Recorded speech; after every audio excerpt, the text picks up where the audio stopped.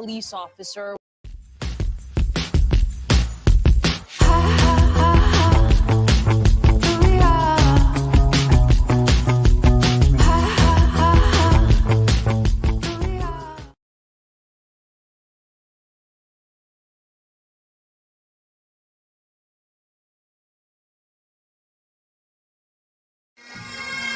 His brothers and sisters in blue stood on the steps as Officer John O'Keefe's blue casket was carried out of the church, his family following behind. He made time for everyone. He really just honestly had the biggest heart, honestly, in taking in the kids. O'Keefe took on the role of raising his niece and nephew after their parents died several years ago.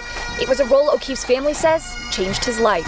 It goes to show the person that he is. He has a huge heart. Like my family said, he would give you the shirt off his back. Just a really amazing guy. This 16-year veteran of the Boston Police Department was found unresponsive in the snow outside the Canton home of another police officer during last month's nor'easter. I can only pray that my family gets the answers they need. Last week, O'Keefe's girlfriend, 41-year-old Karen Reed, pleaded not guilty on charges connected to his death. During a court appearance, prosecutors say the couple had been out drinking the night before, saying when Reed found her boyfriend in the snow the following day, she questioned whether she'd hit him with her car. Outside this courthouse in Canton, Massachusetts, supporters swarmed around Karen Reed, charged with murder in January 2022 death. You're alleging that law enforcement officials in this state committed murder and that they're covering it up. Why would they want to be involved in this? Because he's dead. I think things went too far. It was late. There was alcohol involved, but they're all family. And there's many of them involved. Attorneys and my team have marshaled every resource to get to the truth. It just feels like no one else wants it. Karen, just to be clear, you didn't do it. We know who did it, Steve. We know. And we know who spearheaded this cover-up. You all know. Yes, we do. And no, she didn't do it. No, she didn't do it. This is an innocent woman. She didn't do it. I tried to save his life. Yeah. I tried to save his life at 6 in the morning. I was covered in his blood. I was the only one trying to save his life. Why'd you admit to it? She didn't admit to it. She didn't admit to anything close. That was like 3 or 4 times she admitted to it. No, she didn't. That's not true. She asked a question. She asked a question, which is very different. She didn't admit to anything. Did you ever feel you were overserved that night, as they say? No. Later, Karen and John were invited to the home of a fellow Boston cop. Neither knew him well. What happened next is disputed. Karen says they pulled up to the house and she waited in her SUV while John went to check things out. She says she watched him go to the door, put his head inside, then nothing. I texted him, I called him, and within minutes of him exiting my car, is not answering his phone. Minutes. She drove home, fell asleep. When she woke early, John wasn't there. She went out searching, and 6 a.m. found him lying unresponsive in the snow and bitter cold in front of the home where she dropped him. His eyes were swollen shut. He had blood dripping out of his nose. She blurted out her thoughts as first responders arrived. Did you say, I wonder if I hit him? Did I kill him? I said, could I have hit him? The Massachusetts State Police concluded Karen did hit John. Argued in the car. John got out. Karen backed into him, hit him, and drove away. John walked into an element of hostility in that house. He has argued in court there were people in the house who had a troubled history with John. John O'Keefe got out of a car, walked into the house, was sucker punched, fell, hurt himself, and then ultimately his body was moved. Reed was feeding information about her case, not meant for the public, to Kearney, who posted it on his blog.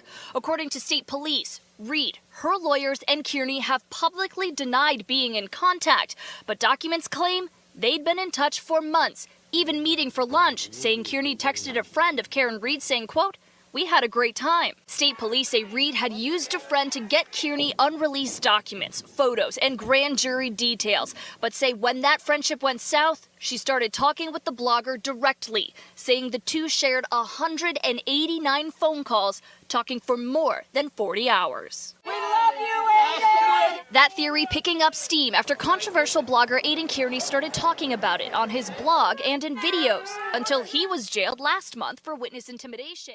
He's not interested in the truth. He's interested in subscribers. He's interested in selling subscriptions. He's made a lot of money doing it. You're probably all paying him to do it. And that's fine. If you want to be deceived, look, and half the people in this country do want to be deceived. We've seen that. That's what they enjoy. There's no cult. There's no crazy following going on here. This is people seeing on a mass level that something fucking stinks, and that the people responsible for it stinking don't even care that it stinks. They're just walking around, pushing people around with a big brown stain on their white pants. Shut up! We love you, Karen. Right here, 100%. You got it.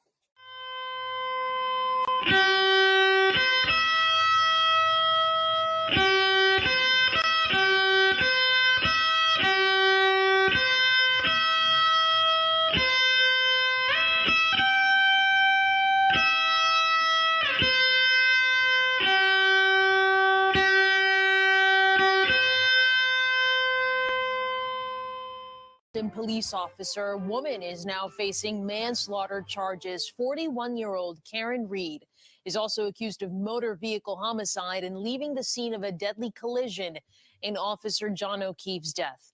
His body was found early Saturday morning in a residential neighborhood in Canton. I-Team sources saying the two had been in a relationship and that investigators have video from a Ring doorbell camera and they've impounded the suspect's car. John O'Keefe was a 16-year veteran.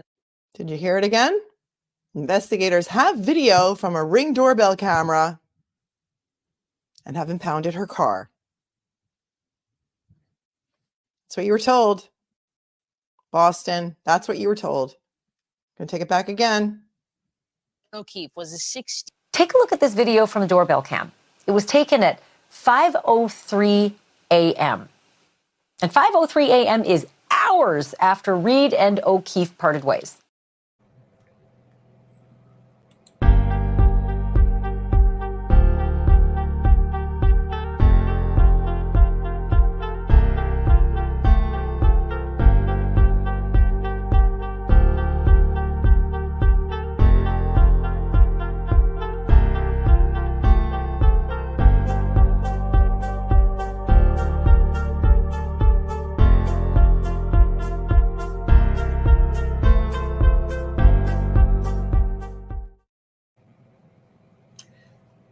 Hello.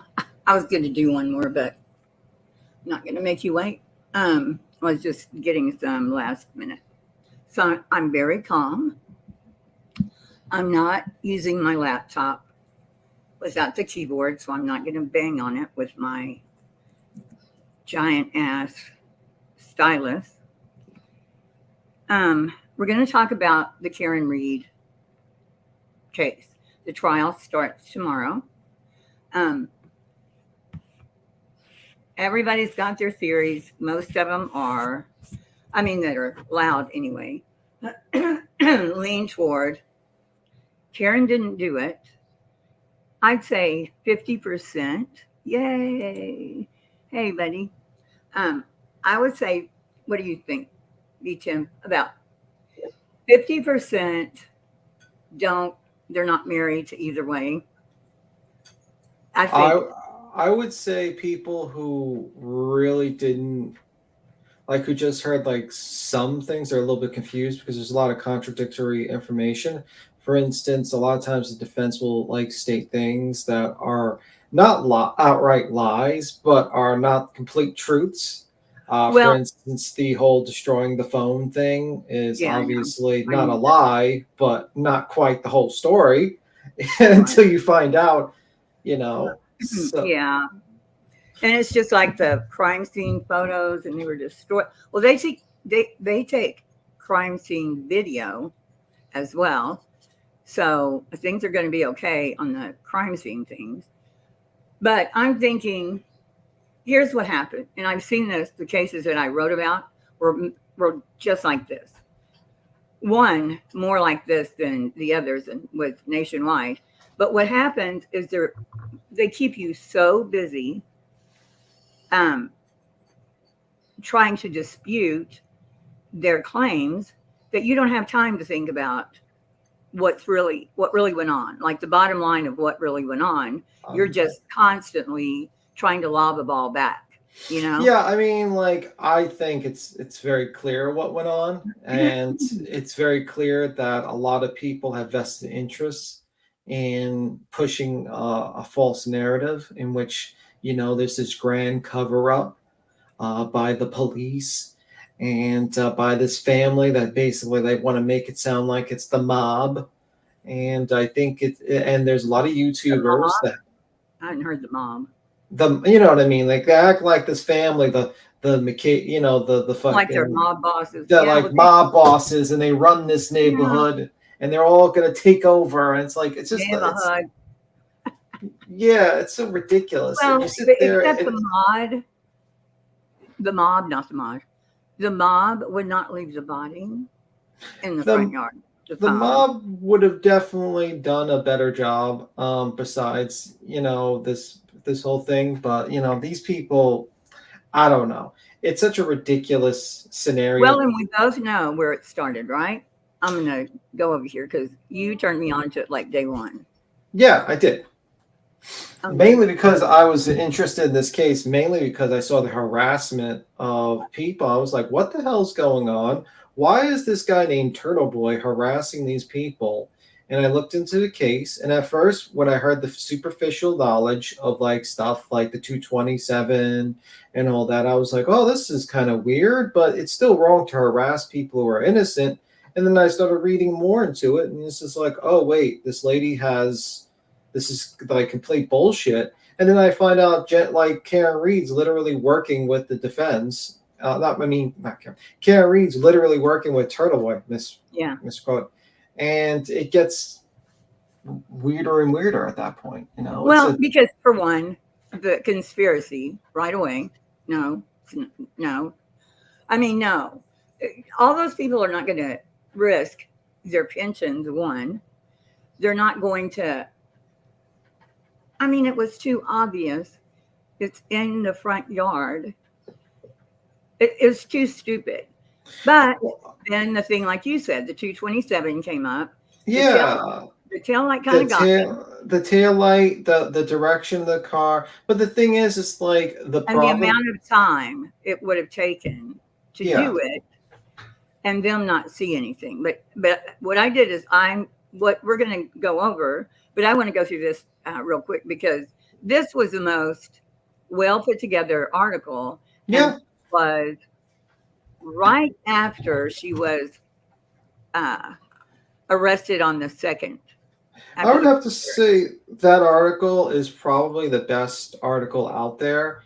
Yeah. It highlights not only the timeline of events, but also the Turtle Boy's thoughts, the Free Karen Reed's thoughts, and also also points out like flaws in their stories as well. And I thought it was a great article. Didn't she do another one recently? I believe so. She did an updated Gretchen one. Voss. Yeah. Yeah, there was something in there I wanted to see, but I keep forgetting what it is.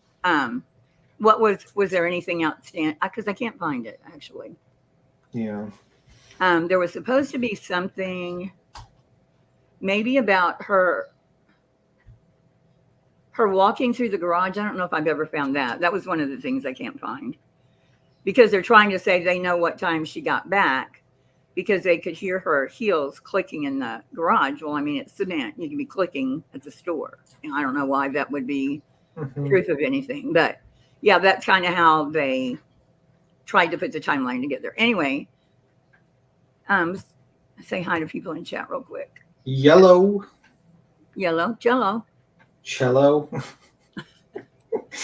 I just honestly, I just feel like a lot of these people, what gets me really annoyed is when people say, yeah, you didn't do any research. I'm surprised. You know, like there's people that randomly come into comments. It's like, oh, I know. And you sit there, it's like, guys, you do realize you haven't done any research. It's amazing how many people just read Turtle Boy. Yeah, and you know what's strange? They don't even understand like the court. I remember the weirdest thing was when Dietz basically had like this situation where, you know, when the Commonwealth says, oh, the 227 is in or something like that, and she was like, oh, it's confirmed. The 227 is the actual time, and the Commonwealth basically agrees. Dietz on the street. Oh yeah, I know. And I was sat there. I was like, no, there's a celebrate. No, they have an expert. The Celebrate expert that's going to be testifying against the defense, and they claimed that it was at 623 or 624. I don't know why. It's like people are just misreading information, misreading things, and also you have the defense, who, by the way, are very good at not lying, but not telling the whole Well, story. they're not lying as long as their client, as long as it's what she told them, and she did come up with. Now, Scanlon told Yannetti right at first, after the arraignment. He's the one that called and said, "Oh, I've got a top secret." You know, it was Brian and Colin that beat him up and then drug him outside. So she told him that. Then her mother says, "Well, that looks like a dog bite." So then they have the dog bite. And then You know, she went on Facebook messengers and found Yeah, like got all the the pictures of the wedding picture, I think, from like 6 years ago. I oh mean, yeah, she had like, to go through 1,300 pictures before yeah. she came to the So you would think there'd have been more, but so all of that came from her. So he's not lying. He's telling her story. Yeah, he's manipulating. For instance, the whole destroying the whole phones thing. What was it called? A section like a ruling 17 or something. I'm trying to remember exactly, Yeah. but basically, a ruling was done. It was denied. They could do whatever they wanted for their phones. They could do whatever he they left wanted. out that part where it was Yeah, it was denied, and eventually they got new phones, like everyone does. Yeah, he reminds me of, I don't know, some guy that would wear a diaper at home or something. I don't know. Yeah. He's such a little. Oh, did you see this channel? They were showing his old commercials, like his old. Yeah, Walkman. somebody was doing that earlier. Yeah, I saw that. I was laughing. I have it in my history. I could probably find it. Yeah, it was hilarious. Like he had hair. That's how long ago it was. Yeah, he had hair. My history. But yeah, I mean, like, it's just unfortunate that, like, I mean, like, defense is doing exactly what the defense is supposed to do. I would say the only time I think the defense has really crossed the line is basically having meetings with Turtle Boy. I think that was horrible. Yeah. I think that to me is a like almost a miscarriage of like justice when you're trying to literally talk to a blogger behind the scenes, meeting dinner, and then you see this guy harassing the witnesses to a case that you are an attorney for. I don't know how that's an ethical violation. Me, here's what I think might happen if she doesn't get convicted. If there's reasonable doubt or whatever, I think they will throw that charge at her. Yeah.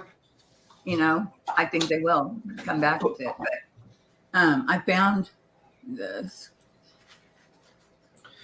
I mean, I also wish there was an actual free Karen Reed person that jumps up one day. Like, in any of times I do the open panel, it seems to be like very few people are willing to just like. And I sit there and I hope for them to come up because I like to have a conversation. I'm not going to be like the glare playing fucking Jeopardy music and acting like a fool and everything. Well, I don't know how the glare knows anything that anyone else says besides the ones he likes because he'll play it, but he plays music on it. I swear to God, if he does not get rid of his super chat song, I mean, because well, he stole that from Sticky, so we all know that he's a thief. He stole the Ryan Upchurch thing song from Sticky. But someone has a question. It says, "Why Turtle Boy of all people?" Because honestly, I believe on documents, the charging documents against Turtle Boy, one of the witnesses that are now testifying against him were like new Turtle Boy at one point and new Karen Reed, and she recommended Turtle Boy, and basically Karen Reed bamboozled Turtle Boy with this whole the FBI's coming, they're going to be coming around and it's going to break this wide open, this case. And Turtle Boy at first was like a little bit skeptical at first because he was like, this 227 time makes absolutely no fucking sense. Yeah, that was his big deal. Yeah. And it then would have been way more believable if Karen hadn't asked her to do it at 6 and it was spelled the same exact way. Yeah. I mean, it makes sense to me what they're saying. And so I did research because my fault not have done anything on Celebrite and how it archives. Like if you just write something and you don't click on it, it'll archive it as a deleted or something. I mean, it's like Yeah, I mean, I think that's going to be a very interesting point because I saw that they had the prosecution, and I thought, if I remember that correctly, the defense has like almost 70, like, what was it, close to 80 expert witnesses or something like that. Yeah. I think the defense had. That's way too. I thought I saw it like that. Now I could be wrong, but I saw a lot of expert witnesses. So I feel like this is going to be like a battle of expert witnesses when it comes to. Yeah, but I think they're limited. I don't think you parade up there. It would even confuse, even if they all say the same thing. Well, people weren't born yesterday. We know, and they couldn't pay 70. Oh my God. Yeah, I could. No, I might be wrong. I think that might have been total witnesses. Actually, I'm thinking. Yeah, that might be total witnesses. That might be total witnesses. I know Richard Green, which I'm shocked he's on there because I could find nothing about him. And I went to his Twitter. And the Green Report, right? The famous Green Report. Yeah. That basically and him refutes. On Twitter. He's like a bodybuilder, and then he takes 2 weeks off. Yeah. Yeah. What was shocking to me was like literally a report that was submitted by the defense, but that had didn't even supply them with the address, and it was like basically they just all three signed off of like, we disagree, but not like the precise points of disagreement with the opinion from the Commonwealth. I thought that was ridiculous. I was like, what the hell? Wait a minute. What, the only thing I heard was key cycles. I think he was talking about was the only thing I thought that made, what that might be something that the defense has. But anyway. Hey, Billy. Hello. Deets on the streets, what? You were going to say I said hello. I just said hello. I didn't say sorry. Deets. I said hello. Oh, I I said hello, Billy. Hello. Okay, so anyway, this was so funny. What?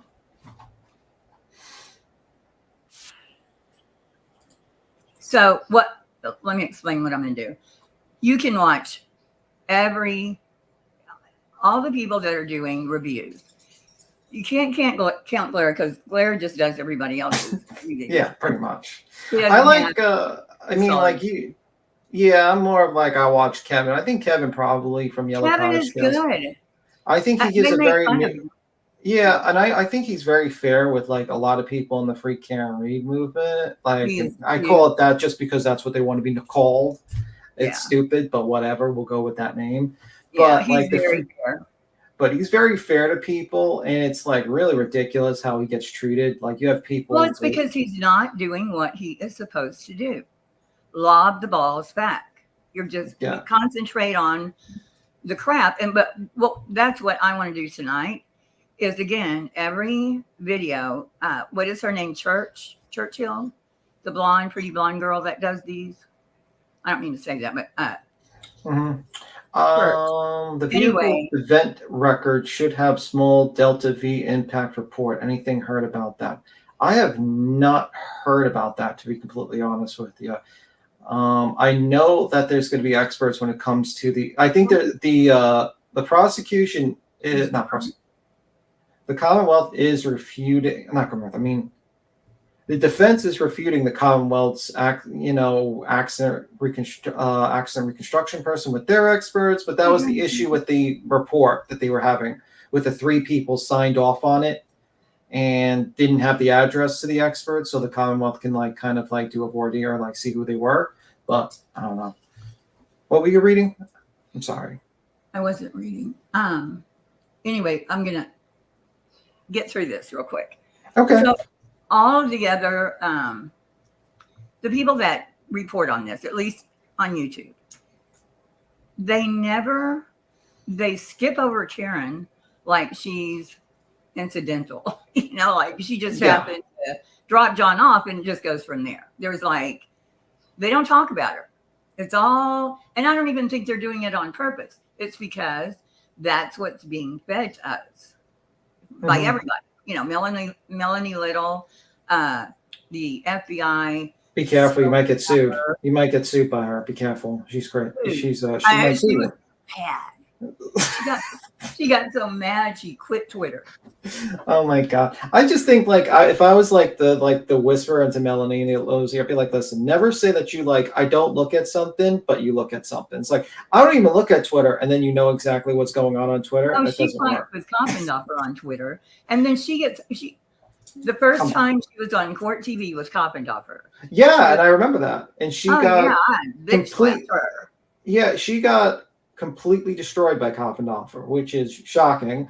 But She didn't think she did. She thought she won. no, she did not look like she won. I know, but she thought she did. I mean, sadly enough.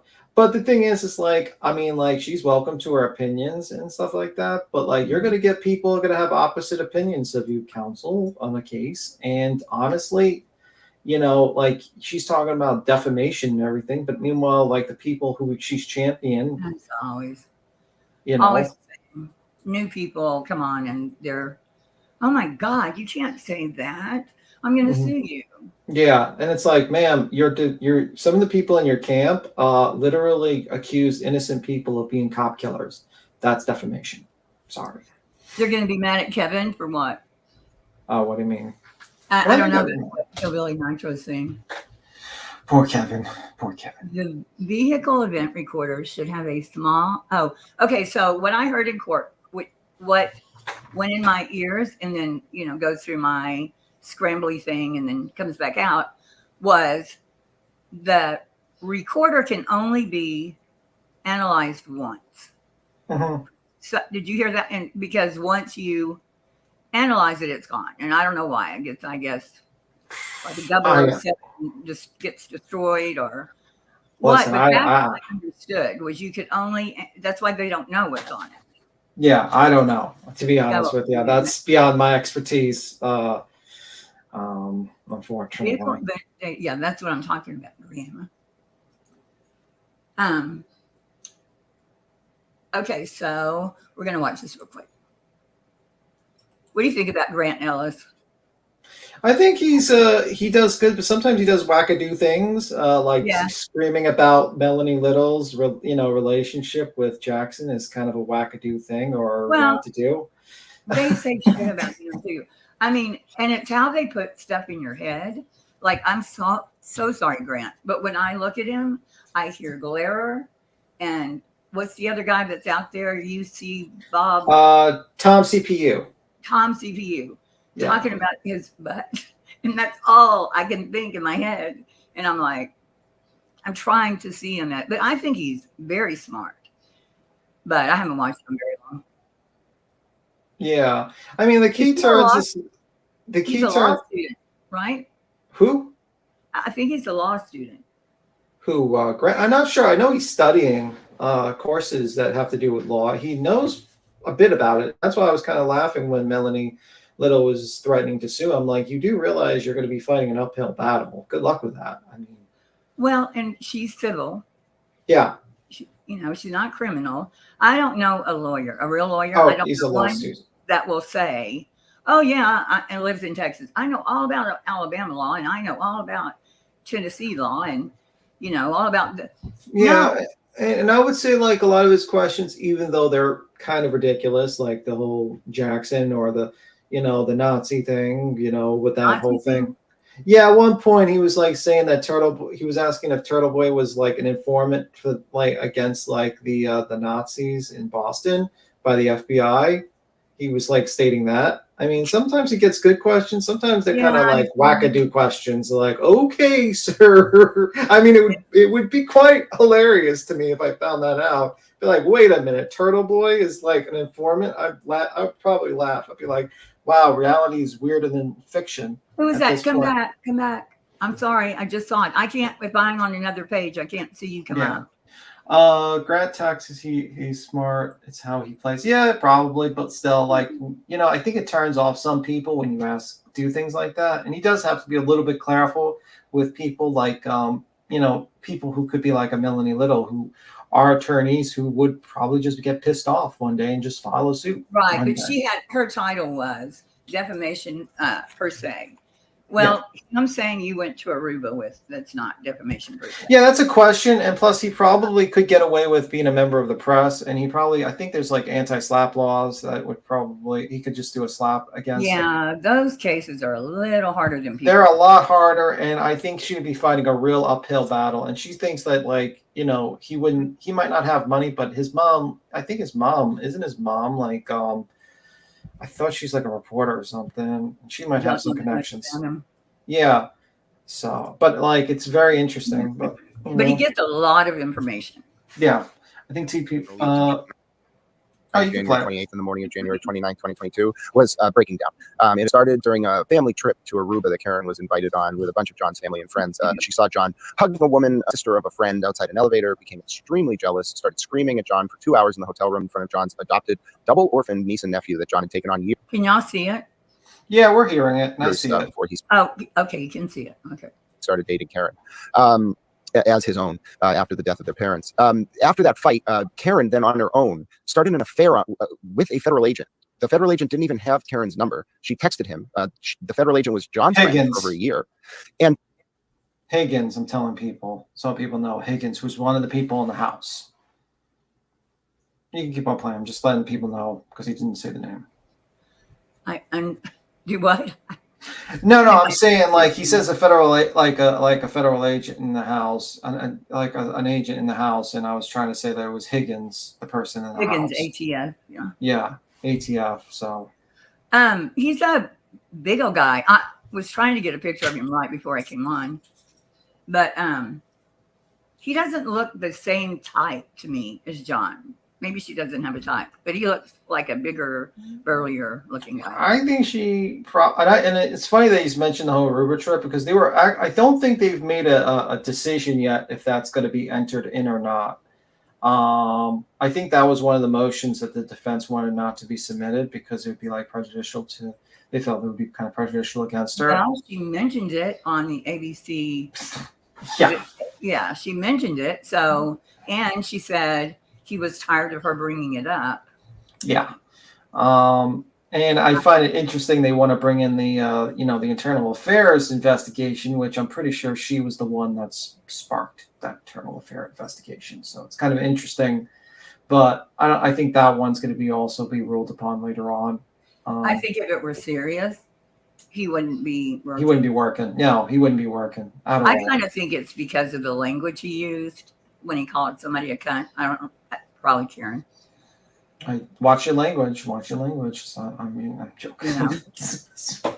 They agreed the witnesses regarding Aruba trip. For witnesses, we see she is a lawyer. Her thoughts on a Karen Reid case hasn't messed with her legal mind, sadly. Yeah, I mean, I think she can opine. I'm using her own words. She can have an opinion on a case. I just think she's ignoring facts of the case. I mean, when she's Melanie Little. Oh, okay. For instance, she says, "Oh, there's nothing on him," and I'm like, "Yeah, there's glass fibers in his clothes. That shows." Yeah, she does that a lot. And it's that pretty much, says it. But she said she was biased, but I don't think. Well, you're still an attorney. Which honestly, yeah. I mean, everyone has a little bit of a bias. I mean, clearly I have a bias. I have a bias based on.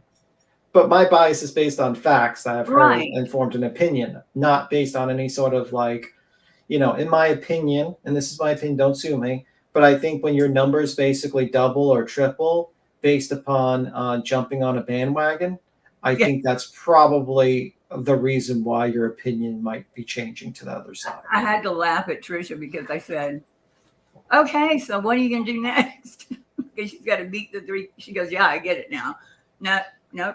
I mean, she's not going to go out and try to find clowns and whatever. She'll just go back to, because that happened. It was insane. How 3,000 people to her. That's how many times more than. She usually gets 250, 300. Yeah. Yeah, I said, now you have to do something even more spectacular. Are you talking about web sleuth, or are you talking Web about? sleuth, Tricia, Yeah. I mean, to be fair, I mean, like, I think she did a good job. I mean, like, I think she It was wasn't put in. even planned. Yeah, I think, like, I don't know anyone that can deal with such a situation so volatile as that. And then people critiquing it afterward, like, yeah, she's very. I like, mean, if she had planned it, she's an interviewer. That's what she's done all her life. in my opinion, I think, like, I think people could be over criticizing, where it's like, what you guys gonna do? You're gonna go after this lady, and then you're gonna scare away all the actual legitimate true crime channels that actually are good hearted and want to help out, and then only the tragedy pimps are gonna cover those controversial cases. I didn't even get it. I honest to God was like, yeah, if she had planned it, there would be great questions. Yeah. It would be, she's very good. She's a very good interviewer. Yeah, but she has good guests all the time. Like, guests they would kill to get. Yeah, but and also I don't even think when she raises money, it's for like DNA testing, right? I thought. Yeah, it's DNA testing. I had it wrong last night. They partnered. Yeah. She partnered with Osram Labs. Yeah. And so any money that goes to, not any money. I think she asked for donations for them during initial show. I'm sorry, but I never watch her. But she'll ask during the show. Yeah. Case, like some case, a cold case. It's usually like $5,000 per case to do the DNA testing. And so they'll do a case and then all of them. They're doing the work for us. I mean, like, honestly, I think she's a great, one of the very, like, OG true crime content creators, very good-hearted person. And I think she was put in a very impossible situation at that particular moment. So I can't imagine. Yeah, there is no. I would have done way worse in that situation, to be honest with you. I would have been like, probably you would hear me furiously typing in behind in Discord, being like, cut the stream, we need to leave. Shut this thing down immediately. Like, private this live. This is the shit show. Like, you know what I mean? Like, because, like, honestly, it's like, I understand. I mean, but it wasn't a shit show. I thought it was fine. I mean, it would be a shit show. It would be a shit show if it was on Queen. That's for sure, probably. Like, because I don't think, because she knew she was trying to calm things down, I think. But yeah, and I was over there trying. That's why not me, but the 4-minute thing at least slowed it down enough. But she can go in and take off comments afterwards. And Chris has been on other panels. Somebody told me I haven't Chris seen. Crawford. Yeah. He's been on other panels. He's been in chats. I felt like his rage was a little bit misdirected towards Web Sleuth. I mean, like, honestly, he gets mad at everybody. Yeah, and she was trying to be very clear and be like, listen, the reason you can't ask for help from the internet and be mad at them. It's going to make them have a negative opinion of you. And she was trying to explain to him, basically, this is why you have some people that just are going at you like this. And she's trying to. And I wish that, like, other channels told this to him and gave him kind of like she was trying to tell him, and she was trying to help him out. They're just trying to help. If you don't want their help, don't ask. Don't go on. I mean, the people that he's been on, the people that said that the whole thing with Nina, that was so outrageous to me, like, completely. It was as bad to me as Mary and Jeannie from the Wells. You're bringing in, this has nothing to do. If the belt didn't have anything to do with Sebastian missing, how the hell did she? Yeah. How that was a. But I think, like, way bigger intrusion into their private. But yeah, that's just my opinion. I think, honestly, I think I look in the perspective of, Chris Proudfoot is, he's trying to keep things locked, keep things grounded. He has a wife, he has a kid, he's trying to keep his job, and also he's dealing with the internet and craziness. And I think that's a lot of frustration one person can deal with. Then they said something about when he was talking and he said, the dad of Sebastian, and she said, stepdad. Well, she didn't do that to go, no, you're the stepdad. That's the professional part. Yeah, she's a very professional person. I think. Right. Like, the audience needs to know the difference. So she pointed out that's the stepdad. Yeah. Not the dad. Yeah, and that's just my opinion on it. I mean, like, I don't think I could ever. I mean, if I was put in that position, it'd be way worse situation. To be honest, I think she was calming things down a lot more. I mean, yeah, it got more and more explosive, but she was trying to say, like, let's have a discussion off camera, see what we can do. You know, I didn't see her trying to be trying to milk it, because I can imagine that shit could be easily milked by a lot of people on this platform. Like, if this was done like Dolly Vision or like Smile, it would have been milked. It would have been milked. It would have been a 5-hour live, and it would have been like 5-10 hour live, and it would have been milked completely. Yeah, she handled it well. I think so. That's just my opinion on it, and I think she's definitely a good content creator, and I think you could be a little bit over criticizing people. I mean, and plus she's my friend. So whenever people, you know how it feels, right? Whenever you have a good friend and you see, it would have been different. I guess had it been anyone else, but I know her. I know how professional she is. How she's all about rumors and tell me where you heard this. You can't go in there and just say blah blah blah blah blah. She'll go, let me look it up. Like, where did you get that? Yeah, absolutely. And I think she really is trying. Yeah, somebody in another chat go, oh, she had Chris McDonough on. Do you know how long? That was like, what, 4 years ago? Oh, it's like 2 years ago, and she deleted him. Yeah. Completely from. Yeah. When she found out that he was doing a shenanigans, she got rid of him. You know, that's three different guys. I'm just saying, she's if you like drama, she's boring. You're not going to get drama. She's funny as she can be, but yeah. But it's not drama. I guess that's our segue to the web sleuth thing. So what do you think about the just getting back to Karen Reed? What do you think of Grant's thoughts on, like, what do you think with Grant when he starts doing this play? Yeah. Just 2 weeks before John's death, Karen brought that federal agent into the garage of John's home after the Pats got blown out in Buffalo on January 15th of 2022, and said, "I'm going to kiss you, federal agent. And just so you know, I know the layout of John's ring system, so we won't be on camera." Now, 3 days before that, right there is, I'm going to write it down. Number one deception. That is, and I mean, there's so much wrong with that. One, John is upstairs or wherever he is. Two, this is a friend of his. Three, I mean, why are you thinking about the camera? Did you have it planned, or why are you thinking about it? I just think actually goes more again. I mean, she wants to use Higgins in her Bodie / third party culprit defense. Good luck. I mean, this kind of looks bad on you, because you say, "Oh, I love him," and meanwhile you're having fights, you're cursing at him, you're trying to make out with Higgins, you know, and it's like, it really does play into the concept of, you know, you are an emotional, irrational person that might do things on this, you know, in the moment, and the relationship was rocky, and you had too many, you know, and then if you have too much alcohol, which she's lied to on multiple interviews, she said she didn't drink as much, and she lied even on the interviews. It actually works against her. It absolutely works against her. You'd have to and I think, honestly, it's just not a good idea. I think if they originally came with the whole Higgins thing and actually built an actual story, that would make more sense. But for one, Yannetti and Jackson are acting like, oh, he only pulled the calls he wanted them to have, and he brought the 50. So what? They're all on Karen's phone, all of them. So they already know if he had left some out or deleted the ones they're on her phone. And the one where Yannetti says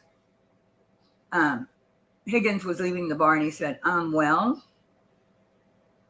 to Karen, do you know about that? Have you heard of that? No, I might not have heard of that, or maybe. Yeah, so Yannetti said in the last hearing, I believe it was the last one, that there was a text message from Higgins to Karen as he was leaving the bar, and it just said, well, don't know what that meant. It could have meant, see, what bothers me is this. they had something going on. Okay. Yeah. Now she had walked into the house with Brian, and there's only like 10 or 12 people there, most kids, or at least half are kids. So they're not going to probably be hanging out with them. And so you're sitting there. How awkward would that be? Yeah. For them. And they had a kind of thing going on. So John wants to go to the house. She obviously doesn't want to, probably because Higgins is in the house. She's drunk. She's had almost like all these drinks. She's angry. Now, everybody said she looked fine until the morning, but she probably kept drinking. Yeah. You know, I would think. For John's death on January 26, 2022. In the court files, John's niece testifies that Karen was asked to leave the family home and simply refused to go. And so I think what happened and what the evidence shows is on the night of the 28th, the morning of the 29th. And see if that's true. That shows she's just obstinate. You know, like, I'm not going to. I don't know. Karen and John met up together. John was out with a friend, Michael Camerano, at a bar in Canton. Karen joined them, and Karen had about 9 drinks at the first and then the second bar. The second bar was called the Waterfall. Karen was drinking out of a vase sort of glass, and then shots were being poured into it by the bartender on video. At the end of that sort of drinking night, Karen and John were invited to a party at the home of John's colleague. John was a Boston police officer, and they were invited to a home on Fairview Road in Canton to sort of continue partying. Karen initially actually wanted the homeowner to open his pizza place. Have you seen what Blair does now? His big thing is while they're partying, they're doing lines of coke. Wait, what? Yeah, he's doing this big production of snorting lines of coke. Higgins and Brian Albert, it's gross. He does realize that's defamation, and well, you know what I mean. That's entertaining. Yeah, well, that's defamation. I wouldn't want to get sued for that. Anyhow. Yeah. But yeah, he did it over and over again. Place, but they didn't want to do that, so they went over to the home. Karen and John drove together from the Waterfall to the home, just themselves, them two. Karen was drunk. Her BAC was between 0.13 and 0.29, according to the toxicology report. We'll get to why one of those was done a little bit later. And when Karen and John get to the home, it is precisely 12:24 in the morning. When they arrive at that home, John and Karen sit in the car. They are alleged to have had an argument about what Karen served or made for John's kids for breakfast that morning, and then her niece. Is she saying that's what the argument was about again?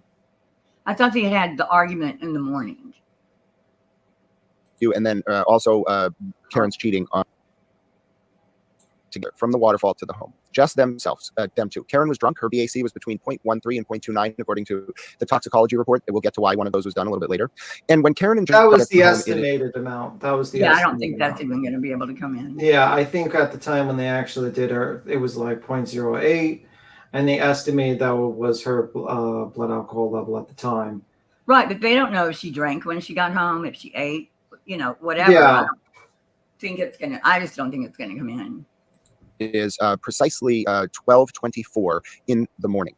When they arrive at that home, John and Karen sit in the car. They are alleged to have had an argument about what Karen served or made for John's kids for breakfast that morning, and then her niece and nephew. I don't think that's what they argued about. I'm sorry. And then also Karen's cheating on John with the federal agent. As a result. No, Grant.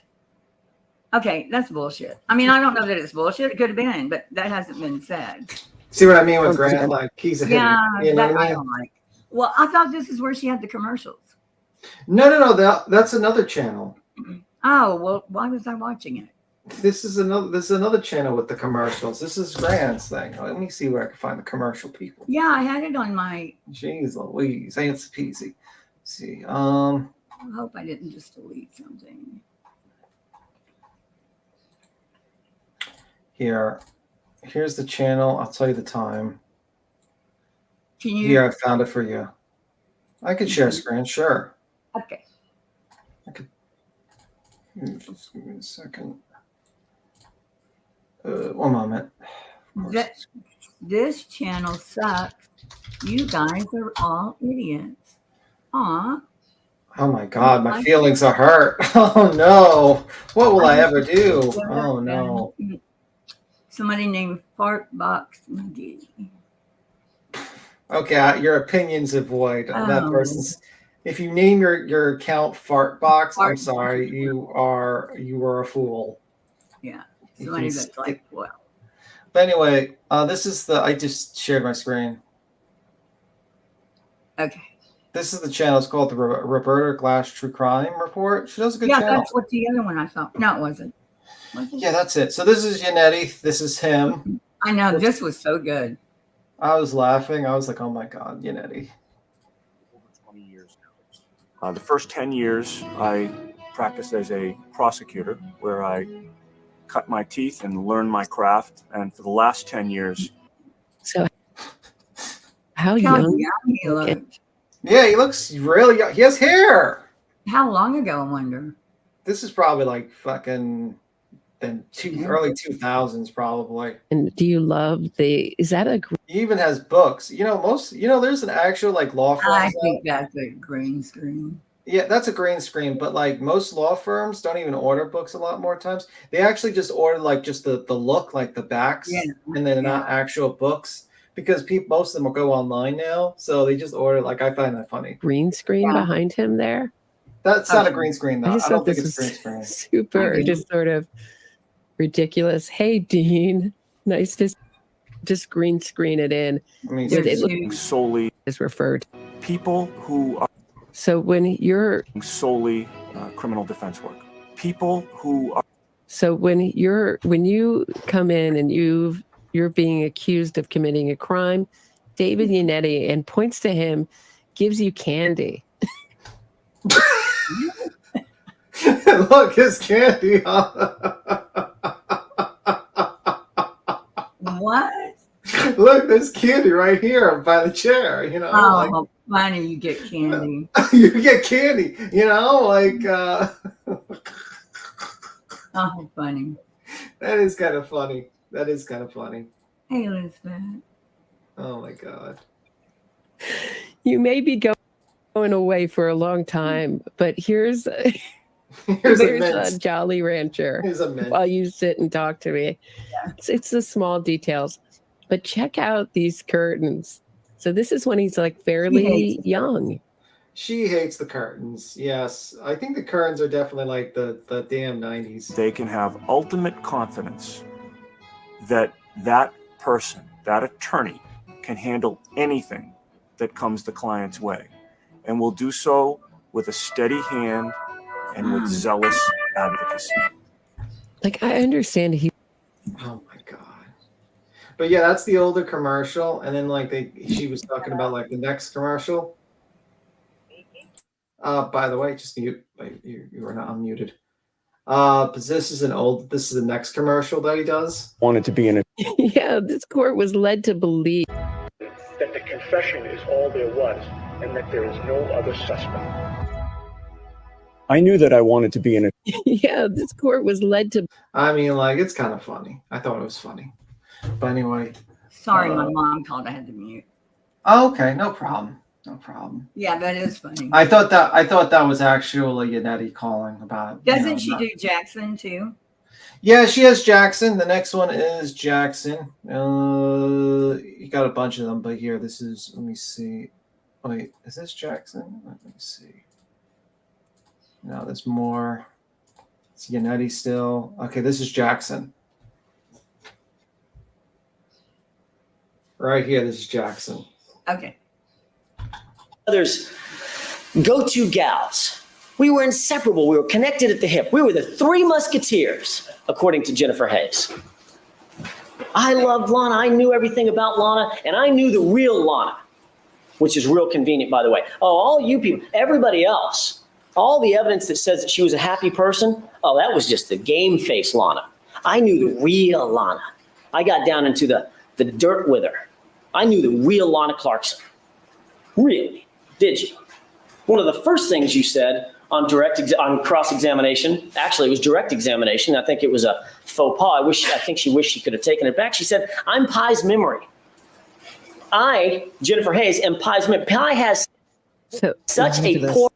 So you can see, like, he still has, like, he definitely has the flair for the dramatics and like presenting cases a little bit. He definitely has a lot more confidence than Yannetti. Tim, I found out who the tow truck driver was that you were wondering about on the Glass channel. Actually, it was somebody that Turtle Boy knew. Oh, really? Oh, really? Oh, really? Loughran, I kind of figured he knew him. Yeah, I figured, Probably man. not knew him, but got to know him, you know? But you know what I mean? Like, if listen, when he pulled that bullshit, when he pulled up that thing, I was like, you know, if this was the actual legitimate tow truck driver that had this information, why is the defense not like immediately calling this man up as a witness? And the reason was because he was full of shit. And that's how it is. But unfortunately, the internet, you know, he thought it was his big own. He probably was thinking that was his big idea that he was going to pull that up, but he was wrong. And it turns out the dash cam from the police officer's car saw that the taillight was broken at 8 something in the morning when they pulled up, apparently. That's one of the pieces of evidence that's coming in. Who did that? Tow truck driver? I mean, the Glare. The Glare pulled up a video, a TikTok video of a tow truck, of someone claiming to be the tow truck driver that towed the car, claiming that he saw no damage. And apparently he was lying and full of shit. Surprise, surprise. Well, we know that at 8 in the morning, the Canton cops were going to do a well check on the kids at John's house. And they have a dash cam. With the dash cam, they saw the tail light. They saw. Will the Glare take back his stupidity, his stupid fucking TikTok video that he put out and misinformation when he starts crying about everyone else's misinformation? But meanwhile, no, he won't. No. But I couldn't even see it in that video he put up anyway. I mean, I could. Yeah, it was terrible. No, he was talking. He had man. It was worse than that. That photo. It was literally a guy who was being talked to on the phone. That this was his evidence. That claimed to be the tow truck driver that towed the John O'Keefe's car. John's car. I mean, Karen Reed's car. Yeah. Yeah. So I mean, like, just so stupid. That guy's not on the witness list, so. Yeah. No shit. But now, Lucky Lochner said he passed by between. You can't prove a negative, so when he says he didn't see it, to me that doesn't mean anything.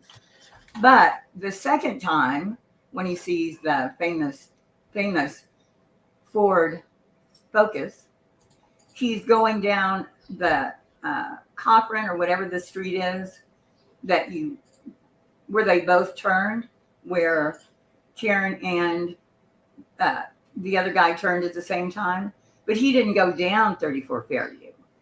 Mm-hmm. So he didn't really know, like, for sure where it was. Well, what I'm wondering is, it was probably Karen.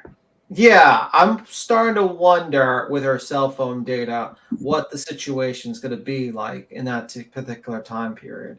Right. I'm not 100% sure, but I'm starting to wonder if it was like maybe this is like Karen or not. But we'll see with the information. I have no idea. You thought that too? I recently heard rumblings from a couple of channels that talked about the possibility of of her driving to the scene to check on, like. Well, she did. Earlier. And, you know, Lucky's saying that he passed by 3:30 or something like that. I think it was 2:30. I'm just wondering maybe the cell phone. So I'm waiting for the cell phone data to come out from hers, and hopefully they'll put light into it. See what the situation is with that. But because the prosecution, they're not going to give their case away, and then the defense, you have to remember, aren't going to tell you things like that. Yeah. They're not going to put that out there. You know, they're going to probably try. And as far as the chain of custody on the evidence, we don't have that. People keep saying, "Oh, they did it wrong," and that's not in there. I've been seeing chain of custody reports. Have you? The chain of custody reports? No, I have not. Who just came up? I don't know. You need to speak. It's me, Hills. Okay. Well, there was someone else that came up. Okay, you need to tell us something. That could be just a voice recorder of Captain P. No, it's me. Just to trick us. You just like someone records the first. I wouldn't know how to do that. They would. The troll would. Then suddenly we see a penis on there. And the penis appears. And then the stream is immediately privated, and that's pretty much it. It's all she Okay, wrote. so let's get back to this. Were you finished? Yeah, I'm listening. Not Yeah. you. Oh. Okay. Oh yeah, this is just like part of a video that shows like the location of two cars. Oh, okay. Yeah, let me look at that. The yellow one's John. The other one is the other car that was parked. So Nagel's Right. car. Then you remember that in the wintertime, these aren't going to be as full. Yeah. That's not going to be, yeah. But those are the bushes and they're on both sides. There's like one row on each side. Okay. So yeah, they started here. Like he parked here because she was right there. Yeah. Then she moved up and then she moved up again. And where she moved up was past that. I don't know whose thing that is, but she moved up past the trees. And I think that's why they couldn't really see what was going on. But I wonder if the people on the other side, can you see my cursor? On that other side, if they had Ring camera. I don't think you could see your cursor because I'm the one doing the share screen. Oh. I Okay, can to stop the share left. screen. I could Like just, if you jumped over the bushes to the left. I wonder Yeah. if those have, here's the video, and you can just do it yourself. Here's the video. no, it's okay.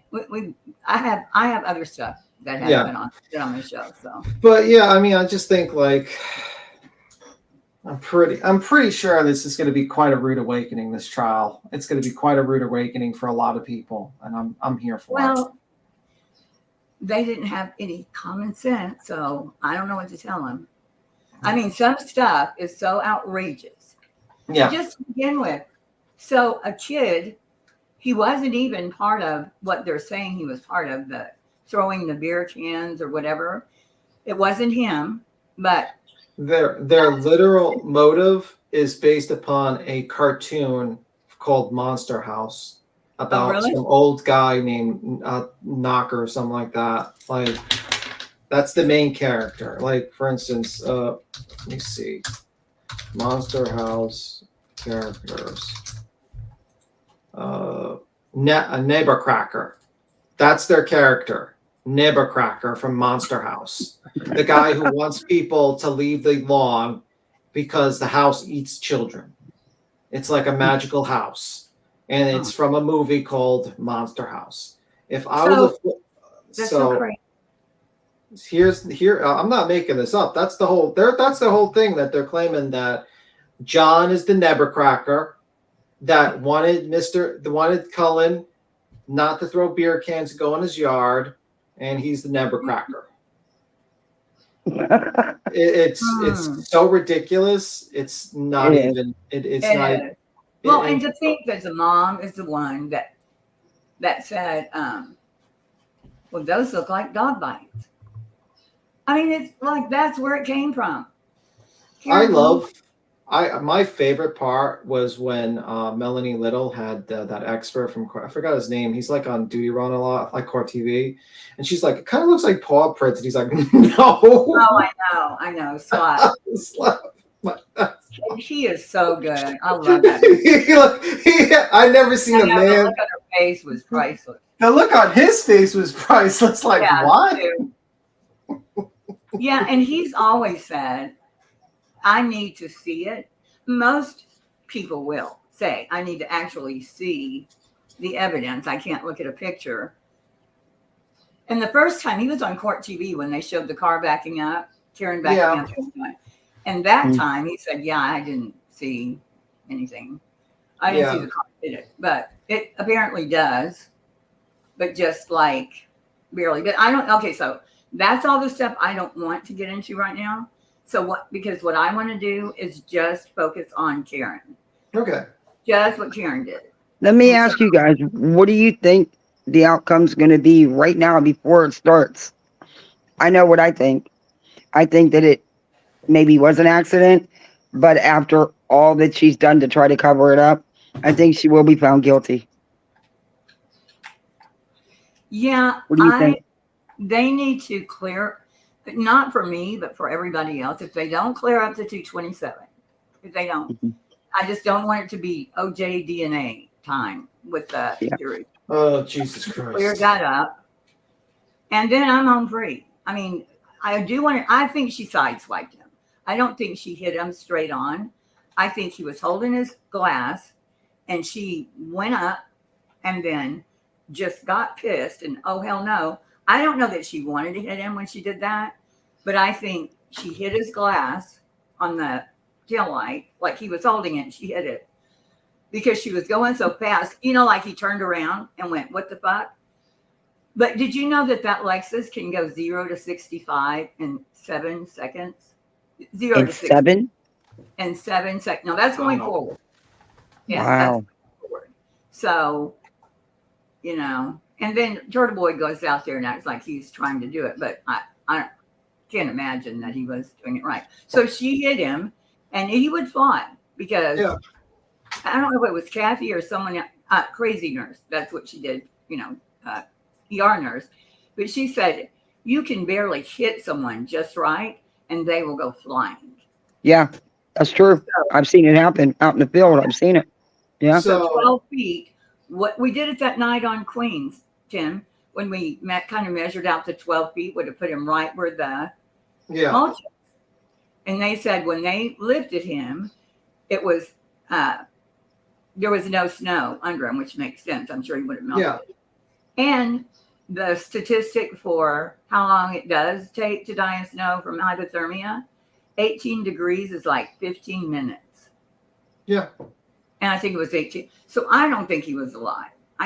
There are people that go, he was breathing. Well, they didn't announce him dead till 7:45. Well, they couldn't because they had to warm him up. Well, that's going to be another issue that the Commonwealth's going to have to deal with because, like, the defense wants to bring in the cause of death, which I believe, what was it? Inconclusive? Yeah, they said, like, inconclusive. No, it wasn't inconclusive. No. Yeah, it was. The cause of death was hypothermia and head injury. Head injury, yeah. But I thought that they were starting to say, like, I believe that they were trying to state that was the cause. The manner is what they said was. Thank you. The matter was inconclusive. Thank you. Yeah, inconclusive. I don't think that's the word they used. They used something like, I don't know. They used another word. Undetermined. Undetermined. Thank you. See, I think she sideswiped him. She clipped him right there in that corner. He was probably, because when I was watching Turtle Boy, his hand, like he was doing different things, but he was standing by his car, which is supposed to be like her car. And if he lifted his arm like you do with a drink, it would have hit that. And the Commonwealth has never said anything about him hitting him with the taillight. Or it never said it hit his head. That's been everybody else. I think he hit his head on something behind that. There's an electrical box. There's a boulder that was sitting there during that time. Yeah. There's a fire hydrant. His shoe was right by the fire hydrant. Mm-hmm. So he could have hit any of those items. Yeah.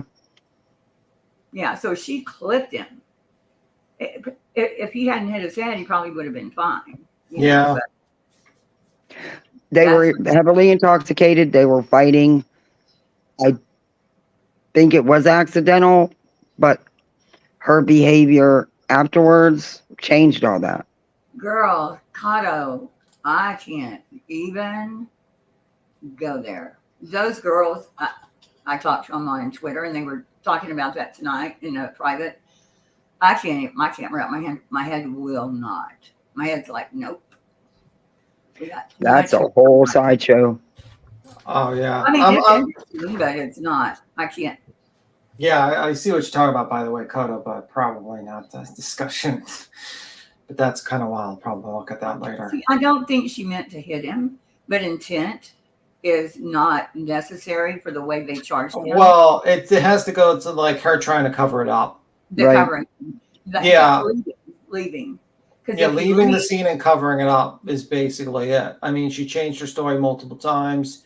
I think she came back, saw him. You know what I mean? Like, yeah, he's dead. He didn't get up and go walk somewhere. And maybe even put his phone under him. You know, I don't know where her phone was. If she were to leave, like at 1:30 or 2. Maybe go meet somebody. I don't know. But how his phone being right under him is weird. I can't think of a situation unless it flew out of his hand and he landed right on top of it. Yeah, I don't know, but that's probably going to be something that's going to be discussed a little bit personally.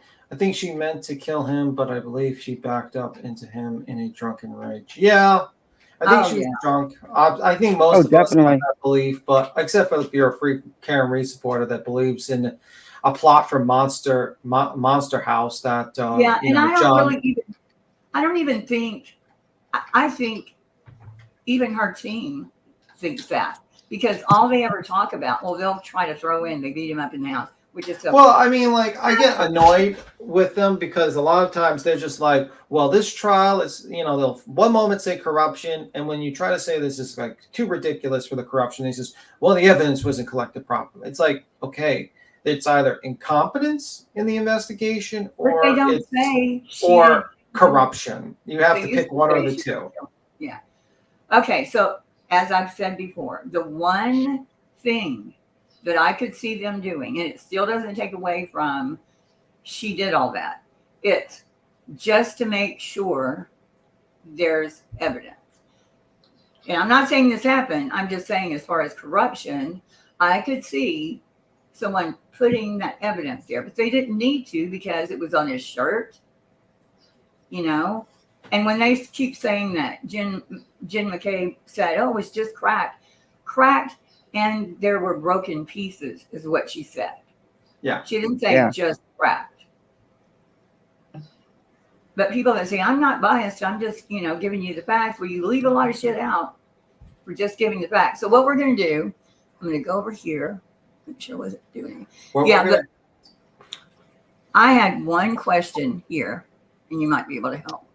Okay, depends on the question. I know. If not, I'm just gonna like drop the call and pretend I just dropped off. I have no clue what's going on. Let's see, up here, 3 months later, this is after she had been arrested. Meanwhile, Yannetti, I don't know what the hell he was doing. There wasn't even anything filed until like September, I think. You mean his favorite? No. You mean his favorite remark in the courtroom? This was a tragic accident. Yeah. Okay, so here's the question. If anyone can help me answer this.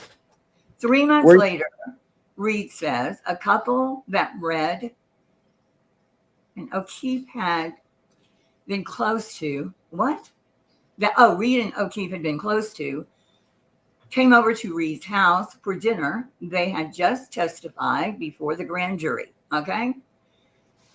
2 people that had just testified before the grand jury come into her house for dinner. Anyone know who that is? No. Do we think But that's what? If that's true, wow. It's in that article in the Boston. Yeah, I magazine. read that. Yeah. And then over Italian takeout at Reed's mahogany dining table. You know, she was the one telling all this. Yeah. Next to the sideboard, crowded with pictures of Reed and O'Keefe. One with a rosary. Oh, Jesus Christ. Let's get to it.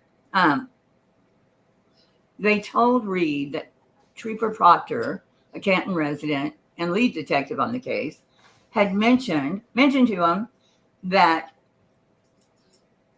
he was close with members of the Albert family for years. So why would he mention that to her?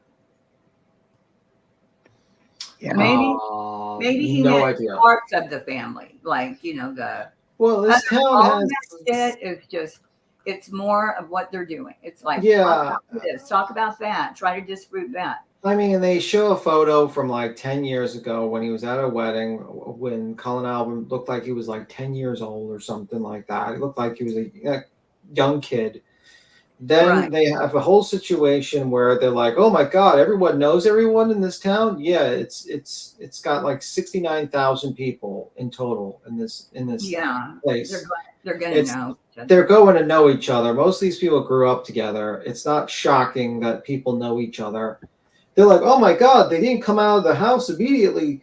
It was snowing. There was a lot of snow. Snow dampens the noise. It was dark, and they were probably drunk off their asses from drinking last night. So they probably could sleep through a thunderstorm or a loud things. You know how many people think? And that's a big house. Yes, that's a pretty big house. And I mean, according to the Glare, who's the biggest, he's like, "What? That woman keeps. Look at her house. Look at the inside of her house." Albert's wife. She cleans her house. She gets up every morning, cleans up. No, I don't think she gets up after. Yeah, that was his excuse. He's like, she's a homebody. She would have been up and cleaning her house at that time. I'm pretty sure she has a maid. It's like, okay, Glare. Yeah, I'm pretty sure she has a maid. And besides that, after a heavy night of partying, you ain't waking up cleaning up shit. That's You- Yeah. Once you're asleep, your ass is asleep until. Yeah. And also, I seen on Twitter on Grant's Twitter, because I tweet back and forth with some of the people in the case on Twitter. They were questioning why nobody came out of the house. But when they finally did wake up, one of the things pointed out was he's also a police officer, so he also was aware to stay out of it. Yeah. Well, and it was snowing. Well, I mean, like, you would have been. Like, I just want to point this out. Nobody came out of their house. Not the people across the street. Not next door. No one came out of their house. Yeah. Yeah, but he would have been damned if he did, and damned if he Damned didn't. if he didn't. Because if you went out there, they would have been like, "Oh, he contaminated the crime scene. He planted evidence. Yeah. Oh, he controlled everything." And it's like, this is the type of thing, like, thinking people don't think about at all. Like, they don't understand that either way they would have found something to complain about. I don't know how many times they keep on talking about now Dixie cups. We'll talk about it. It was the red Solo cups. The red Solo cups. Lowered into a paper bag, which they used all the time. Put it in a paper. Lowered those into the paper bag. Stapled it, and then took it wherever. The blood's already in the snow. It's already in the snow. Whatever contamination has already happened to it. So all they could do was do that, put it in a cooler, and hope that it makes it back to wherever. It's not even going to be a piece of. Well, why would it even be an evidence? They're just trying to collect. I mean, it's like, and they just point this out, and then you say, well, the evidence their main excuse was like the evidence collection was not good. Okay, well, are you an attorney? No. So what are you talking about? Are you going to bring in a cop that's going to explain to us the evidence procedures of collection? No. You know what the Glare brought in? He brought in a guy. He brought in Sean. I think that's his name. The wackadoo that basically was talking about the FBI is coming any day now. They're not. He was wrong. He was wrong. I mean, they're scooping up snow. What do you think they're going to put it in? I mean, you know. But it's more chatter. That's not. See, we're talking about it. I want to do just Karen's part, but you do sit here and talk about it because that's how it's designed. It's just bullshit stuff. Now, I think the Higgins and the Karen angle, and also Jen was like frantically dialing him for whatever reason. I mean, they're not coming. Okay, Jen, go to bed or, go do something else. They're not coming. But once she saw him drive away, she just kept calling. Why? Yeah, I'd like to know that too. I think Tim was here. I was saying, maybe Karen's, that's pissing her off that he keeps calling. And how would she? Well, I guess because it's on John's phone. Yeah.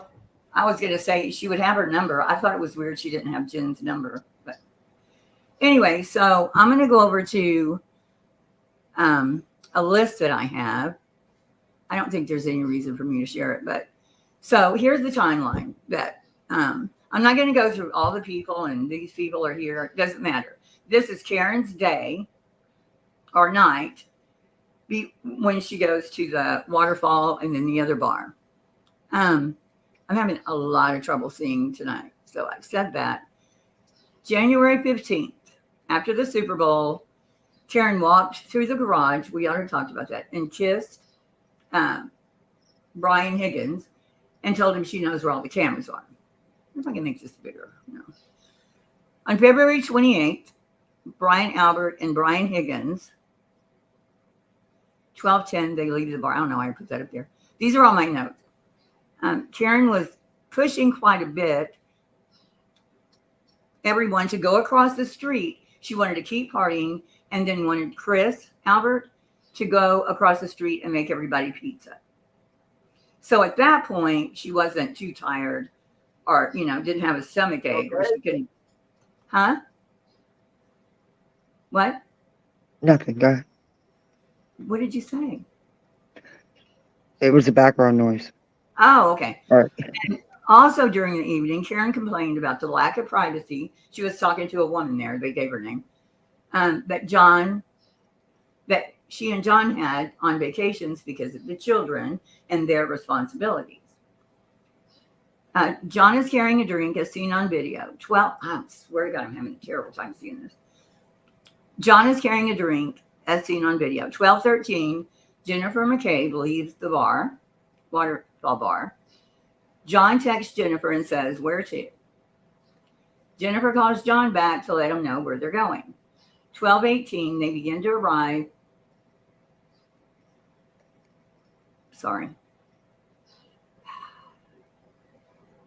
12:18, they begin to arrive at Fairview. John calls Jennifer. It appears the calls were deleted. Let me see if I can see it better on my phone. It's like so bright. I'll bet I can. Here we go. Okay. So after the Super Bowl, they leave the bar. Karen was pushing quite a bit. Also during the evening, Karen complained about the lack of privacy she and John had on vacations because of the children and their responsibilities. John is carrying a drink as seen on video. 12:13, Jennifer McCabe leaves the bar. John texts Jennifer and says, "Where to?" Jennifer, so that means that he had never been to the Albert's house. Jennifer calls John back to let him know where they're going. At 12:18, they begin to arrive at 34 Fairview. John calls Jennifer, and it appears that call was deleted. Okay, what's the deleted thing? Also, I looked up everything, not everything, but was looking at Safari and deleted messages, and sometimes it will look like it's deleted, but it's making room. Like it's a temporary file. It was basically, I think it was explained by Boundless Millennial, but basically but like over time, just like how your missed calls eventually gets deleted over time, it's the same thing. Yeah, Hillbilly Nitro saying the calls ended up getting deleted because the next day so many people were calling her about her deceased friend. The phone automatically deleted when so many calls coming in. Yeah, but the thing is, just like how I said before, the defense doesn't necessarily lie, but they don't tell the whole story. So they mostly just say she deleted her. She deleted it. She deleted her messages or whatever came in. Or but Jen, she's married to a cop? Is Matthew a cop? Matt, her husband, is he a cop? I am not sure. Well, her brother is. So, I think they kind of know you can delete something on your phone, but they're going to find it. I think most people know that. Yeah, it's an exercise in futility. Most of us know that the chances of you trying to hide anything that you use on your phone is pretty slim to none. Oh, yeah. Especially these days, even the most common person that has no idea about true crime or anything would know that. Jen was close to John and helped raise. Yeah, she knew about 7 or 8 years or something like that. They knew 7 or 8 years. They're kids. That's why I laughed at the thought process that they're going to try to bring Jen McCabe on the stand and try to claim that she was some sort of sociopathic, evil person that would sit there while her friend of 7 or more years is dying, and she's plotting and figuring out ways for the best way to kill him while at home. Yeah, exactly. That's the most ridiculous. Yes, that's the kind of shit they want you to get all sidetracked on. Mm-hmm. So then John texts Jennifer, says where to. Jennifer calls John back to let him know where they're going. 12:18, they begin to arrive at 34 Fairview. John calls Jennifer. It appears that the calls were deleted, but deeper programs will see. Oh, that's mine. No, the archived messages. 12:19, John's phone begins to ping in the neighborhood. 12:21 to 12:24. Jada, a conspiracy theorist, says John took 80 steps. Oh, I was being a smart ass. 12:21 to 12:24. John took 80 steps, which would not be possible because he was inside the car. Yeah, and also another thing to point out is that at the time he was using something called Waze, and it showed that he wasn't even at he was inputting the location, and he wasn't even at the location. He wasn't even at the location at the time when those 80 Right. I steps knew were that. there. Yeah. So it I mean, including the yeah. address. So and it was actually in the Green Report actually that talked about the Waze. I'm pretty sure as well. So even their own defense was. Can you put your little diagram back up with the cars? Okay, one more. It's not my diagram. It's the YouTuber's diagram. I just watched the video. Let me see. 1 second. 1 second. What am I sharing? Okay, over here where I can see.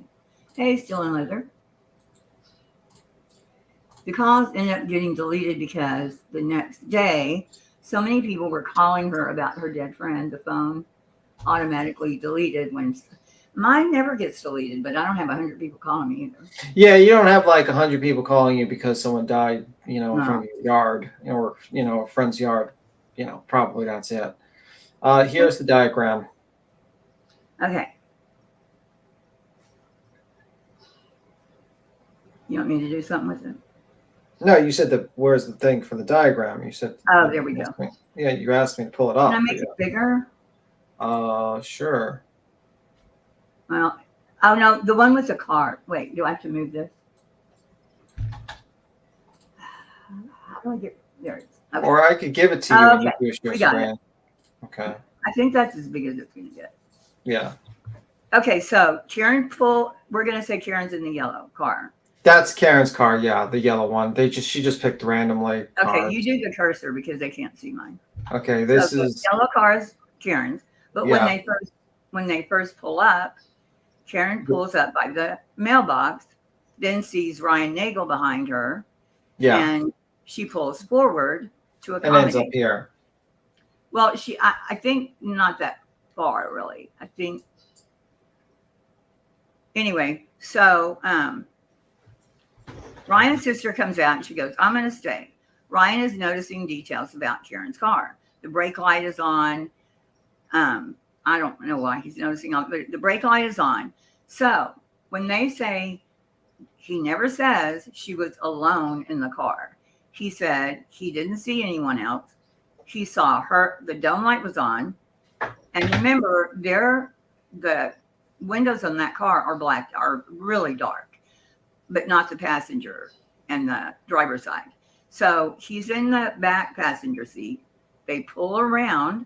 I'm sure they didn't creep by like they were trying to see something. So they pull around. He can't see until he gets right up to what's going on, until he gets right up to the passenger side.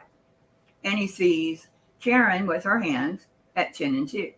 Okay, as a woman, if I turn the dome light on, I'm looking for something. I'm not sitting there with my hands on this. You know what I mean, Kathy? Yeah, that's a little weird. Yeah, You're right. I don't turn my dome light on unless I'm looking for something. Yeah, and so I think that's when John steps out of the car. He's like, she's either telling him to go or he's going to go. If she was just dropping him off, she would have taken him closer, not out there. Or she was like really pissed off and she was like, she's pissed off. I'm leaving. Well, you want to leave? I don't want to leave. I'm just like, okay, I don't want to go in, and she's arguing with him about going in or not because Mr. Higgins is in there, and she doesn't want to have that awkward exchange. So imagine how weird that would be. Yeah, and then basically, or if she is someone that likes danger, maybe. But the well really gets me because it's like, well, are we still going to? Well, what's going on? What was the well from Higgins when he was leaving the bar? So anyway, so I think she opened the door, or he opened the door, and she either said, get out of the car, or I'm going up there. But whatever it was probably angry, just my opinion. When he got out, they were angry. And she's sitting there with her hands on the wheel. Then she pulls forward. He slams the door, whatever. She pulls forward. Now, she pulled up more than this. She's up further when this happens. Matthew, I don't know if we could get closer to the door. We can't. Oh, I've got another picture over here. I could stop sharing. Here's that. I'll stop sharing. Here's the picture. One of them. Let me share this.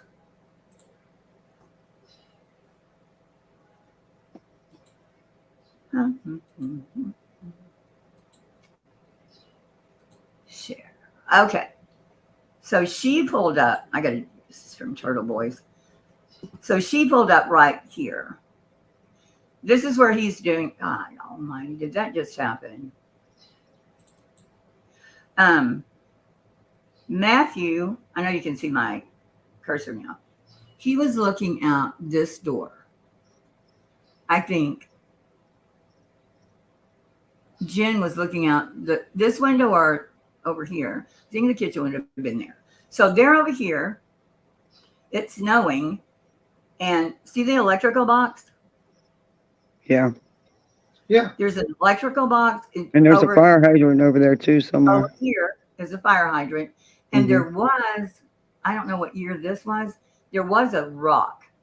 And if there was something on that rock, they would have taken it for evidence. So I don't know what's going on. But look at all the briar and he could have scraped his arm going that fast. He could have scraped it on that. But I think they would have taken evidence from it. So they're leaving from over here. 1:30 in the morning. I think they all started leaving at 1 and 1:30. Do they go this way? I don't know. I don't know. Somebody else might know that. Or did they go the other way? One of the girls in the car said, oh, I saw something dark, but I don't, she didn't, it was just like a big dark thing, but she really didn't think much about it. She certainly didn't see a body. So they all left. It's not like people were going in and out. Two groups, or Brian Higgins, Jen, and 3 other people. And who else? No one else. That was it, right?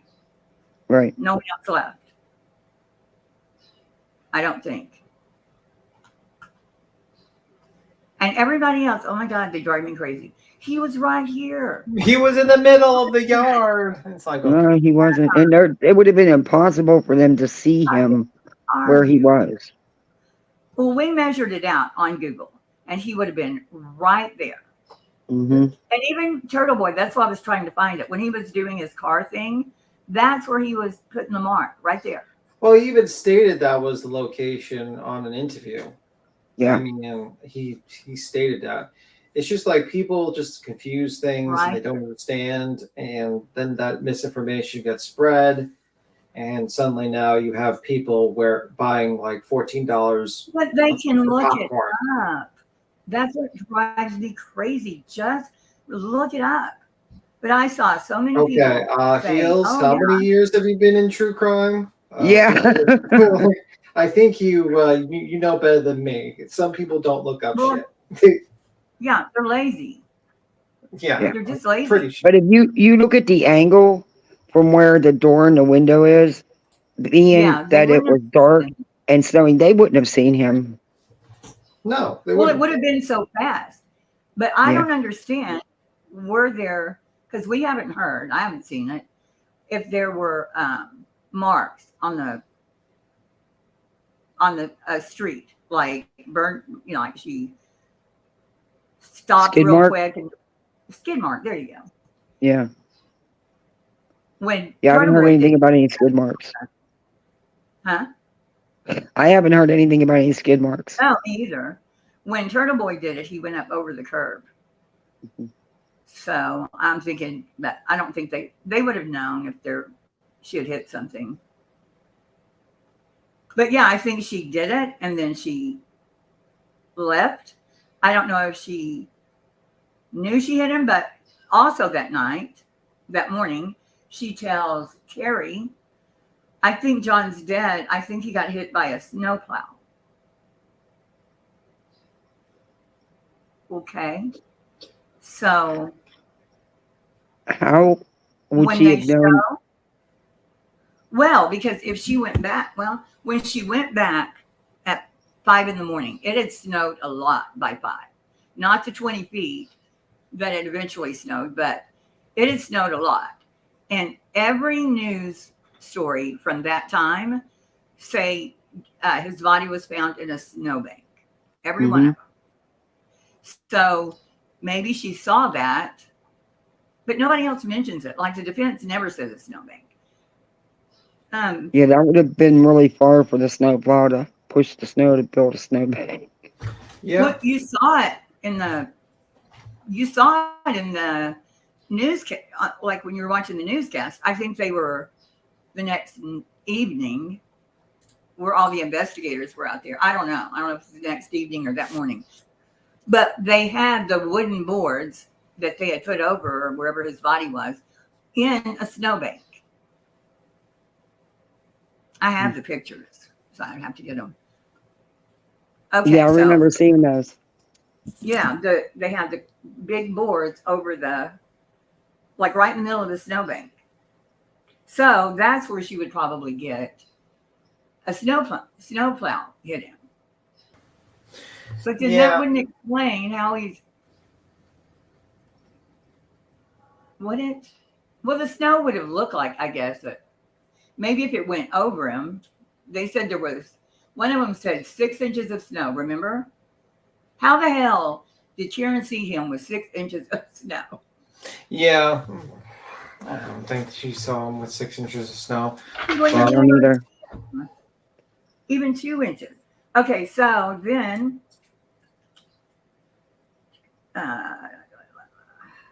oh, by the way, Gil, I got to skedaddle. I got to go to bed. Okay. I got work. You guys have a good one. All right, B Tim. See you later. Yeah, I got work. I got work in the morning. You know how it is. I have a job. You guys have a good one. Bye. You too.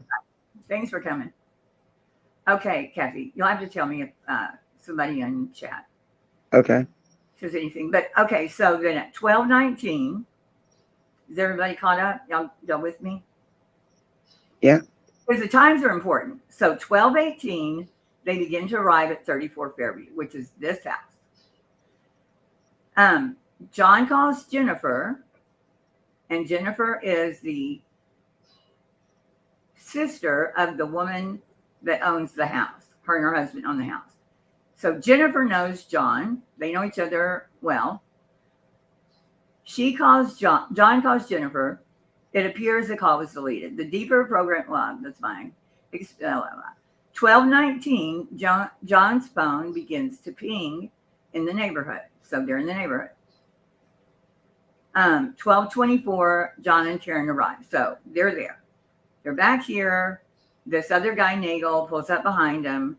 She pulls up some. Nagel's staring at the back of her car for whatever reason. And Karen first pulls by the mailbox. Ryan, Nagel, and his friend arrive at the same time.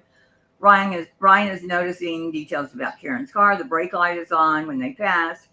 He sees her hands at 10 and 2. The interior light is on. He sees only Karen. Well, he sees, didn't say she was alone in the car, but that's the only person. Because he would have had to crane his neck. You know what I mean? Yeah. To see the other one. 12:27, Jennifer texts John, here? Are you here? which would have been 3 minutes later. And then I say, I already told you that. 12:29, Jen calls John again, and the call lasts 8 seconds. Probably voicemail. I don't understand. Oh, okay. 12:31, Jennifer texts John, pull behind me. So they're probably right here. And that's a big driveway, too, they have. Yeah, it is. 3 cars across. Mhm. So she's about right here when she says, pull behind me. That was at 12.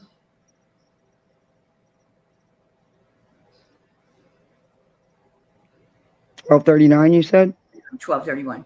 So from 12:31 to 12:40, which is about 10 minutes, Jen texts John again, hello. Jen at 12:41, Karen and Jen both called John. No answer. So at 12:31 was the last time Jennifer, I think anybody, called his phone. Karen wasn't calling his phone for 10 minutes. Now the car will go 0 to 60 in 7 seconds going forward. I don't know about backward. So she could have, within 10 minutes, done it. I'm sorry. I mean, that's plenty of time to get mad, back up. There wouldn't have been screaming or screeching. You know what I mean? Like, Right. I'm not saying she slammed her brakes on. She probably hit him. She'd have had to go past the house a little bit.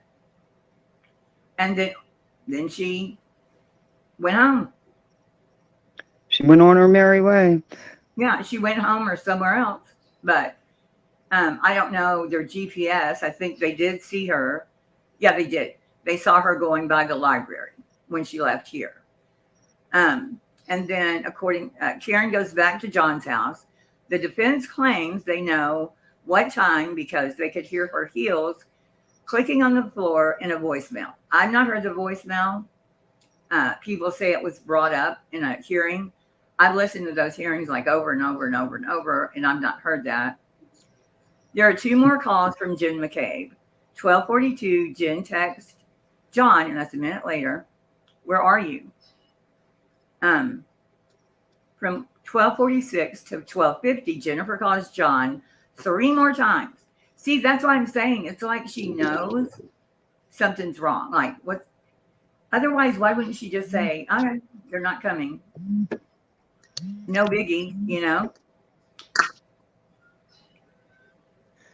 Yeah. So at 1:30, Brian Higgins is the guy she kissed in secret in John's garage after the Super Bowl. Does anybody have questions? Does anybody?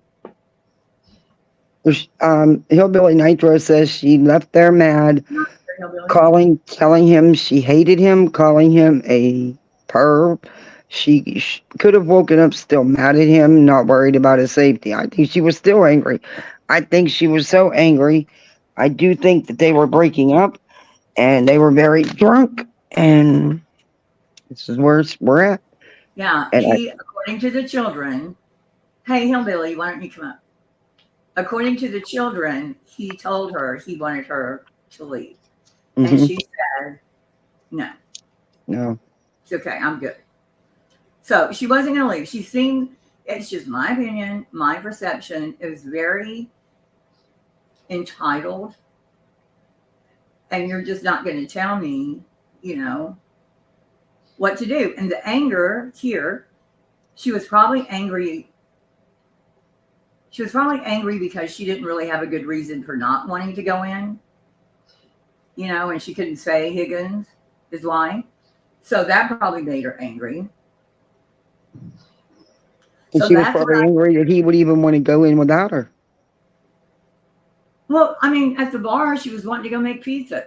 Mm-hmm. And then suddenly she said, you know, I have a stomachache or whatever. And something that's weird to me, and her medical stuff was brought up in court by Yannetti, all her ailments. Mm-hmm. So I have a question. She has a brain tumor, MS, and Crohn's disease. Is drinking good for Crohn's disease? No, and not with MS or brain tumor either. You're not going to sit there and drink like a fish. but it would really aggravate your Crohn's disease. Like, when pizza too, I had a friend that had Crohn's disease. She was sick all the time. Like, everything made her sick. It was awful. So I'm thinking you're drinking 9 drinks. But she looked so good. You know, she Yeah. had a great body. Yeah, she does. She's a good-looking woman. I mean, you can't take that from her. She's a good-looking woman. No, but I'm just saying, she just doesn't look Sick. And I don't know is that, well, I think he was saying, and the thing with medical records, you can't get someone's, they can tell you anything all day long.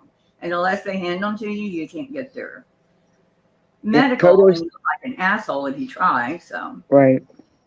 Kodo says she might not have liked Jen McCabe calling so many times. Drunk women get jealous over stupid things, and that's true. Right. See, and I thought that, but she didn't call between 2:42. Jen texts John, "Where are you?"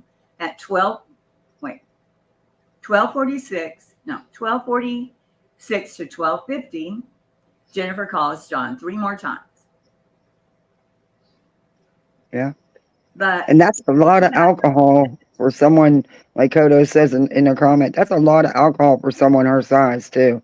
I get that she drank a lot, but that's still a lot of alcohol in a short amount of time.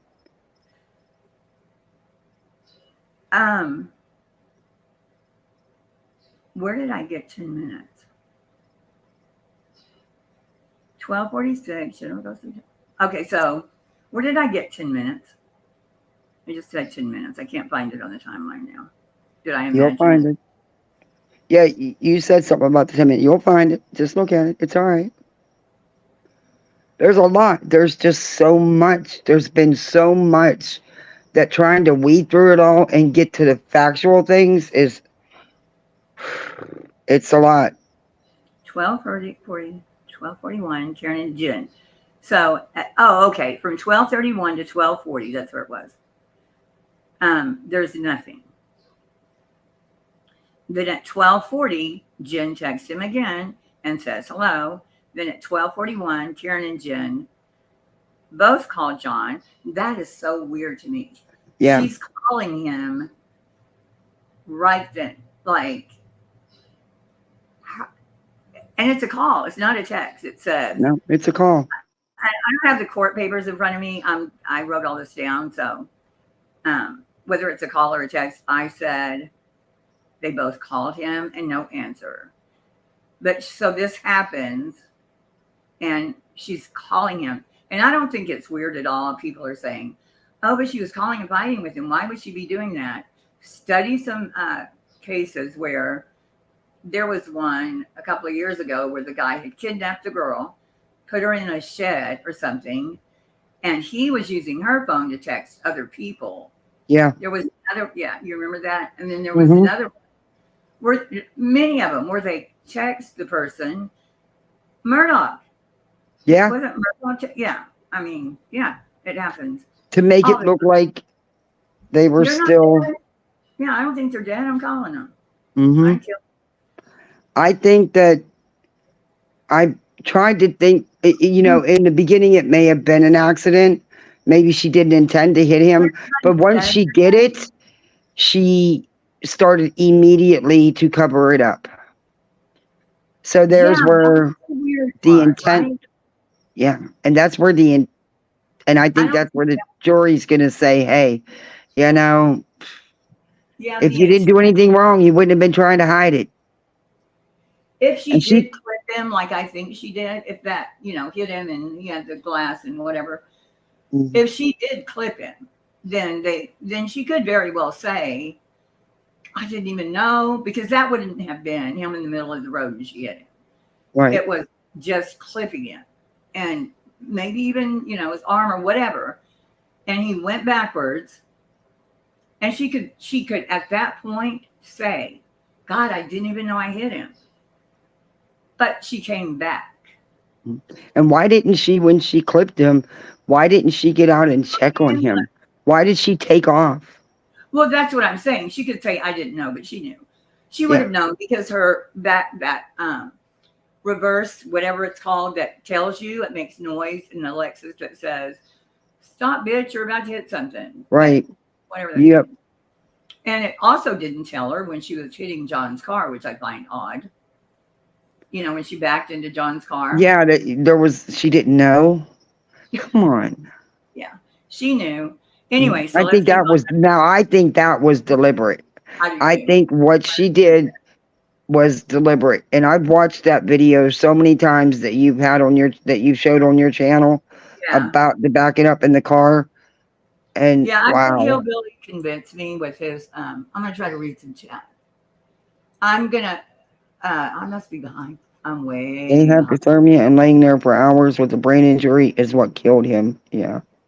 Well, yeah, and it had a lot of other fractures that were a result of that one, like kind of an earthquake. And Kodo's right. Had she acted immediately, it could have saved his life.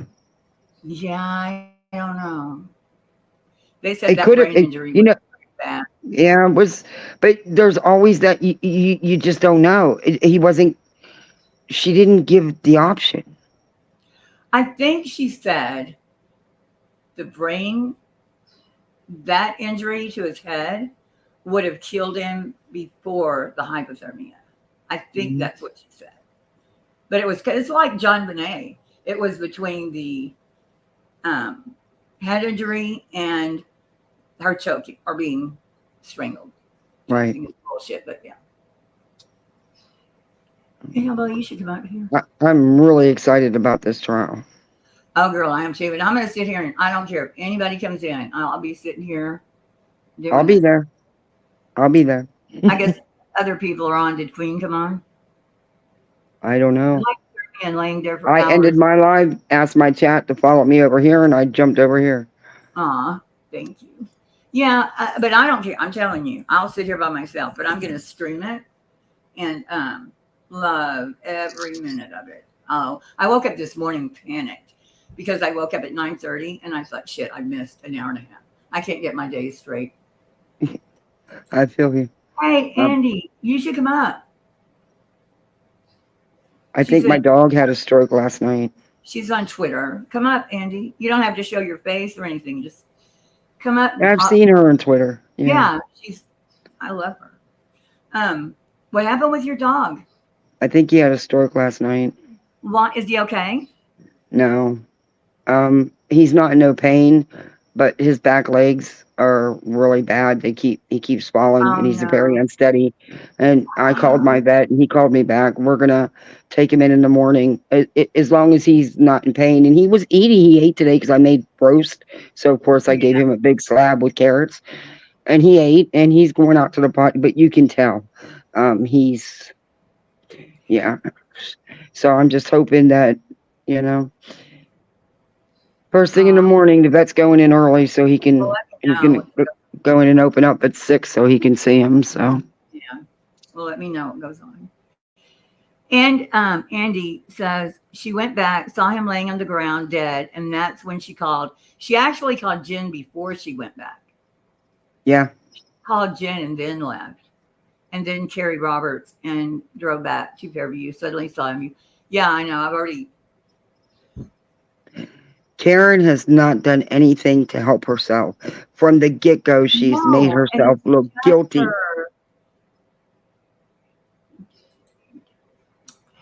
It's her attitude, even in court. And I'm glad the judge the other day said something about the guy they have with them that does the video stuff. She said, yeah, I don't need him talking to Karen while she'll be talking, or the prosecutor will be up there, and Karen and Jackson are giggling and talking and doing the whispering. That is so rude. Your life is on the line, lady. Yeah.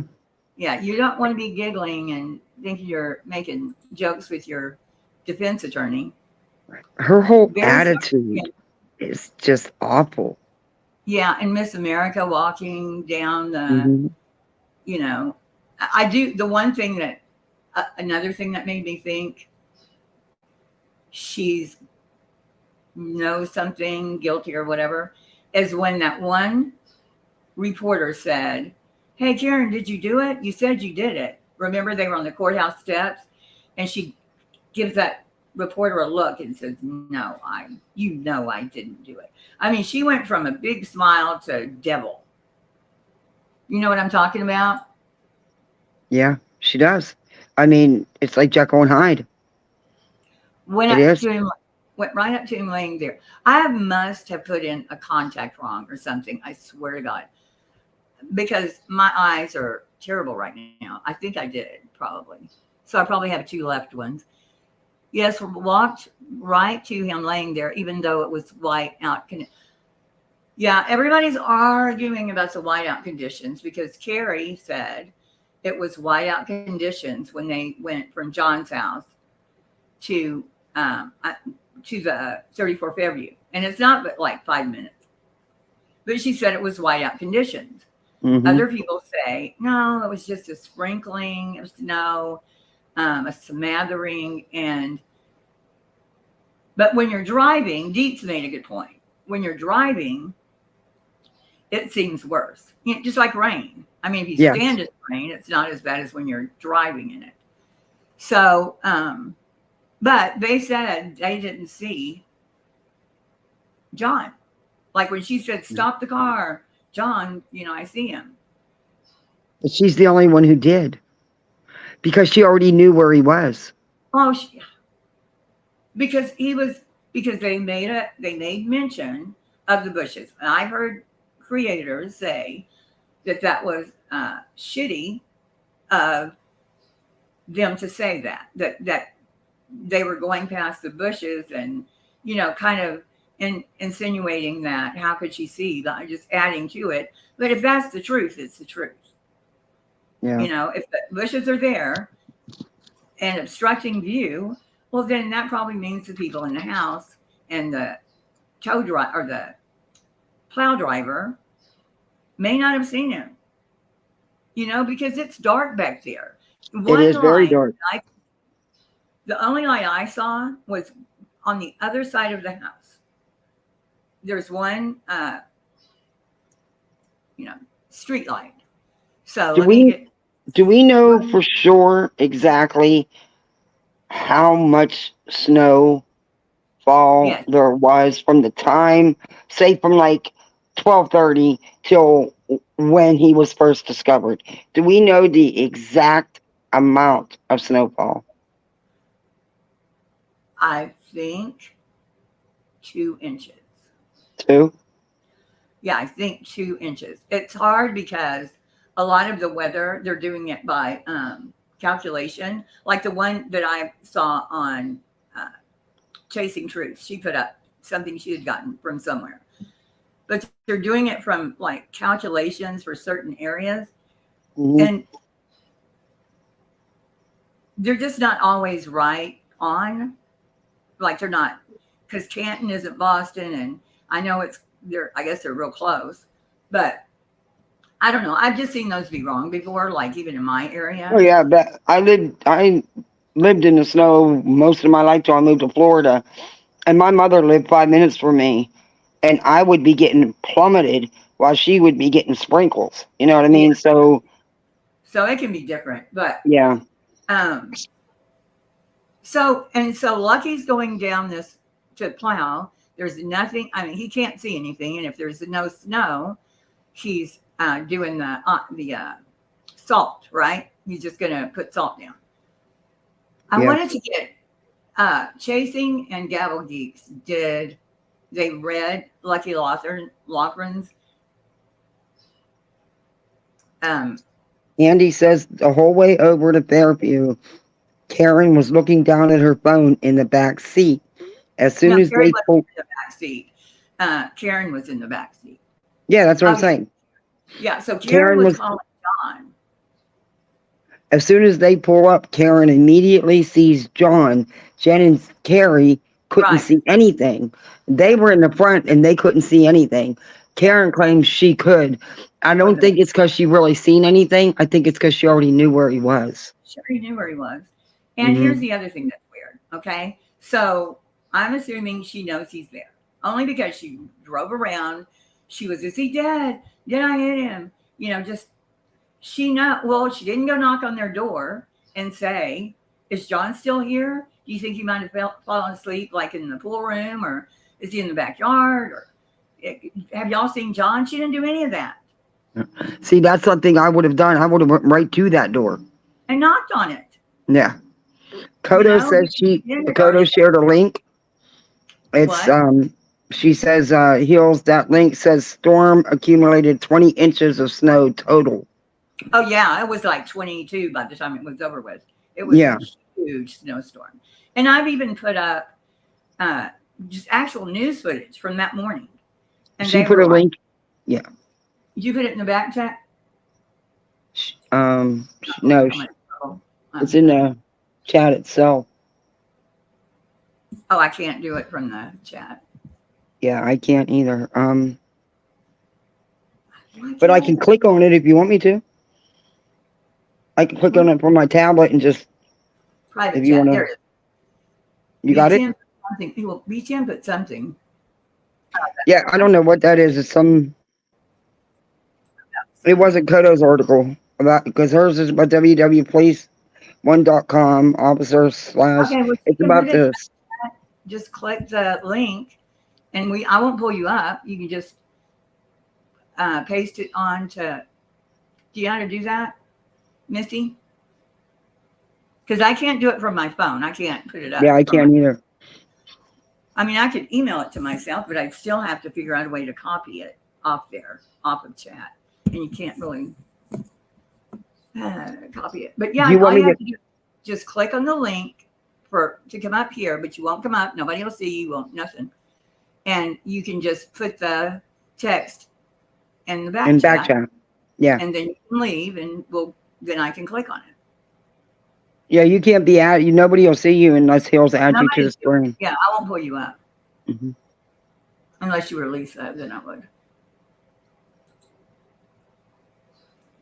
The link was dropped, hun, for you. Oh, was it dropped for Andy? Oh, the snow totals? Yeah, I went all over the snow totals. And they had, that's what I'm saying. They had different ones, but if you watch the news and you see, and they're going to show the dash cam from the first officer that arrived. So we're going to know exactly what it looked like. You know what I mean? And then, okay, so let me keep going here. Let me keep going. So at 1:30, Brian Higgins goes to the Canton PD. I would have to go back over it, but I thought he said to move his car because of the storm. And then other people say, and he could have given 2 different reasons. And other people say to do paperwork because they're like, why would you go to do paperwork? So nevertheless, at 1:30, and I would love, they know all the text messages between Brian and Karen because they're going to be on Karen's phone. Right. And but I feel like if there were more text messages, the defense would have said it when they said that there was the one that said unwell. Now she could have a burner phone, which I'm pretty sure she probably did. But anyway, because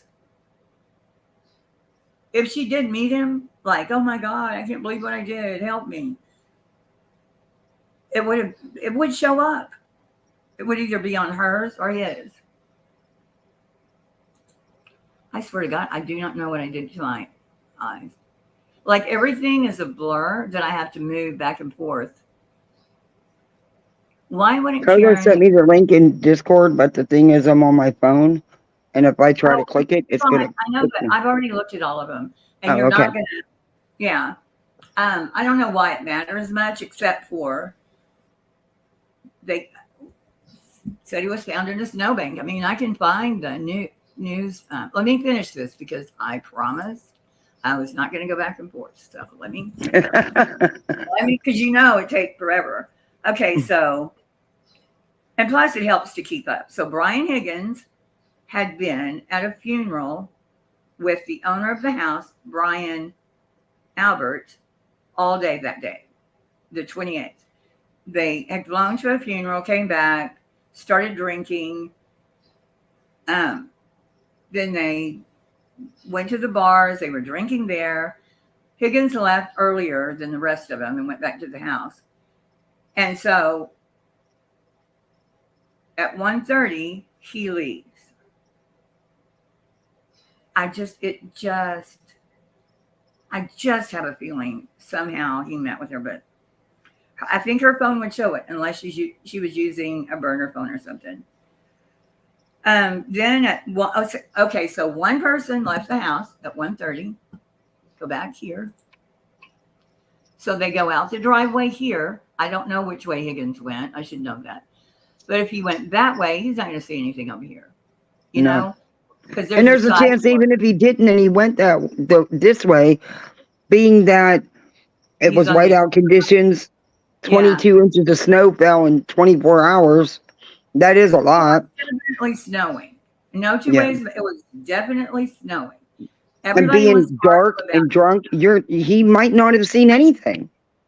And that wouldn't be unbelievable or suspicious. Yeah, everybody keeps saying everybody's drunk. I don't know who was drunk and who what. I mean, some people can handle their liquor better than others. You know, I don't know how drunk. But cops driving drunk, that's kind of, I don't like hearing that. But so anyway, he would have come from way over here. And I know it looks further because of the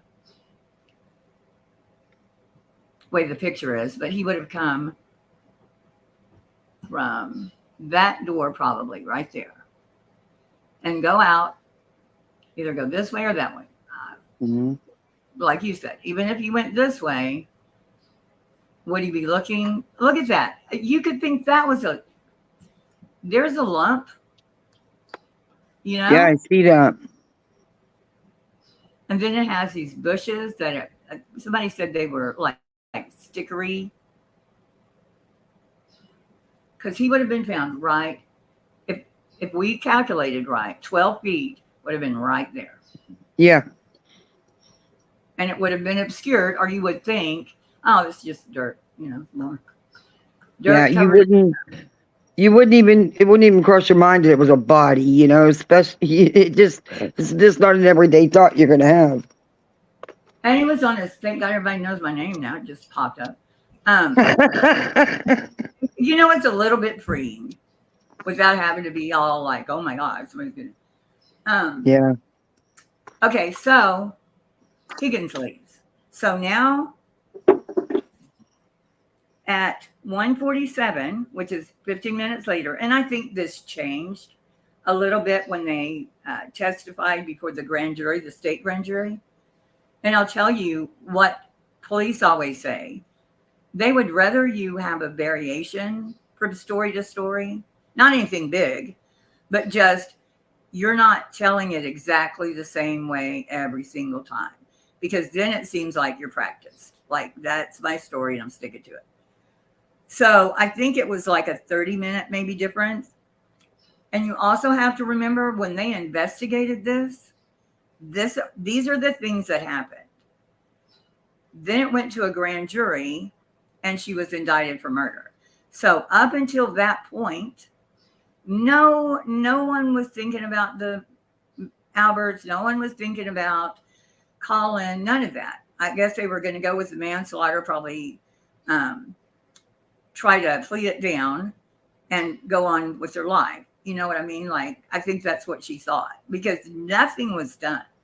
Not one piece of paper was filed for months.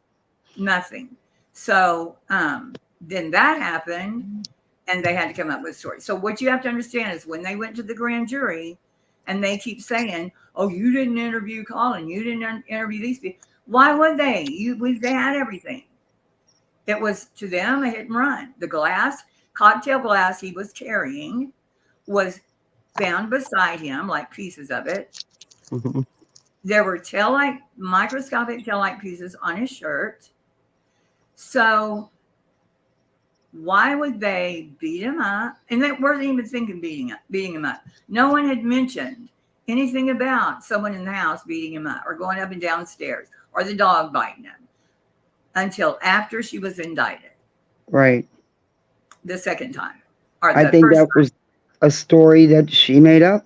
She made I it never up. believed it. I don't believe that he ever made it into that house. No, and everybody said that, and then they went home. I mean, they're talking about Proctor and all this secrecy stuff and all this bullshit. That was before the grand jury. So at the time of the grand jury, why would they don't even know your story yet. They don't even know all the bullshit you're going to come up with. So anyway, then. And Andy even says, when you're coming out of the house, it's late, it's cold, it's snowing, it's dark. You get in your car and you're getting your car cranked up and heated up and getting the hell out of there and going home. Yeah. And You're not looking around to see if there's people laying in the grass, you know? And you wouldn't think a body, like that girl No. said, it was something dark. I don't know. You know, you're leaving. You're not going to say, like Karen did. And I'll tell you another thing, a theory that I have, because the thing she did with Brian Albert in the garage of her boyfriend's house and said, don't worry, there are no cameras, says so much about Karen to me. Yeah, that.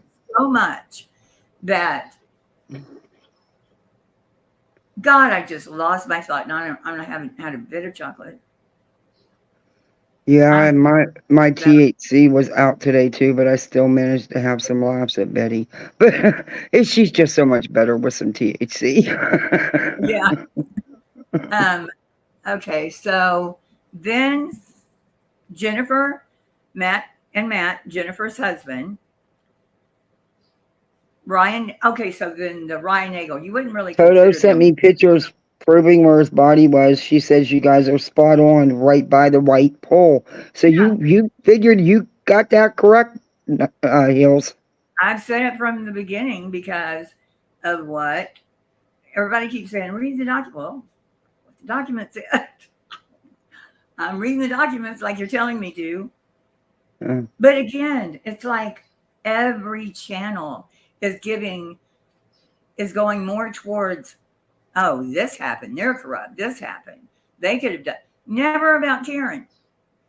Karen's just sitting there all sweetly waiting on everybody to figure it out. You just don't look at me, what I did. So then at 1:47, Jennifer, the rest of the people left. The two girls who were dropped off at the McCabe's, they dropped them off there at 2:12. Okay, so this is like, seemed to me there were some more calls, but the important things are. At 2:12, Jen and Matt return home. While leaving the house, Julie thinks she saw something in the snow. That must have been 12. No, that was 12. No, it was 2:12. At 12:18, no, I already said that. At 2:22, Brian Higgins and Brian Albert have a 20-second butt call. Brian butt dials Higgins, and Higgins calls back. And then Brian goes, oh, sorry, dude, I'm having sex. That was a butt call. And then at 2:25, Jen sends 2 text messages, not sure to whom. I'm not sure to whom. We can look up her calls. This was just my short summary. So 2:22, they're making this into, at 2:22, Brian's calling Brian Albert. And then at 2:27, that's when the search to Diane Snow happened. Wink, wink. Okay, he talked to him for 20 seconds. You think they plotted out a plan to frame Karen in 20 seconds? Yeah, no. And everybody that they were going to have to contact, and yeah, no. That's a hard no. Yeah, and for her to go, no, and that's the thing, okay? It worked out. And besides that, they're police officers. They could have come up with a much easier Absolutely.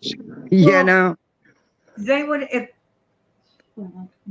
have just called EMS and said the best thing they could have done is say, we never saw him, which they did, but he could have been walking drunk. No, here comes Karen with her car. She kind of screwed it up if that's what they did. If they wanted to make it look like, he fell over drunk and died of hypothermia, she screwed it up by coming back, But she definitely hit him with her car because particles from the taillight are on his shirt. Didn't they have his DNA also? His DNA is on the red particles of the thing. And just, again, all these people are not going to, they would have hid the body, put it in the back of the truck, taken it to the dump grounds or something. All they had to say, we were all partying. He was drunk. He left. I don't know what, he got somebody clipped him out there driving up the road. You never, they did. There's no way they would have gone to the level to set her up for what? There's so many easier ways to get. That's why I'm just sticking to this is what happened. You know what I mean? Before that indictment. Well, thank goodness they gave up on the dog bite situation because that was just gross. Yeah, but none of that has happened yet. All this is just up until the grand jury indicts her. That's when all the other shit happens. So up until this point, the cops are investigating her, hitting him. He's dead, from the hypothermia and the thing in his head. Their questions are, she came back. They had her phone. And then here comes the defense with their great big story. And then after the fact are asking him, why didn't you look at this guy? Why don't you, well, if you're going to look at these people, why don't you look at the people on the other side of the bushes? Because he was kind of in between. So it could have been those people. Maybe the guy across the street did it. It could have been somebody driving up the road and just anybody. It didn't. But it just happened to be Karen is the one that kept saying, did I hit him? Did I hit him? Yeah. And whose taillight fragments were found on him and his DNA was on her taillight. But And I don't get why he was so let me keep on here. At 2:22, Brian Higgins and they have a phone call. I don't know what that's about, but I do believe because neither one of them remembered it. But it was 2:22. They're both in bed finally from that long day, funeral and drinking. And one of them could have accidentally butt dialed. The other one goes, oh, hey, did you call me? And no. So bye. I mean, 20 seconds isn't going to be a conversation. They would have had to contact, like Kathy says, EMS, the hospital, all the police officers, anybody who was at the house. I mean, the magnitude of what it would have taken, there is no possible way you could have did that in 20 seconds. No, not even in the house. They had to get him out there. Nobody's going to do that. Not with today's Okay, so where is anything from that house on him? Is there anything? Is there dog hair? Anything? A drink? Is his DNA inside the house? Because just like he went in, he would have come out with somebody shooting him. I never, from day one, the first very live we did about this months ago, me, you, and Voices. Remember that? We were going over that timeline. Yeah, and record. Yeah, we were like, there's just no way. He never even made it in that house. He never made it there. No, all those people are not going to say. I mean, it's insane. And somebody today said Jackson's going to tear them apart. Well, okay, but you've got a young girl, a younger guy, I think 2 young women. He'll probably try to tear, if he tries to tear Jen apart, she's a victim, even more than Karen, because she knew him 8 years. Their kids played together. The saddest thing I saw through all of this is that little boy walking out of the funeral with everybody around yelling and just ridiculous. Mm-hmm. And he is crying so hard, and he's looking around for somebody to like, you know. Oh my God, it's so sad. Yeah, it broke my heart. I was like, God, somebody just pick him up and hug him. Yeah, he lost his mom and dad, and now the best guy that would do that would even take those kids like that. His face, just crying, and it's horrible. And that bitch, to see that, and then to walk into the courthouse like I'm a celebrity. She thinks she's a celebrity now. She's loving all the attention. You can see it on her face. I lost that goddamn thing again. She had her camera down with her, so. She's loving all this. She thinks she has everybody fooled. She thinks she's walking. Well, she dares you not to believe it. Don't you dare. When JLR went out there and did that, did you see that with JLR yelling? Yeah. I was so hoping there was going to be a JLR turtle battle. Oh, gosh, I was hoping for it. I think he's going to go back. I hope he does. I think she hit his arm, and he punched her tail light and broke it. That tail was that could very well be it. That's a good one. Yeah. That's a good one, yeah. Pieces. Yeah, because, and that's better than what I said. I was thinking maybe he was like. Which would explain the injury on his hand, yeah? I think the glass hit the taillight. However it hit it, I think that's what happened, is the glass hit the taillight. And for some reason, and I haven't found this, Kevin says it's in one of the court papers, I haven't seen it, that, oh no, she tells, that's what I was looking for. She tells the writer of the article I was reading earlier in the Boston Magazine that she removed pieces from the taillight and put them on the ground. Oh, bullshit. Oh, my God. But there weren't any on the ground. Oh, my God. Not that was in the, whoever did, oh, it was her Ring camera. It wasn't in the Ring camera. She should have done it then. I don't know. She said she put them on the ground. But I don't know if that's from the notes they subpoenaed, the notes they subpoenaed from them, or if it is actually in an article. I haven't seen it. Okay, so then what happened was,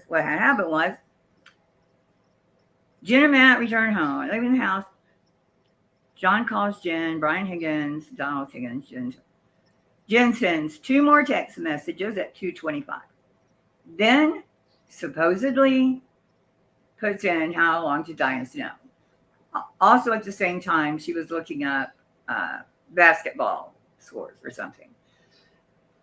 Again, if that hadn't happened again at 6, then I might be a real weirded out by the 2:27, but I think it can be explained. Yeah. And then let's see, there's been a death, drugged outside.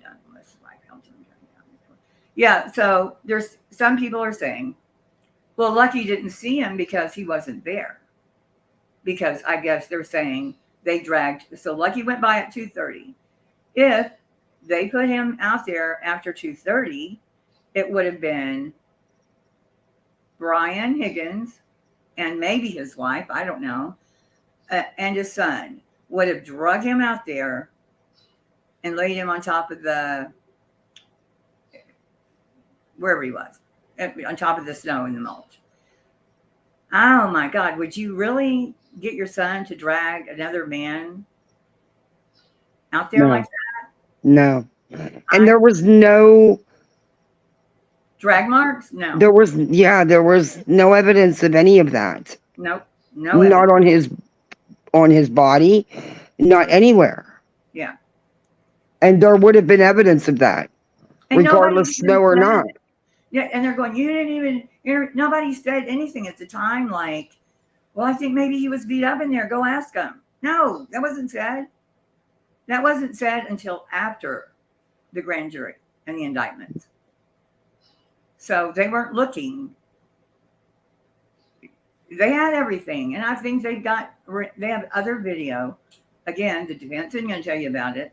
Right. There's more evidence than we know about. I truly believe that. And I think a lot of people are going to be shocked during the trial. I think so too. But we've seen, like, I need to look at the evidence again that they listed because I know he's got video on there. Okay, so what happened then is, these are my notes. Google search, how long to die. She misspelled it. And then the same searches, spelled the same way, I believe, happened at 6 when Karen said, and I've only heard Jen say this. Apparently there are other people that heard it. Say, Google how long to die in snow. That man would have been obviously dead. Yeah. You know what I mean? Like, if he had been out there for all those hours, he was dead. He was dead. They just had to warm him back up. His body temperature was 86 when they got him to the hospital. And it's a process to warm the body back up and do it the right way. Yeah, and they were doing, I think they intubated him, and they were doing everything they could. But you know what Karen was doing? She wasn't saying, after she found him, okay, I want to get back to this. I remember what I was going to say now. So her saying that about, I know where all the cameras were, is a state of mind for me that I think about her. So then when, fuck, how do I lose it again?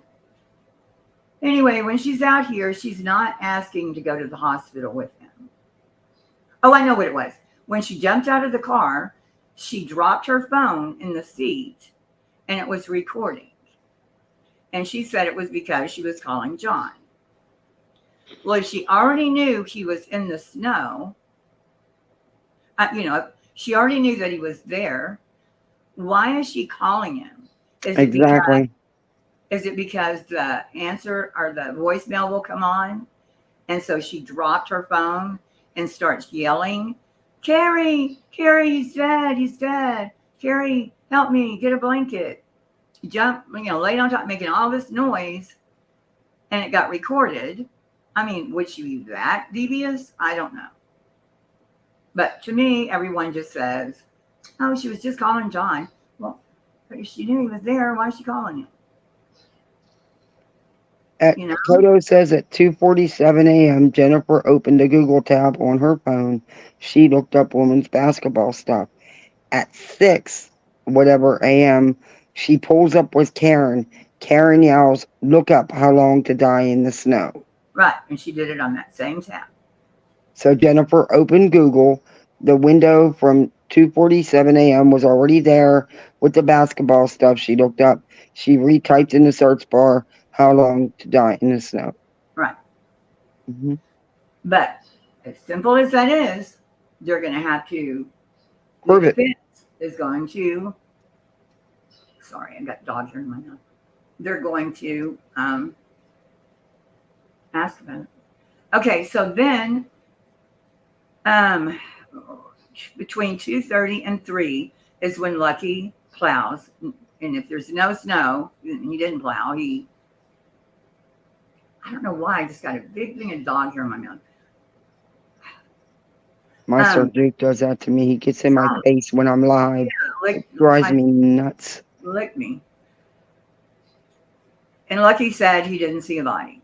Lucky, the plow guy, was not interviewed, which it was a big deal for the defense, that they didn't look up this plow driver to ask him if he saw a body. I'm not sure why they would do that, like why that would be important, because they knew there was a body there. No one had said. Don't they think if the plow truck driver would have seen a body, that the first thing he would have did was call 911?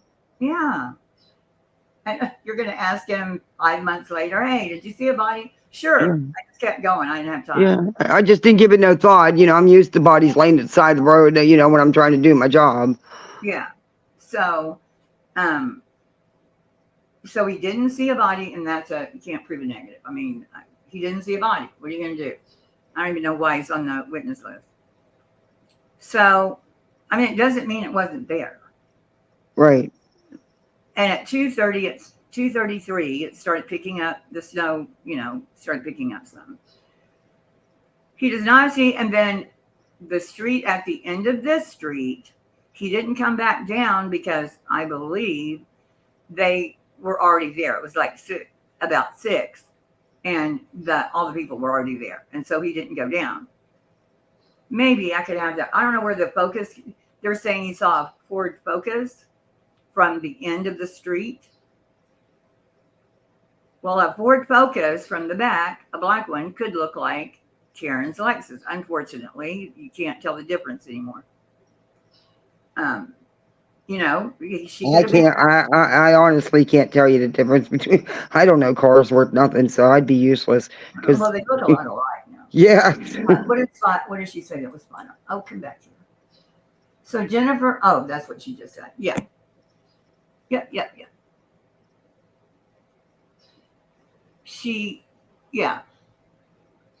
Yep. Okay. I can't read the messages.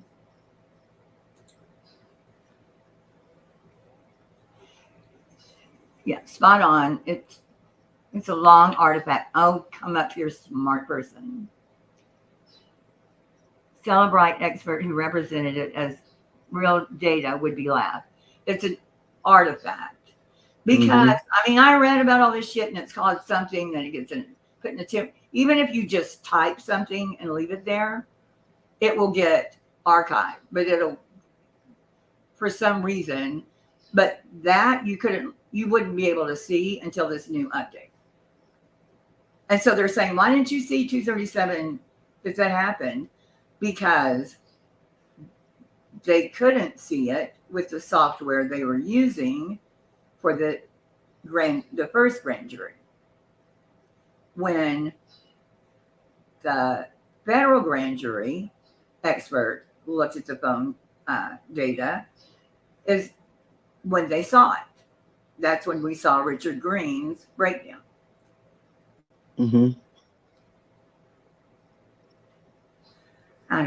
Richard Green is weird.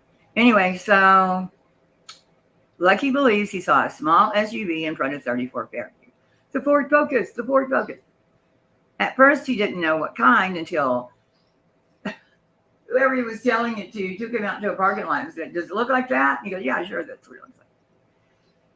Statement made to Carrie or Jen that morning by Karen. John's dead, Carrie. Carrie, I wonder if he's dead. It's snowing. He got hit by a plow. She also told Jen she did not remember to go. At that point, she didn't remember going to their home. Okay, I gotta hear this.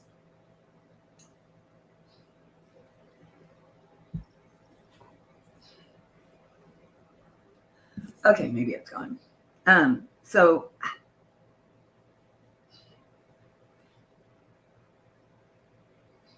yeah, she said she didn't remember. I didn't remember going to your sister's house last night.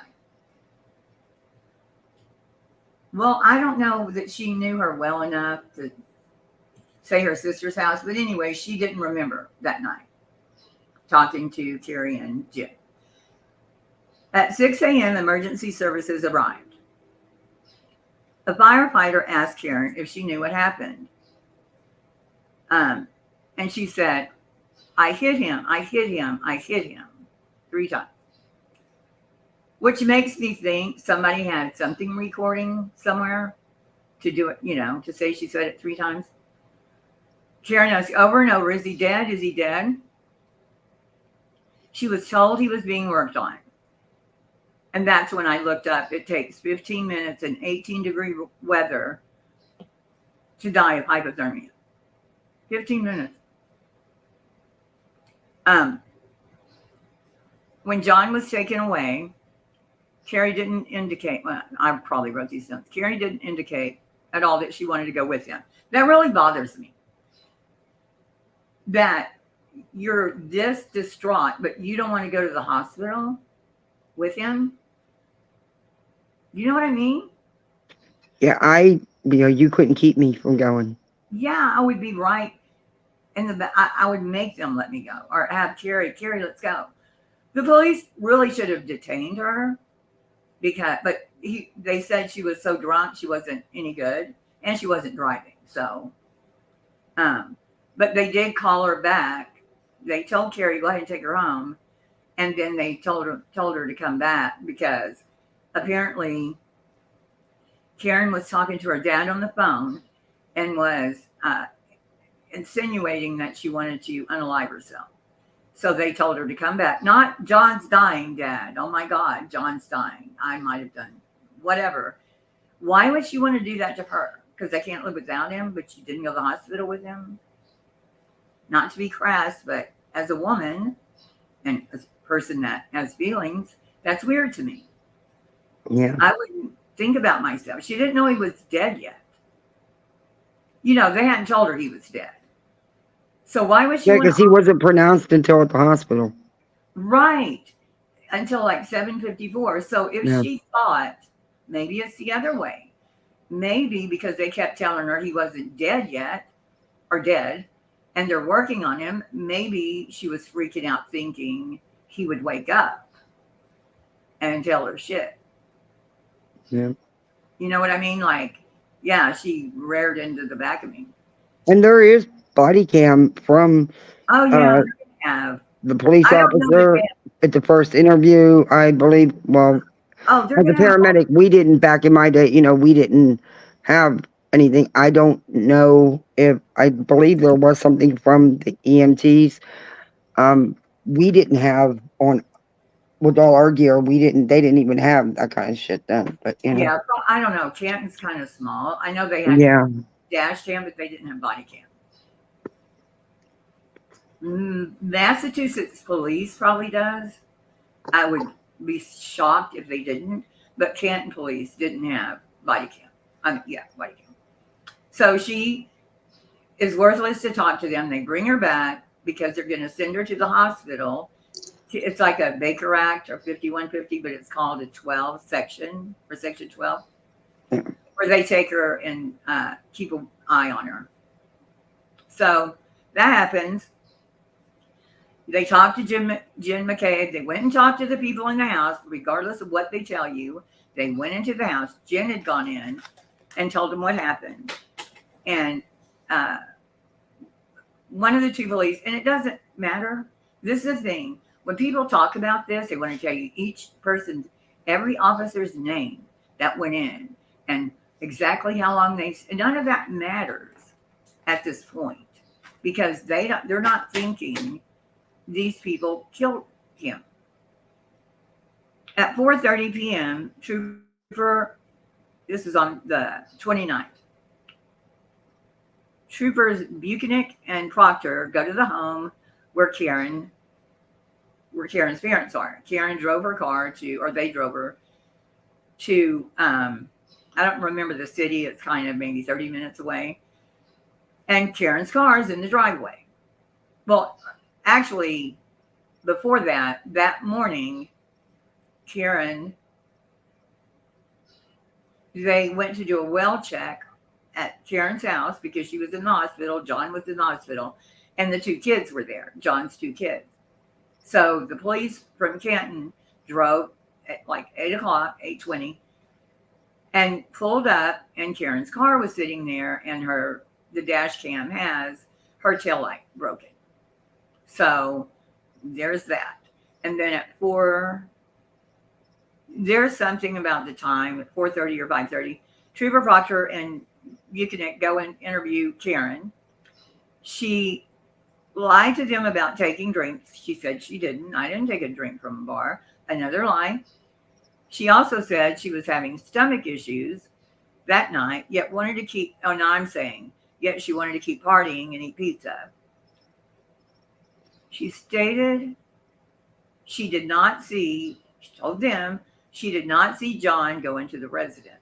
Well, somebody out there is saying they now have a witness saying he went in. I don't believe that. Well, and then when I ask, they say It's Karen. That's not gonna work. Ain't worked yet.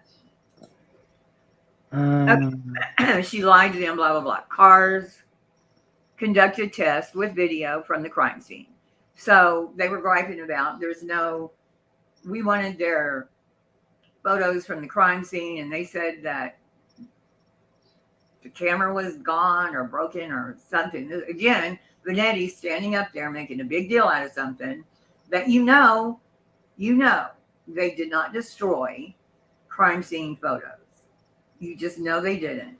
But he's going to make it sound like the pictures were in the camera, like didn't go in a cloud, didn't get transferred.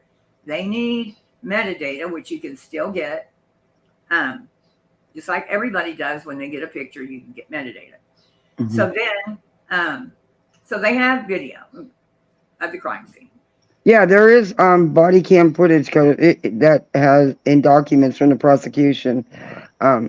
So is that on the prosecution evidence list or something? I haven't seen body cam footage.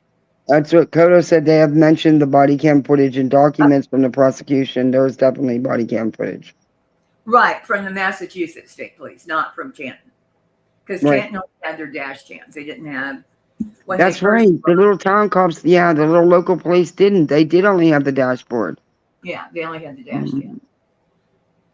Okay, you tell me anything else anybody says. Okay.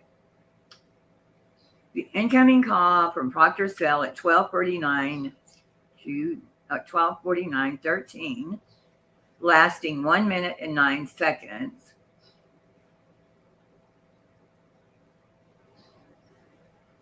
She hangs up immediately and deletes. Why did I write that? According to Sleuthy Goosey 7,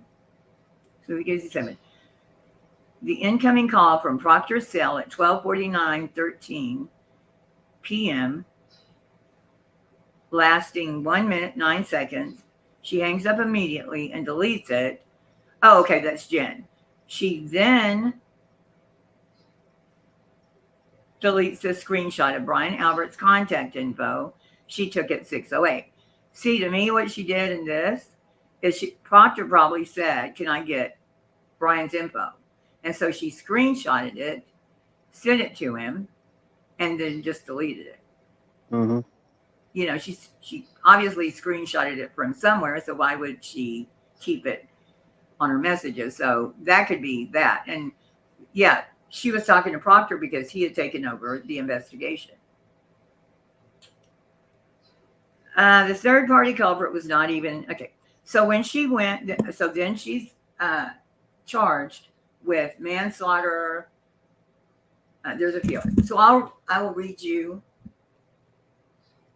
real quick. I'm not going to read every single word of it. I got to find it first. Okay. Of course, it's not going to be easy.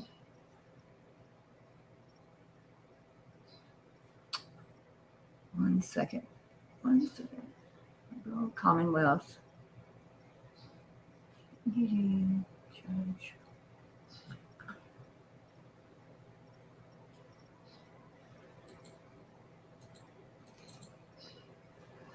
Hold on. Now, hold on.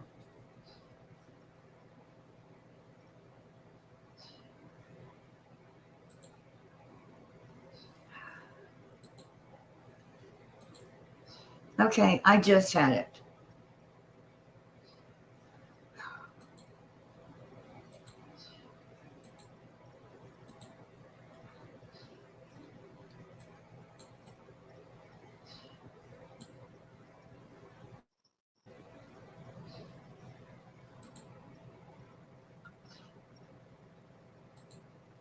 No idea how fucking frustrating this is.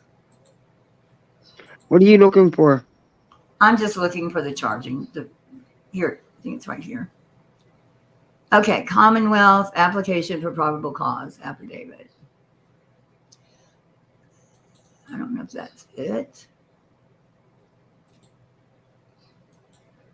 I never use this laptop ever, and it does all kinds of weird shit. I was going to say, I have all the all the Yeah, I stuff have it on all, but it's Google so Drives, but I don't have it. Yeah, broke down. Yeah. but it's all like, I mean, it's sleazy goosies, and I had it today. I mean, I've had it sitting up there all day. Oh, here it is. And then when I go to, it keeps doing this shit. Okay, here we go. Commonwealth. No, Mm-mm.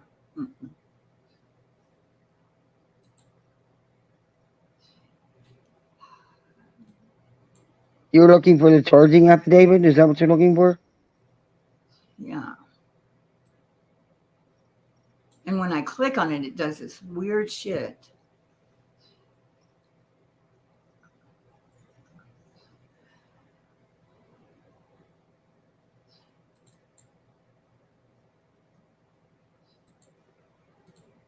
Ungoddamn real. And it comes up with Jennifer McCabe. I'm getting it. One. It's okay. We'll, everybody's good. You just do what you got to do. Why is it moving away from me? Okay, one more time. Move over here. You best it. Probable cause. That's the one I want. It's like the cell moved over and it won't let me get to it. It's saying, no, you're not reading me. And I've had it up here all day getting ready. I was Discord. so prepared. Here I it is. can't go to Discord because I can only do it on my phone. I don't have it on this generic tablet. Yeah. And if I go to Discord, it's going to kick me. That's one thing I don't. Okay. And no, here's the point. All day, it's been sitting here all day, just waiting for. And I think I pulled up too much crap. Okay, so this is public documents. Trooper, let's see, it would have been on. Okay, yeah, I found the indictment for June 9th. Did they not have anything for June 29th? I mean, January 29th? That's the one I was trying to find. I'd have to go into my drive and look. Okay, well, we'll just hop forward to when she gets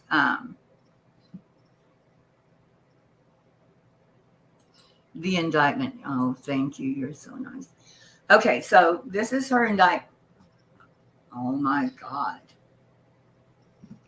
Would it be in your browser history? This is from a spreadsheet. I have no idea why it's doing this. I've had it all day. I've looked at these over and over again. She said she can email. Kodo said she can email it to you. And you can show it right from your email without showing your email. It says indictment, PDF. I bring it up and it's some shit I don't even know. It's the January 29th one. If you have the January 29th and the June 9th, it would be awesome. What's the email? Two heels in the air @gmail.com. And I have to explain that email address to my mom. Did you get that, Kodo? Two heels in the air. So there's mods in here that somebody could type it out.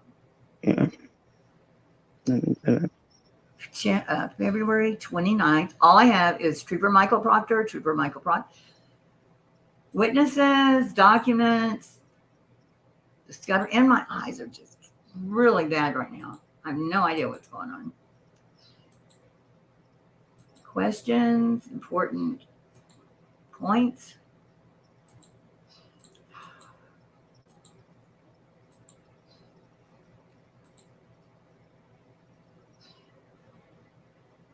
I am not the most patient person in the world, I'll tell you that. Documents. Should be right here. And it says indictment PDF. She emailed it to you. Okay, good. Thank you.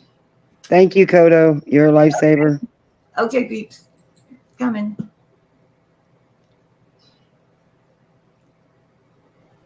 Come on. I wish that's one thing that they would change up so that we can do things without getting kicked, you know? Yeah, no That's problem. a pain in the butt. You get kicked every time you try to go do something? On my phone, not if I'm on my laptop, Oh, okay. but only if I'm on my phone. if I try to do anything else while I'm on a panel, or it'll kick me. No idea what's going on. But you know, I have a generic cheap phone too, so you know, because Got it. I'm generic and cheap. I buy my goddaughters iPhones. I buy me cheap Android phones. Okay, here we go.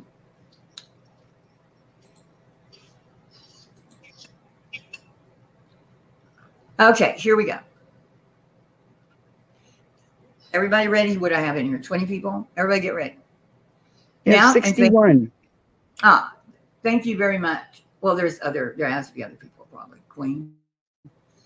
Now comes the Commonwealth now comes the Commonwealth and respectfully request that this honorable court deny the defendant. Okay, this is not.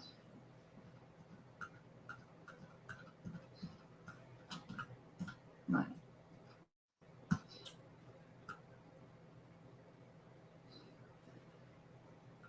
It's part of it here. That part, answering emotion. She says scroll down to it. Commonwealth versus Reed opposition. And then is it below that? Yeah, she says scroll down. Let's see. On June 29th, 2022. Oh my God, did I just get a pop-up commercial? I do have Scribd. In fact, I keep trying to get rid of it. I've been trying to find where because I keep getting charged every month. Oh, wow. But it probably doesn't recognize, it doesn't recognize this. Now comes the Commonwealth. Respectfully request that this honorable, I'm not going to be able to read it. You know how aggravating it is when your eyes are screwed up? Like, it can't even explain it. I must have put something in wrong. Now comes the Commonwealth and respectfully request this honor. Anyway, she got her ass arrested. Okay. And what? Because all the rest they blurted. I don't know why. So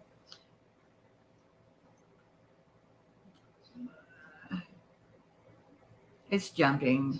It keeps putting a commercial in front of it. Yeah, she said to scroll down because that's just where it starts, but you got to scroll down. Yeah, it's all okay. So,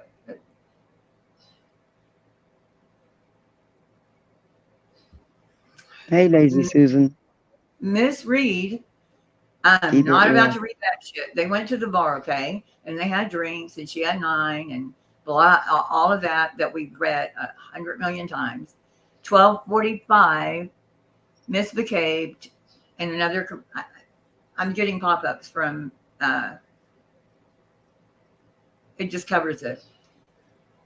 I can't do it. I'm so sorry. That's why You emailed it to me? Okay. No. Oh, she can email it to you if you don't. And I have Scribd, but I don't think it's in the Two Hills in the Air. I wish maybe. I had it today.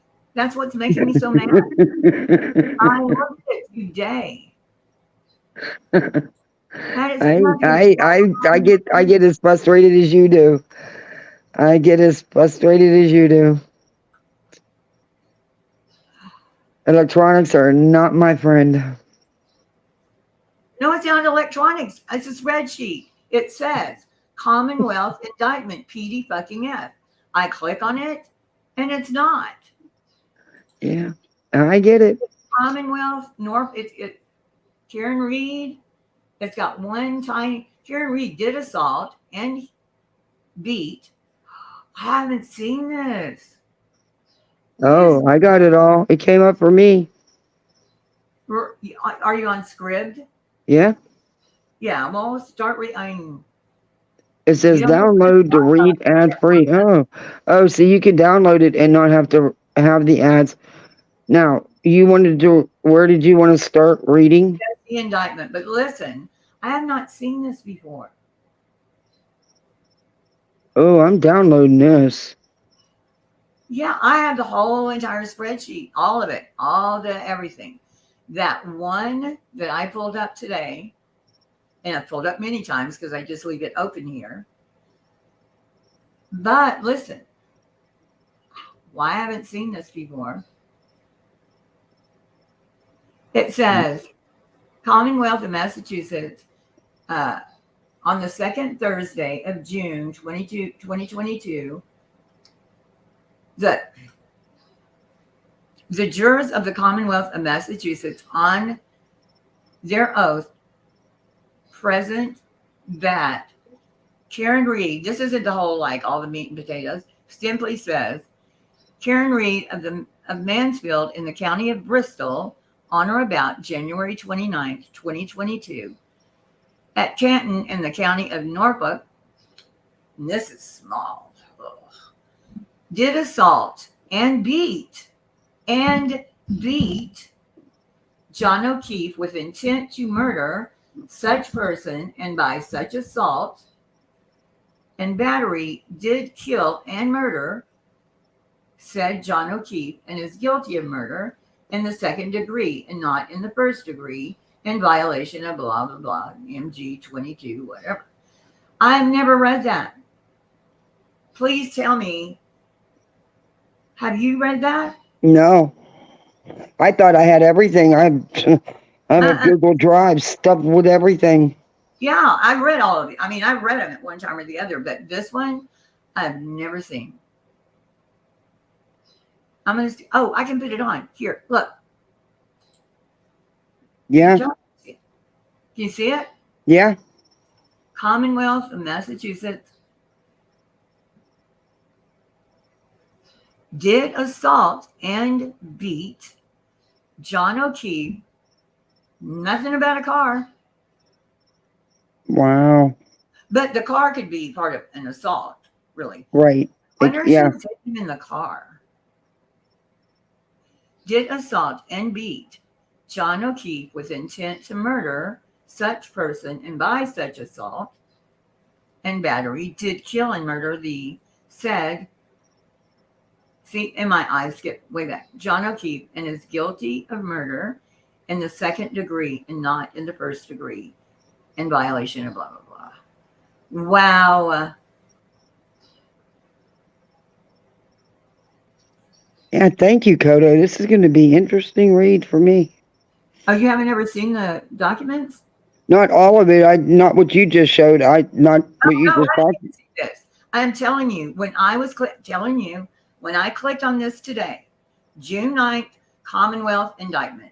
It's real simple. I've got it's Sleuthy Goosey's spreadsheet. So Right. I clicked on it, it pulls up the indictment, like the whole, I think it's like 3 or 4 pages. Gives you all the details. Well, now, tonight, when I'm trying to get it, this kept coming up. And I'm going, what the hell is this? Well, I'm glad I read it. There's more. On the second Thursday, can you read that? The jurors of the Commonwealth of Massachusetts. Can you read it? Can you? Yeah, wait a minute. I'm just wondering if everybody else can see it. The jurors for the Commonwealth of Massachusetts on their. Yeah, I can read it. Okay, so I wonder if everybody else, because this is amazing. Is there a way for me to make it bigger? Okay. Karen Reed of Mansfield in the county of Bristol on or about January 29th, 2022 at Canton in the county of Norfolk did operate a motor vehicle on a way as defined in MGL 96, forget me reading the rest of those numbers, in a place to which the public had a right of access, or on a way or in a place to which members of the public have access as invitees or licensees with a percentage, what the fuck, by weight of alcohol, what, in her blood of 8. Can you read it? Because I don't know if I'm mixing sentences together. Does that make sense? by weight of alcohol in her blood. They're checking her blood alcohol levels. What they're saying, and What does the public eight access have to do with it? hundredths or greater, or while under the influence of intoxicating liquor, and did so operate said motor vehicle so that the lives and safety of the public might be endangered, and by each, then it gets blurry.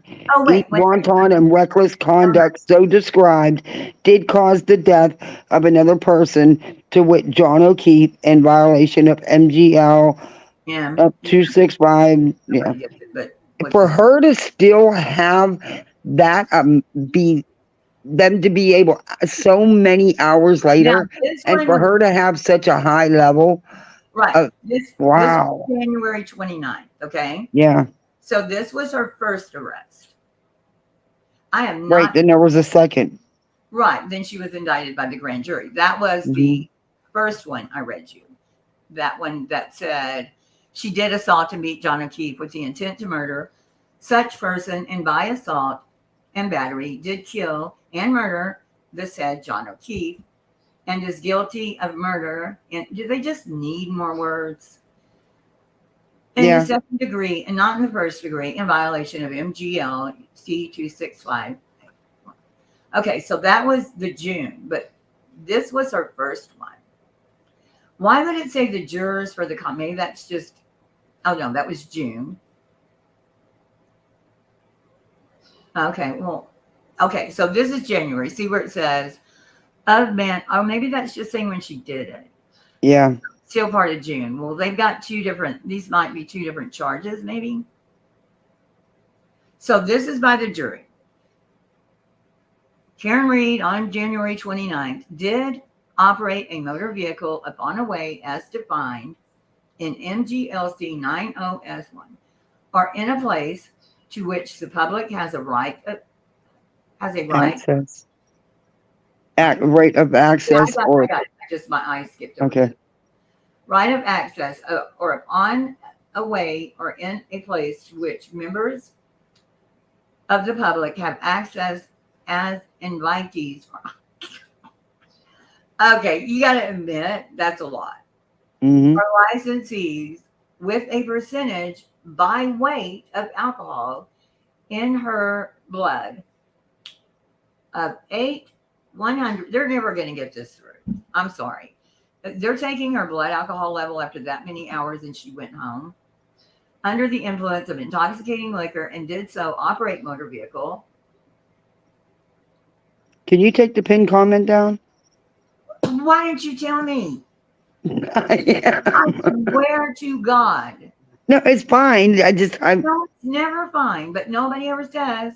I go through a whole thing. Hey, I put them up and I forget about them, you know? Yeah, but we so appreciate when people would just.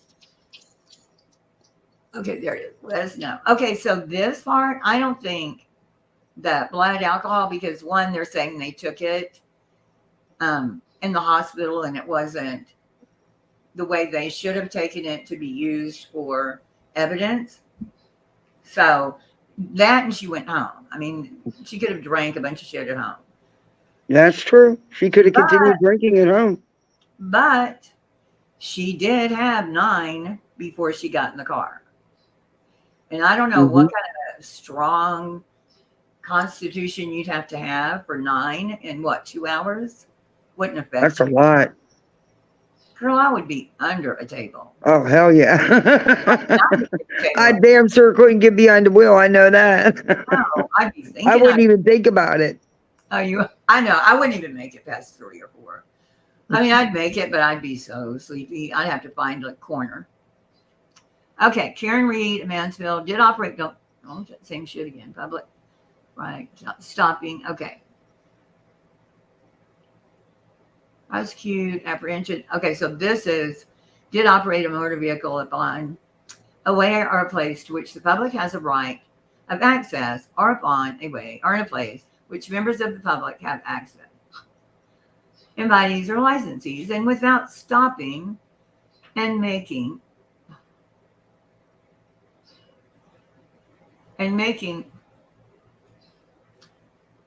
known her name. Oh, so what does that mean? That's a little big. You can get back a little. Did operate a motor vehicle in a way, in a place to which the public has a right of access, or upon a way, or in a place to which members of the public have access, or licensees, without stopping and making known her name, residence, and the registration number of her motor vehicle, did go away to avoid prosecution or evade apprehension. When was this? Apprehension after such. After knowingly colliding. With or otherwise. Right. So what they're saying is after she hit him, she didn't give her information. Right. She took off. That's a crime, leaving the scene of an accident. Yeah. Yeah. What is it called? This one, it has its own. I'm sure it's under the number. In yeah. Okay, so is there another one? I know there were 3. Well, maybe not. 6 pages. So that's 1, 2, 3. Okay, so those are the 3 charges on June 9th. So when they went to pick her up, she was at her mom and dad's house. A bunch of cars came driving up, and she didn't call her lawyer, which I find is strange. She said she was on the phone with her friend in Florida, who I think is an attorney. So she would have said, oh my God, although she didn't have that kind of emotion, that she would have said, oh my God, obviously they're coming to arrest me again. And he would have given her advice, right? Like, shut the fuck up. Don't say anything. You know, wait for your attorney. I'll call you Nettie. I'll call you Nettie. Pretty sure that's what would have been said. Because if he's an attorney and she's calling, telling him what's going on, he's definitely telling her, shut up. Okay, so then what she does is she goes. Good night, Lazy Susan. Thank you for coming in. Good night.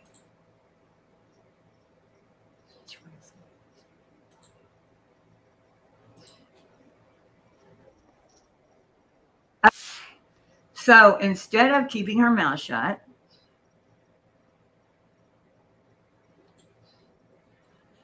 hold 1 moment, please. She came up with this off the wall freaking theory, this off the wall story. And it just kept getting crazier and crazier. View tab. Okay, can you see a video now? Yes. Okay. Thank you, ma'am. Here we go. This is what she chose to do instead. And let me know if you can hear it too, okay? Uh-huh. Okay. Can you hear it? Just like last time. Go through the same process. It's going to be a little less time consuming. They're not going to do major case prints as we did those last time. So he said they're not going to do the major print thing. He didn't say thing, but they're not going to go through the same print process they did the first time. Because she needed to know. Your book, and you go through this portion of it. We'll let you make a phone call just like last time. You'll make a phone call. Your parents will be able to bring you whatever other additional needs, things that you. Well, why am I upgraded? I would be crying my eyes out. I would be a mess if they had just picked me up for murder. You know what I mean? Like. Yeah, but I'd be asking why too. Well, I'd be asking. I mean, granted, she knows why, but she's not going to tell them that. But she's like, yeah, but why am I upgraded? Mm-hmm. That was she's very calm. Yeah, like why murder? I don't know. It's a big thing. You need, and then tomorrow morning, you'll go and be arraigned for Superior Court on the charges that were. I'm sure you'll go over the charges again with even more. But I'm on bail, so how can I be spending my night here? Because it's a new charge, it's an upgraded charge, which means you have to go through the process again. Yeah, she says, but I'm on bail, so how am I being arraigned here again? Mm-hmm. Duh. Is she being serious? Her lawyer, knew there was a grand jury going on. Because remember what I read you in the paper? Right. That said she had that couple that were called to the grand jury. Mm-hmm. So she knew there was a grand jury. And I'm sure her lawyer would have said, yeah, if they indict you. But how would she know that couple? I know. Because you don't know who testifies at the grand jury. You're not supposed to anyway. I think there was a deal because I knew a guy that was a target for a federal grand jury, and he was able to tell me. And he said there's a rule, but I forget. It's like it's secrecy, but like only certain people can tell. I don't know. Told me and didn't seem to have a problem with it. But I'm on bail, so how am I being arrested? On bail, so how can I be spending my money here again? All right, so I'll explain that portion to you as long as it doesn't interfere with you when you go. Yeah, I'm just waiting for Ram to. Okay. So initially, your arrest was on probable cause. So they told her like 2 or 3 times now. You probably don't want to talk. You're just probably shouldn't talk. And she just keeps going. The district court, right? So the charges that you were arrested on initially were at the district court, still in district. That's where the agreement was. It was district level charges. Today, grand jury indicted you on these charges: second degree murder, vehicle homicide, and leaving the scene of the death. Okay, so those are the charges the grand jury indicted you on. So now you're being charged and will be raised in Superior Court, Norfolk County Superior Court in death. Okay. Yeah, I just don't. It was so matter of fact, and I don't know how her lawyer wouldn't know what was going on. They seem to know about everything else, but I guess not. So then, get out of that. She goes on. Please tell me I did that right. Okay. So then she goes on to ABC Nightline.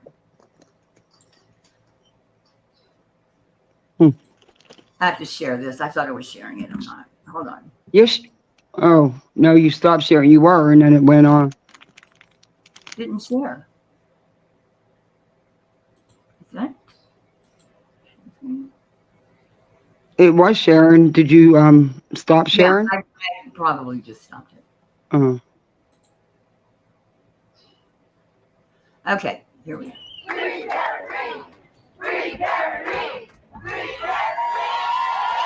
Wow. Yeah, all of this is reasonable doubt. All of this is just keep putting in your head, making you think about everything, all the other things. And we've done more tonight on Karen than I've seen done. Mm-hmm. And we were falling into it too. We were letting ourselves be sucked into, the other stuff because that's what it's designed to do. Mm-hmm. And it's so easy to get people to get a mob together. Yeah, and then it's like almost like not Stockholm syndrome, but it's like you get gaslighted day after day. And people that don't really care, they're just kind of hearing it. They're like, oh yeah, the cops covered up for that poor pretty woman that, yeah, you're just being gaslighted. In Massachusetts, supporters swarmed around Karen Reed, charged with murder in January 2022 death of her boyfriend, Boston police officer John O'Keefe. Reed has... What was the date that happened? That was 8 months ago. August 22nd. Okay. Strenuously denied the allegations. I did not kill John O'Keefe. I've never harmed a hair on John O'Keefe's head. Her defense, bare-knuckled and bold, making national headlines. Her lawyers alleging in court documents Now that look at that. Look at this arm. Okay. Can I make that bigger? No. Look at his arm there.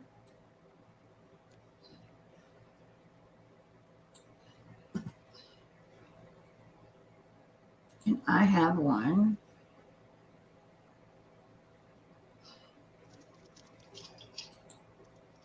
Let's see. Right here.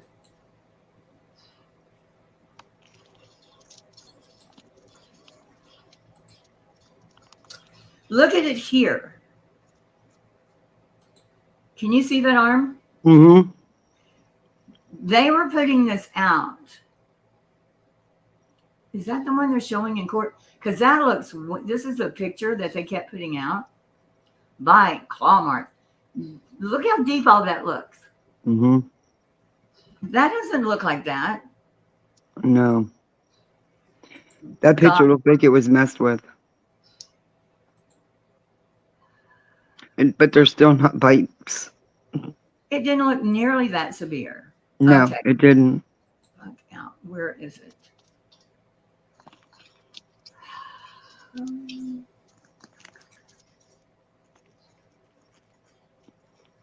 It looks really enhanced. But it still don't look like bite marks. From a big German Shepherd, no. Okay. You notice they definitely got us straight away from that. They didn't even want any more further DNA testing about it.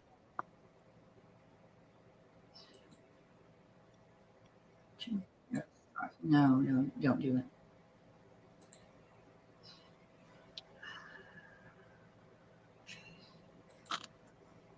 Here we go. Thank you so much. See, look, that doesn't look like the other one. Not at all. It looks really enhanced, really, Like they had all those deep puncture. uh-huh. And he'd been laying in the snow, God knows how long. So, and this on his back, people keep talking about that on the back of his hands. I say it's lividity because if you look at his back on other pictures, it looks like the back of his hand. Mm-hmm. And it could be, especially if he was laying on that hand. What? Especially if he was laying on that hand. Well, if his hands were up, the lividity would go there. That's where it would go. If his arms, if his hands were like crossed or whatever, that's why I think he was dead. His back is the same thing. Mm-hmm. His back has that coloring.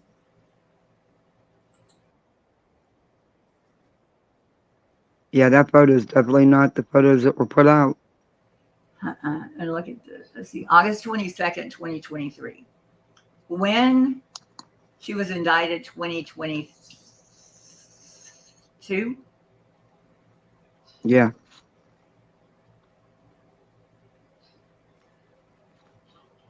I'm honestly surprised the trial was starting this week, to be honest with you. Oh, no, it's been almost 2 years. No, but hold on. I still expected the defense to drag it out a little bit more. 2022.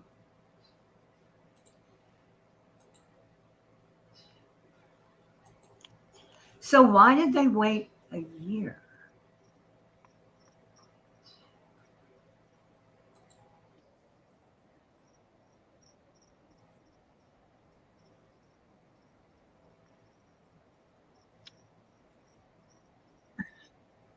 I never got that. That was such bad editing. Like, there was more said. Yeah. Than just, why did you think they did that? Because he's dead. Okay, that makes no sense. Hey, Mitt Mama. You look good there. Page 15, first paragraph. Medical examiners describe abrasions, say no signs of altercation or fight. Huh? What are you talking about? Coda is saying, page 15, first paragraph. Medical examiners describes abrasions, says no signs of altercation or fight. Right. Yeah. Okay, this is my favorite part, okay? Let's watch. My favorite part. I slowed it down.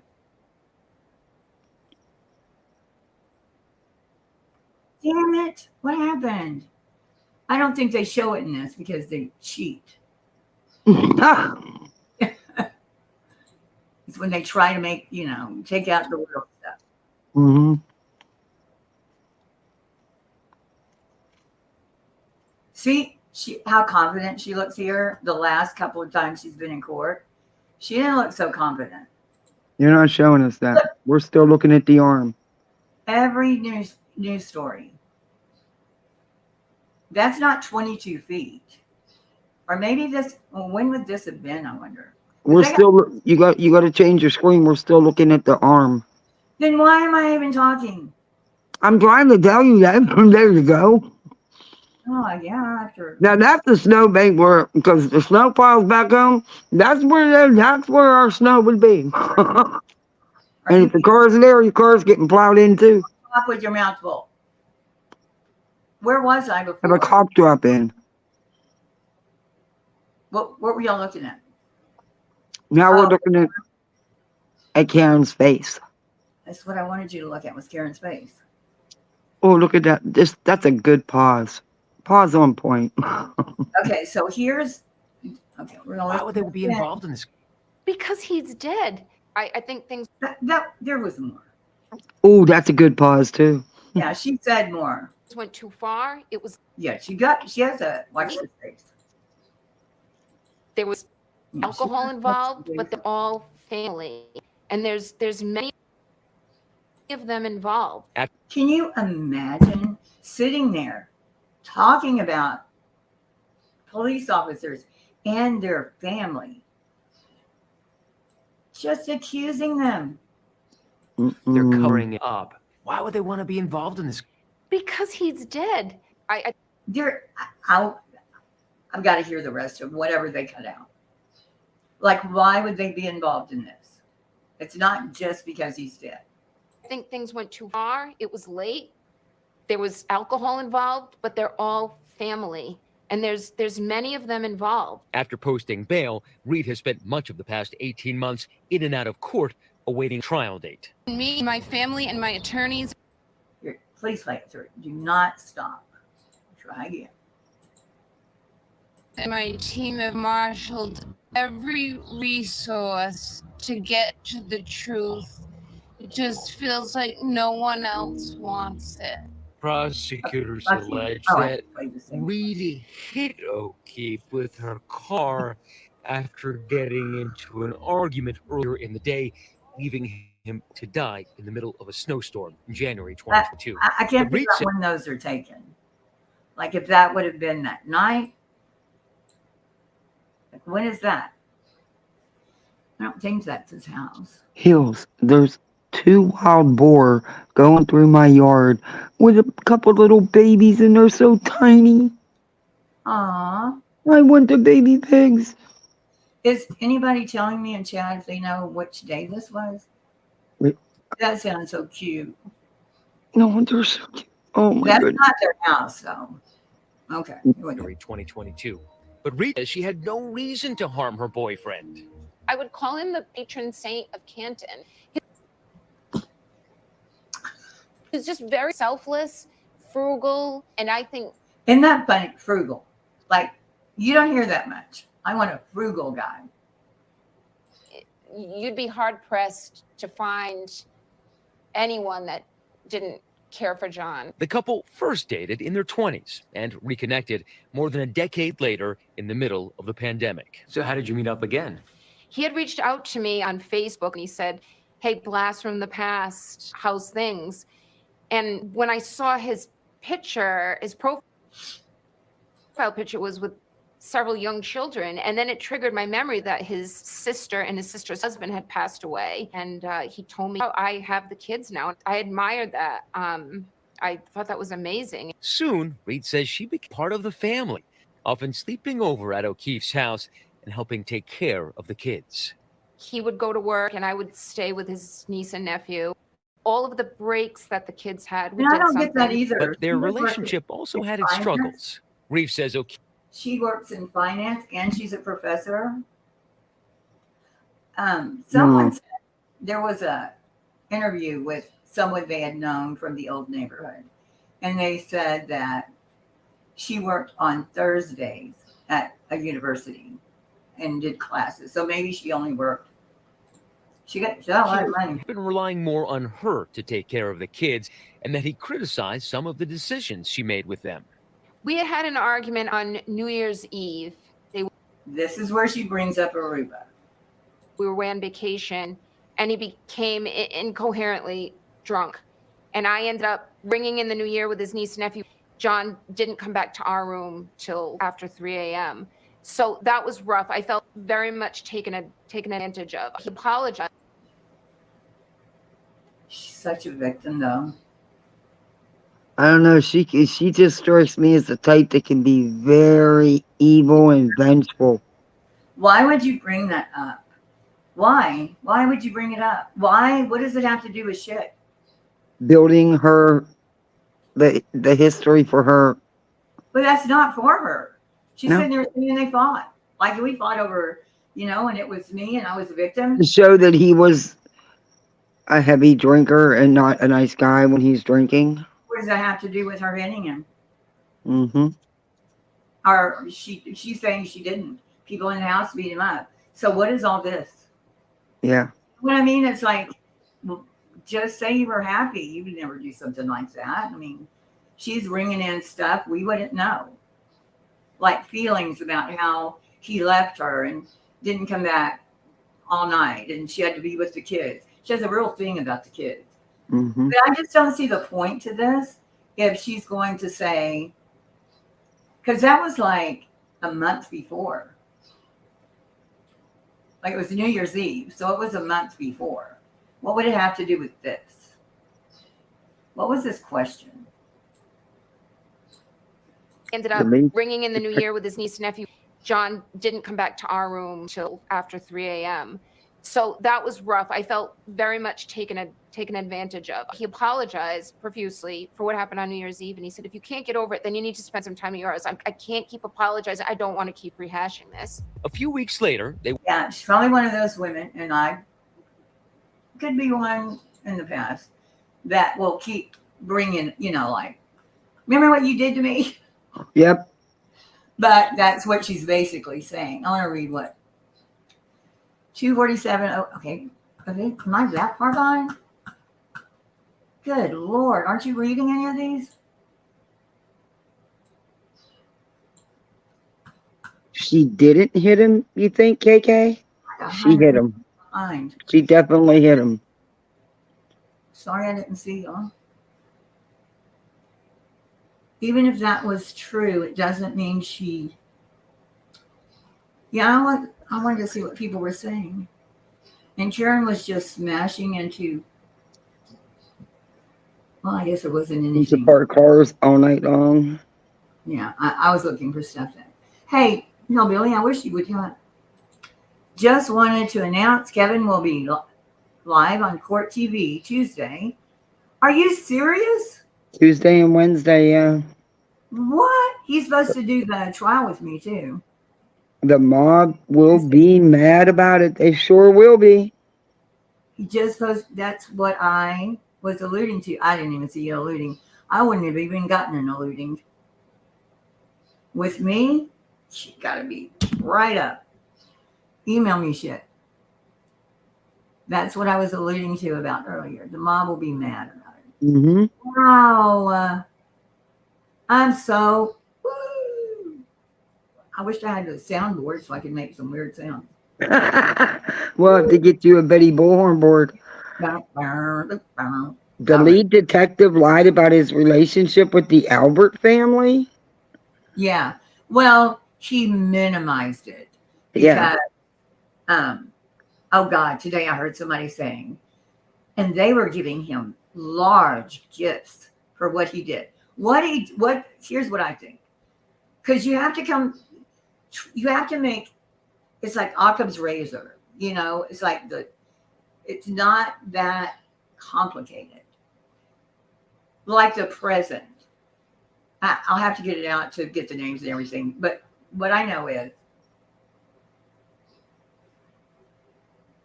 it was Julie Albert. Somebody said, like 2 days after she was arrested, I want to send you, tell your brother I want to send him a gift. Talking about Michael Proctor.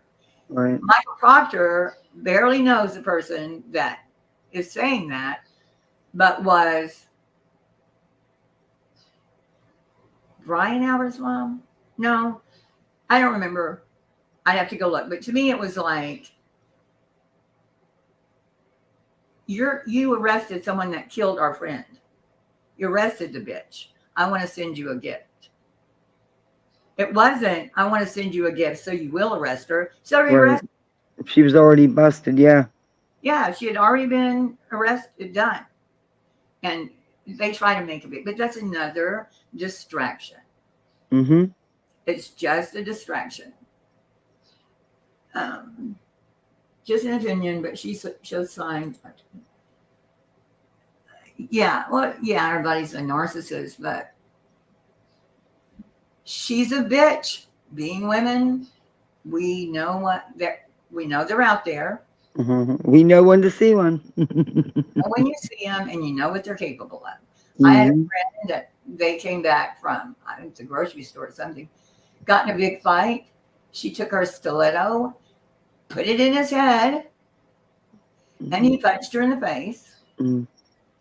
So she went around all week saying, oh, can you see that I meant to put makeup on? Didn't I put makeup on? And he's got like a fucking, more than an abrasion on his head. You shouldn't have kicked him in the head with your stiletto. But you know what I mean? It's like, you can't just get one side of the story. And she was a bitch. I agree. Then she walks around like a victim all week long with the, bruised face. And there are women like that. Oh my God. And they're drama. And they're vengeful as hell. They're revengeful. And they'll make you hurt them. So it'll make you, on purpose, want to fight. I had an aunt like that. And then people have that makeup breakup. I watched a movie called The Little Reindeer. Are you doing something in the background? I'm telling you, noises drive me crazy. Oh, I was getting a cigarette. And I took out my cough drop so that I coughed my head off. Now I can't even. Just mute. There. Don't talk with it in your mouth, girlfriend. Because people with headphones can hear every little single. But look, I'd rather have a cough drop in my mouth than hacking. No, have it in your mouth. I'm not saying don't have it in your mouth. Just don't talk. Who was it? Said they heard me say something under my breath to another panel member. Nobody else heard it, but if you have earphones on, you can hear everything. It was just under my breath. I wasn't meaning to. I am so happy for Kevin. Woo woo. So where were we? I have it there. They were invited to meet up with some friends at the Waterfall Bar in Canton. And there they ran into Brian Albert, a fellow Boston police officer. And this guy, I probably have told everybody this before, but Matt Gutman, he's always up for the edited, and he'll go whatever way he needs to go, because I've seen him do it before. And I think that's why he's not bigger. He's been around forever. Officer who Reed says O'Keefe looked up to. Albert had led the city's gang unit before commanding the fugitive apprehension team. It was the elite squad responsible for taking down some of the city's most dangerous criminals and featured in the 2013 TNT show Boston's Finest. 1 minute we're walking around, everything's fine, and then 1 minute it's not fine. both times I met Brian Albert, he seemed like the type of person that you'd be surprised he's out socially because he doesn't seem like he ever wants to be there. But at the bar, Reed says there was an invitation. Not a nice thing to say about the guy. Why? Well, I guess if you think he killed your boyfriend, but starts off with, it's kind of the kind of guy you wouldn't think would be out. Invitation to continue hanging out at Albert's home. I said, can we make sure we're welcome here? Nobody extended the invite to me. I didn't hear the invite extended to you. They drive to the Albert's Brian. house. What happens next is disputed. So I pull a foot of the driveway. It's snowing. John has no coat on. That always gets me about the coat. Yeah. Always gets me like, why mention the coat? Because sure, they're trying to say he ran into the house. Like, that's the reason Ryan Nagel didn't see him, because he ran. And Ryan could have been like looking down, but he would have run into Julie Nagel coming out. And somebody had to open up the door and let him in. Yeah. And then Sean McDonough, the guy, the red-faced, white-haired guy that has his own show now. He was saying that Brian Albert was saying, get rid of your brother, get back in this house, because they had already done it. You know, they already killed him even before Karen left. He ran in the house, got punched out, told Julie to go back out and tell her brother, no, you got to leave, I'm staying. So now everybody's involved, even the kids. Okay. It's windy, so I drop him off. He goes. And then Blair had some crazy one. Oh, Lord. I haven't watched him in so long. I'll show it to you in a minute. The driveway and approaches the side door. And as I see him approach the door, I look down at my phone. Reed says after. So she's saying he went in the side door.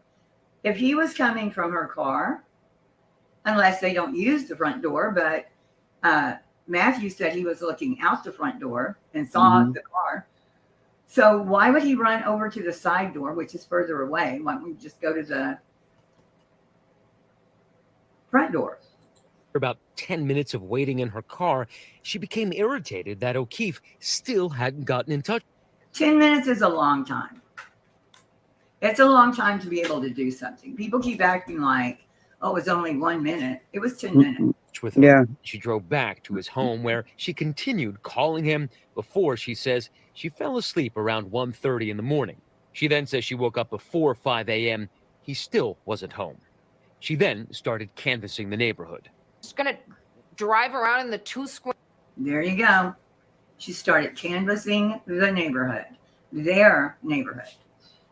So she went back, and not even an hour later, maybe 20 minutes later, she comes back with those 2 women and sees him before they do. Like, just sees him. So she admits when she got in her car at 5 o'clock, she went canvassing the neighborhood. Square miles that we spent the seating night. After 20 minutes of unsuccessful searching, she called John. I don't believe it was unsuccessful. And what? I don't believe it was unsuccessful. I think she found him. She knew, and I don't know. She didn't knock on their door. Nope. That would have been my first go-to. Hey, that's the last place I seen him. That's where I took him. I'm going to go there and see my man's still there. Why would you think he's walking around at 5 in the morning in the freezing fucking cold in a snowstorm? All them hours out there just walking around. Yeah. Yeah, never knocked on their door. Not once. Makes no sense. Why didn't she call Brian Higgins? Yeah. Brian, he didn't come home. Why didn't she call Jen? Because she had to get the number from, or she had her niece call John and Jen. But she could have called her friend Brian and said, she didn't know Brian left. How would she know he left? She was already gone. So she could have thought he was still there, called him, texted him. They're having that thing. She didn't do that. And like Kodo said, logic. She says she watched him walk in. Well, if you knew where he was, why'd you call him? She said, well, did she say she saw well, maybe I saw. What I remember seeing is she saw him go to the door, and then she looked down because she was texting. Mm-hmm. So did she say I saw him go in? Maybe she did. I didn't see that. But she had a couple of different stories. Mm-hmm. The reason I wanted the affidavit is because, okay, I'm going to get the affidavit because on it says, well, it's in the hearing too, but that she made a 3-point turn. That came from her. Yeah. It also came from Matthew. Came out of the prosecutor's mouth that the defendant gave a statement and said she had made a 3-point turn. He didn't say that's our theory, that's what we think, that's what she said. Then there's a text between her and Turtle Boy that says we're going to kind of back off the 3-point turn theory. So do you see how they distract? Yeah. Oh, they've had like 3 different theories. One theory was this, one theory was that. That came from Karen. And then somebody goes, oh, no, that was Matthew. Yeah, Matthew said he saw a V. Like he saw a V in the road. And that could have been what she did. I don't know. Hey, Brian Albert's sister-in-law, who was also at his house the night before. The 3 women together. You see the subtle, got in the subtle way. Every time he shows that cop, he's got a certain look on his face. He's not smiling. He just looks mean. See, that's the door he could have gone in, right? Yeah. Right up the stairs. Morbid put a message in back chat. By the way, it's me, Hills, just stopping by to say hi. If it's not, it's good. No. He's doing true crime now, you know. Yeah, well, I'm telling you, he came into back chat. I guess he clicked the link and came up into back chat, and he left a message for you. I gotta put your little thing up there. Is that you? Hey, Heels, I'm sorry. Hey, Queen. What are you doing? Nothing much. I just saying hi. I don't know much about what you guys are talking about with Karen Reed. I just know she's guilty. But Hey, Morbid. Up with you guys over here. Kathy P's up here with me. Oh, Kathy P? Yeah, that's me. Oh, wow. This is the infamous Kathy P. Okay. There we All go. right. I didn't know that. Oh, man. So it's nice to meet you. It's a pleasure. Yeah. So you got you got Karen Reed over here, and tomorrow's the big day, I guess. Tomorrow's a big day. Glares we're only all good. wound up about it. You know, It's a typical, you got a high profile Hollywood. He represented Weinstein. He represented Phil Spector. He didn't represent. Oh, God, what a nightmare that was. The defense attorney on this? Alan Jackson, Mr. Slick. Yes, Slick. So Karen Reed hired this. Yeah. Him and so, yeah. What they're doing, what they've been doing for like a year and a half is telling you to look at this, look at that, argue about this and that, until that's all people are talking about. They're not talking about exactly what Karen Reed actually did that night because they don't want you to think about that. So during trial, people are going to be awfully surprised when the facts come out. Oh, yeah. An effort to sway public opinion. And what's up with this whole situation with the Turtle Boy thing? I mean, he thinks he's a celebrity, and every time he comes out of court or coming down the steps, and she's the same way. Here, listen to this. So Karen Reed gets indicted. First, she's charged with manslaughter and leaving the scene of a crime after a hit and run. Then, February, March, April, May, June. 5 months later, they indict her on murder too. Well, she starts communicating with Turtle Boy, and he starts writing her made up bullshit story about the cops in that house that we're looking at, I think we're looking at it, we might not be. The cops that live, well, here we go. Killed him and then threw him out on the front lawn.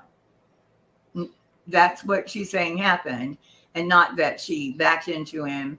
He flew into something that busted his head and he died, which is what happened, in my opinion. I can believe that over cops being stupid enough to throw a dead body in their front yard and lose all their pension. And just like I said, 20 seconds is not enough time. The magnitude of who they would have had to reach out to, create the story, get everybody on the same page. You can't do it in 20 seconds.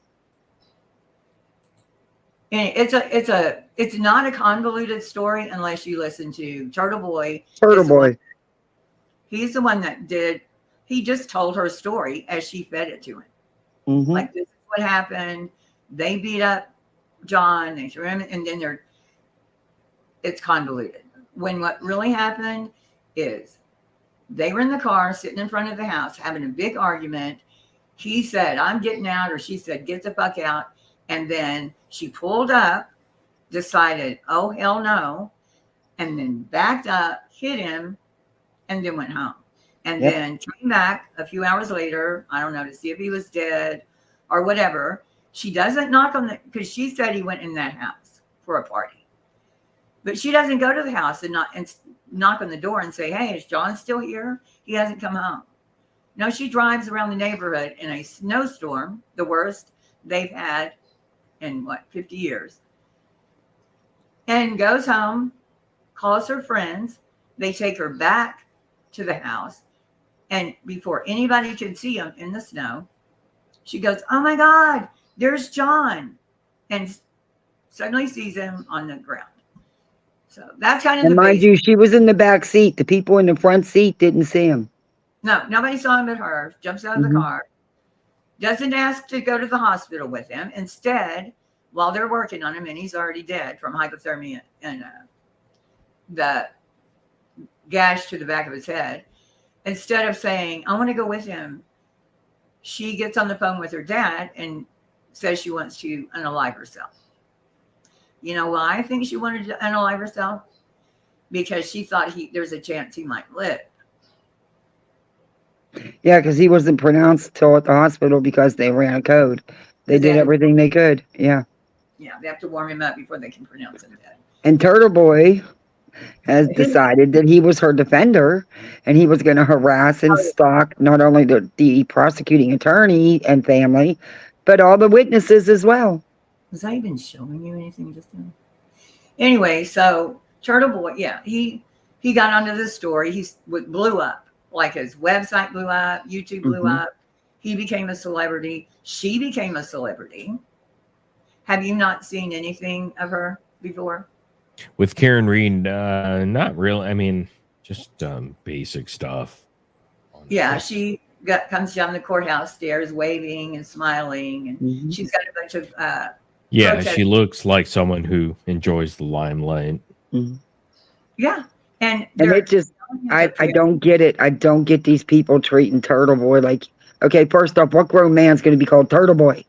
Okay, he looks like a little troll. He looks like a little garden gnome. But they treat him like he's some big star. It's disgusting. Why texting and where are you and calling 3 times a week? Currently, why would she be? And this is the thing. We keep asking these questions about the things they want us to ask questions, and I think it's a valid question, but it makes you not think about Karen. Like, every time I go and listen to anyone's live stream, Karen's only part is she's in the story somewhere. You don't really know where, because the story is about these people in the house killing John, trying to frame this woman that just happened to show back up after they threw him in the yard, like their luck. Anyway, it's a really convoluted story, but. And how many felony charges is Turtle Boy facing now? 20? 18, 20? Tampering. But if you didn't see JLR, you know who he is. I know. Go to the Karen Reed trial. Did you see Yeah, that? are you guys? What do you guys think about that? Oh my God, I'm ready. I got the extra popcorn. I'm ready for the Turtle Boy JLR takedown. It's going to be a smackdown. Because when I saw his interaction with the Turtle Boy at that point, it looked like Turtle Boy was more of the individual that was very immature and sort of, just, I don't know. It didn't seem like he was serious about much. He was more playing it off as it was a joke. And he has I 19. could be wrong, but 19. That would get him, what is the minimum, 10 years? He's looking at 10 to 20, yeah. And I believe he's going to be found guilty. There's plenty of evidence. I mean, we've seen the evidence. Witness tampering. Here in Texas, witness tampering will get you the same charges and punishment as the crime. So if it's a murder, you would get the same. Mm-hmm. yeah. Well, I don't want to hold you guys up here. I mean, you guys are having a serious discussion on something that I probably don't have much input on, but You're going to still do true crime or no? it's just on. Well, I mean, a different type of true crime, I guess. But The kind that's honestly, I just look at the glare and how he approaches this case. And, Not a fan of his, sorry. He's not my cup of tea. he is so bought in to Turtle Boy. Ugh. Like he belongs to him. Yeah, it is really bizarre that he. It's crazy. Like, you know, he doesn't believe the shit. No, he doesn't. And I know, and you might not say it, but Cherry's behind all of it. And whoever this Cherry individual is. And, but, you know, he doesn't have brains behind his operation there, let's just say. Mm-hmm. Blair goes as he goes. And it's shocking almost. And have you noticed he hasn't even jumped on the Sebastian Rogers case, which he would have been doing that a while back if it was if it was the real glare. He would have jumped on that like it was nothing. Mm-hmm. He's making too much money. He's getting I don't know what's going to happen when it's over. Too much money for somebody who lives in a shit town in Tennessee. Yes. Yeah, I mean, at first, like he's gonna show the whole trial. But I mean, at first it was like memberships and subs and money and money and money. Mm-hmm. It's more than he's done. And Blair really never struck me as someone, like I never saw him asking for money or pushing for money or grifting at all. I never saw that with him for the, almost 2 he years. cares about it though, because I have firsthand experience with him where he was very upset when he came on a live with me where he denounced Queen Bee followers and said, I don't want anybody following me who follows Queen Bee. Yeah, I was there. Yeah, and he woke up with less than 1,000 subscribers, and he texted me. Well, less 1,000. And he was in fear. He said, "What the hell is happening here? Help me!" He got drunk the night before. He got drunk. Got drunk the night before. Was saying crazy shit. I think to Nanya and and that girl, and there was somebody else on the panel. That girl triggers him bad. So yeah, I remember that. He didn't want. And he didn't like the drama, and he made it clear. And then almost 1,000 people unsubbed to him, and he woke up literally later that afternoon, and he texted me and he said, "What is happening here?" I said, "Are you not watching? The Queen Bee's doing a live on you, exposing you for, saying that you didn't want any of the drama people." He told people to unsub him, so they did. Yes, that's exactly what he said. And even one night when you were on, he continued to tell people, if you're subbed over there to Morbid. And it was so funny because Incel, what's his name? Sinner had just joined your membership, and he was going, yeah, buddy, go. And he was like all into it. Then Glare came on. So he goes over there thinking, I'm having all kinds of fun. And Glare said, if you go over there, don't come over here. And then he tucked his tail between his legs, and you probably hadn't seen him since, which is good. Yeah. But yeah, he was making people really feel like, which is, I don't see those. And he people did. He done wrong to you, Heels. I mean, he did you dirty because he jumped on that bandwagon, and you know, he tried to be the hero of the story of. And he didn't Oh, we're gonna go ahead and paint Heels in the air as a racist. You know, we're gonna do that. And again the other day, which is kind of funny. So he has the balls to play my video, and before he plays it, calls me a racist cunt twice, and then says, and she deleted her blog months ago, acting like he had something to do with it. My blog has never been down. After I tried to get rid of the malware, which I had at the time, and people were taking my shit down, I put it back up. It's been up for months, since June. Yeah. And so he doesn't know. He's never read it. He only saw the snippets that people gave out of 600 pages. And he calls me that. What is that? That's just an asshole. And he was who can you blame here? Because I know Cherry is very huge behind his channel. The only reason why it's successful is because he has the backing of this person named Cherry. Otherwise, he would be so lost. Yeah, he really would. I mean, is that something that I'm assuming here? And it's not true, but I know it's true because I've witnessed it firsthand. I'm not sure how y'all think about that. I think, yeah, if he didn't have someone else doing his research, and she doesn't know that much about Turtle Boy. It was a learning thing with her, and it had already been going on for like a year. So he had to catch up. He had Turtle Boy on. Well, when he doesn't, because all he does is play other people's shit. He doesn't really do anything. But he'll make comments, and then he looks at his chat, and then raises his head, and he has another. But why is it he can't get Turtle Boy back on anymore? Did he have him on? Well, Turtle Boy talks about him.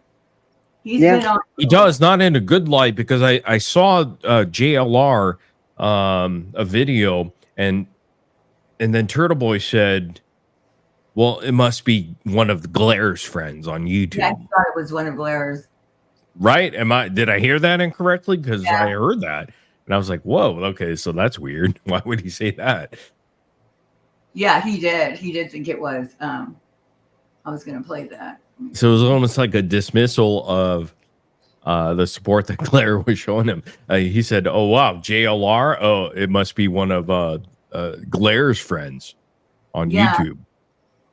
Or trolls. He said one of Glare's trolls. So that was weird. You know, it was bizarre. I'm here for it. If JLR goes, I told Bullhorn Betty, and didn't tell her, but, you know, in a video I said, if you had any sense, you would get to Tennessee no matter how you got there. Whatever you have to do, you need to get there. Not Tennessee, Boston.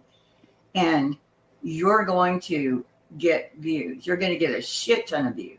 But Bullhorn hasn't gone out there. No, but she needs to, because if JLR shows up there and starts his shit, there will be shit. And you know JLR is going Dolly, to. Though, where has Dolly? Because Dolly went out there, right? Yeah, I sat there like a 3-year-old. And then across the somebody street, was saying like he got embarrassed, but I don't know. I didn't watch the footage. Queen Bee made fun of him. Oh, she was laughing because he was just sitting there like a 3-year-old holding his sign all day long, not moving. And people were attacking Dolly, or what was happening there? No, nothing was They are. nothing. It's free speech for them, but not for anybody else. Right. And Some lady called him. Dolly did the same thing to Eileen. Yeah. Remember when they were all out in front of Quentin Simon, that one woman showed up. I remember that. Yeah. Yeah, they did the same thing to her. Free speech is for us. Which one was it?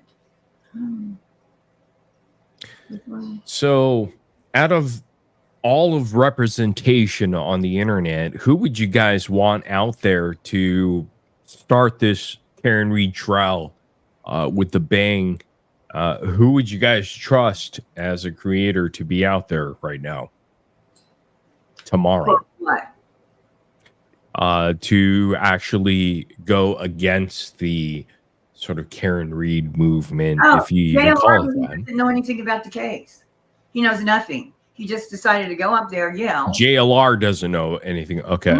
No. So who would he you never trust? does when he goes out and does his content. He doesn't have a clue. He's just there because it's something that's current in the news. So who do y'all trust to go ahead and make it right if they're gonna be physically present at the courthouse? For purposes, Mm. I want JLR and Betty. Because they met their match. JLR and Betty over there. Because they're just like him. Their tactics, their assholery is just like them. So it's an even match. Is Turtle Boy going to be out there, you think, tomorrow? Oh, yeah. Yeah. He's always out there. He's got a restraining order. But how come Blair won't be out there physically when he's never gone. He doesn't move from, and I'm sure they think it's weird that he doesn't, at least the money. Do they ever call him out on his bullshit? Like, hey, you know, I know you support this cause, but God, you don't even come out here, bro. Yeah, I would think. Because he could. He's made the money to. Why not? I mean, if you think so, if you're so passionate about it, why wouldn't you be out there to support this cause, to get justice for Karen Read? And his hashtags were so backwards. It was justice for Karen Read. And then later on, it was in the end, justice for John O'Keefe. Who are you trying to get justice for? Yeah, that's really disconcerting. It is. Because it is justice for John O'Keefe. But recently, he finally put John O'Keefe in up front because he got called out so many times about it. He's not getting called out by them because their hashtag is FKR, which not fuck Karen Read, but free Karen Read. That's the big hashtag on Twitter. And so that's how they think. It's not about John O'Keefe. They don't care.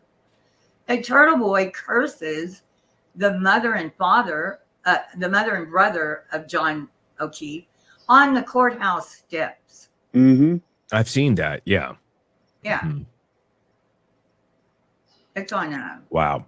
Twitter too. But let's watch this because I love it. Hold on. Let's watch this. Can y'all see You're this? going to prison, aren't you? Right? Will you denounce your supporters harassing their Yeah, we can see it. family? Karen, anything to say, Karen? You're going to spend the rest of your life in prison. Don't touch me. Don't touch me. Don't touch me. How's it feel, Karen? How's it feel? How's it feel? Move out of my way. How's it feel to be a cop killer? You're going to prison, Karen, aren't you? Karen, shame on you for what you did to their Keith family. Shame on you, Karen. You need help. You think you need help? We need help. Karen Reed's guilty, don't you think? I do. I think she's guilty. Oh, wow. That was JLR talking? Yeah, that was Yeah. JLR doing all that. And he doesn't even have a clue what this case is about. Nothing. I think Karen Reed's That guilty. takes some balls, though. I'll Yeah. tell you that. Yeah. I'll this give it guy- up for him for that. Wow. Look, He's unhinged. Look at my dog. I love you. He's so cute. Anyway, yeah, and then he was chasing Turtle Boy around all day. Yeah, I was saw videos of that where he was chasing Turtle Boy and Yeah, that was crazy. And he has no fear. He's always been like that. He has always been like that. He's a whole other kind of creature. Well, he got some mental. and he got harassed by some folk over there or no? Well, he caused it. Well, I He mean, was he's probably harassing the them only and guy they that's were out harassing there. him back. It was like dig it, dig, dig there, they dig him, he digs that. It was back and forth. Yeah. And he claims he's coming back for the trial, so it ought to be interesting if he does. If he does. But Well, isn't he back at the border I this don't time? know. He's at the Dolly Canadian Vision thinking border. of coming out there, and Bullhorn Betty. I mean, anybody else She signing up needs for to this go. or no? I don't care about her car, what her problems are. She needs to go. If she wants to build her channel, and this is all Who are you JLR talking about?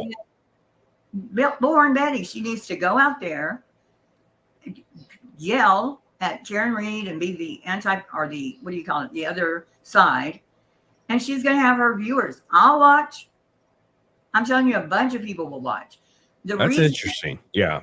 Yeah, because I don't think she's so invested in this case more No. so than the It's missing not a children. cash cow for her. She's not interested. No, I mean, I just feel like she's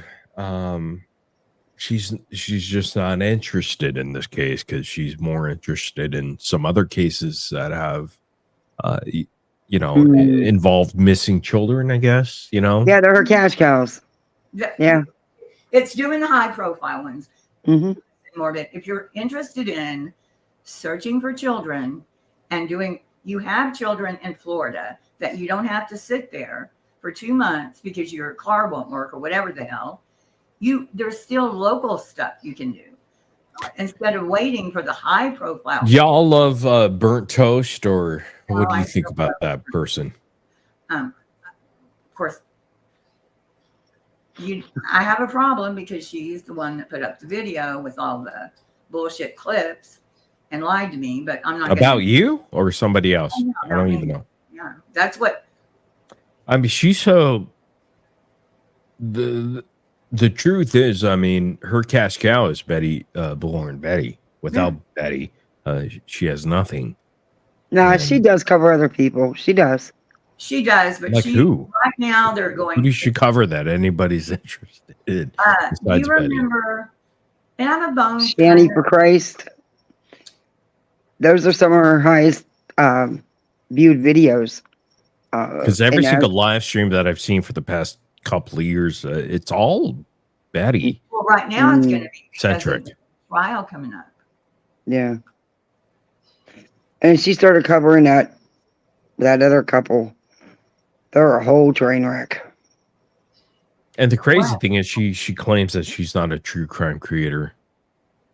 Yeah, she doesn't even talk about the true crime. But she loves the true crime drama, I guess. She Well, covers you got to be honest now. Come on, Betty gives you a lot to review. Come on.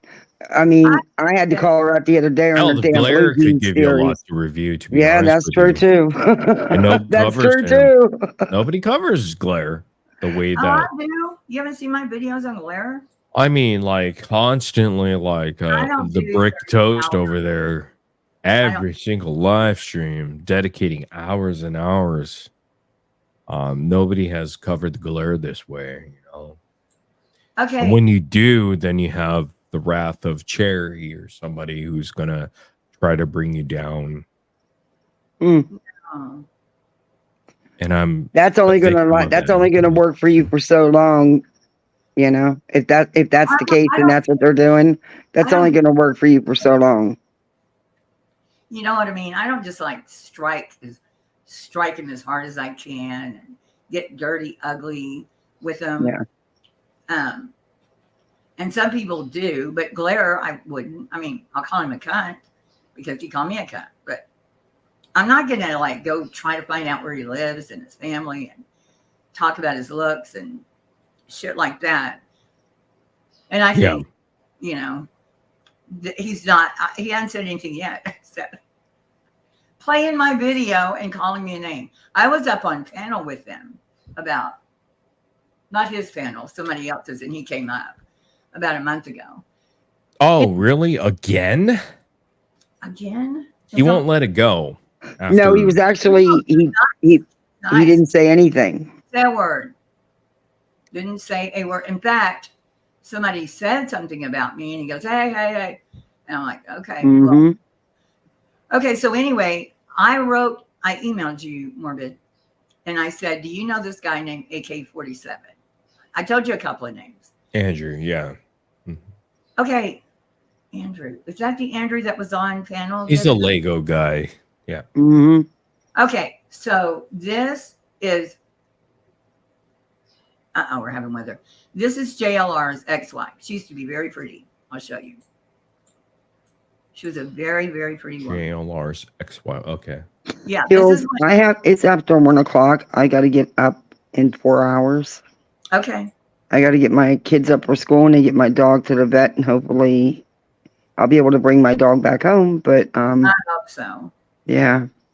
All right. I hope I'm wrong and it's not a stroke, but yeah, it's not looking good. But Sorry about that. Yeah. Text me in the morning. and thank you for having me up. I enjoyed it. Enjoy Thanks, Kathy. Thank you, Morbid. Good talking to you. Okay. See you. All right. Night. Fashion is going to be jealous. Bye, Kathy. She's always saying, I want Morbid on. Okay, so this is JLR. Listen. Okay. This is him getting out of prison in 2012. I don't see anything. Oh, wait. What did I do? Yeah, you have to share the screen. I know, but I thought I did. I clicked it back off. Okay. Here we go.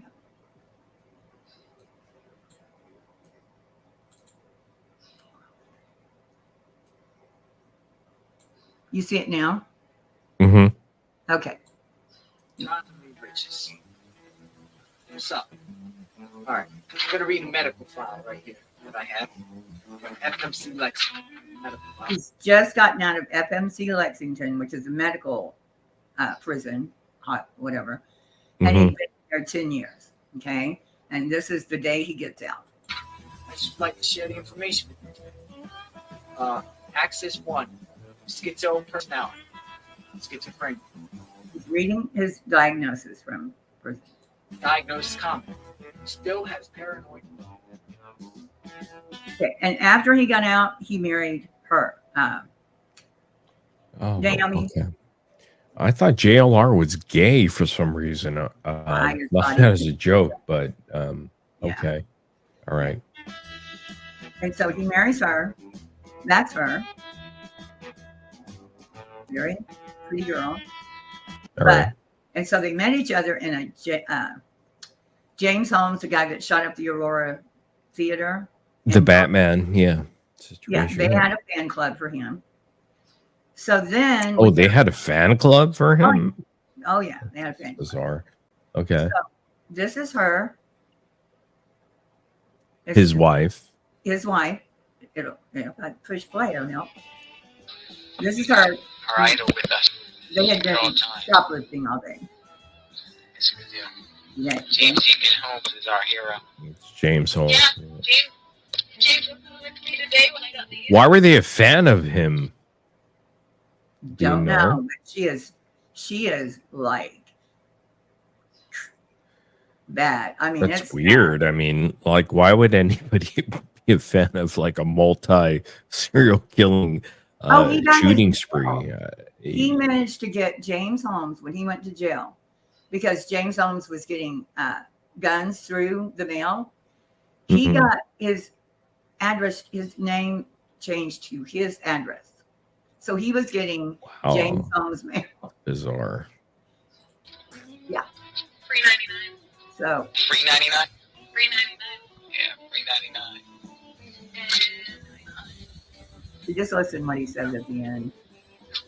And she's so cute. Now I put it. Did he meet her on the internet? Yeah.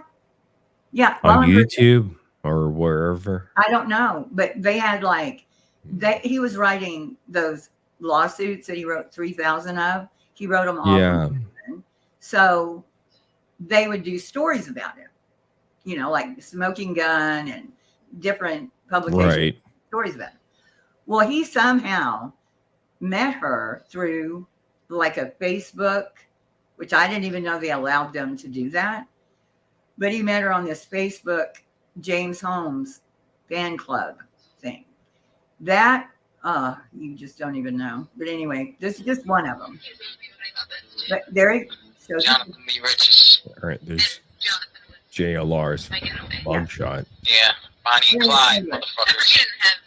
He says Bonnie and Clyde. That's his favorite mugshot. He used it for his press pass, everything. So now this woman, this is her now.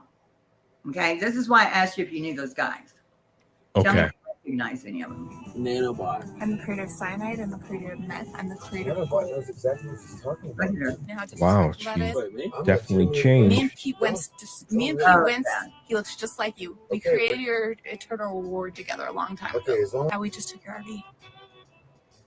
You took something called RV Talks, or Yeah, I mean, that's the same lady, yes. oh, it's her. I know it's her. So this guy, Should we leave? and there's two more. She's the creator of AK-47. That's one. AK-47. It's on me, dude. She'll fucking murder you, dude. No, I want the Eternal Reward. You don't get it. Yeah. You think you might know who those guys are? No, but I could only imagine. It looks like King Cobra JFS, but it's probably not. But how do you put this into perspective here? Because like true crime, He's okay. on YouTube, true crime is all over the map, and like how do you Crime. They're in some IPC something. They're not. like where do you kind of draw the line for yourself, you know, I'm not in true crime. and dealing with it though? Like you're not in true crime. No, I'm not true crime.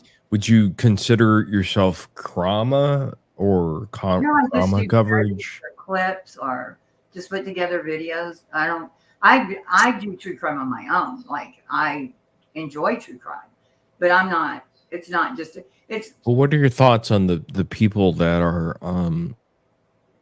they're really given a okay, so a lot of people they typically don't put themselves out there on the internet, right? You have a small percentage of folks that do.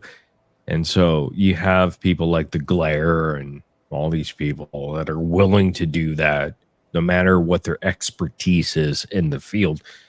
And they muddle, they really kind of create some sort of, I don't know, a unhealthy, negative perspective on true crime.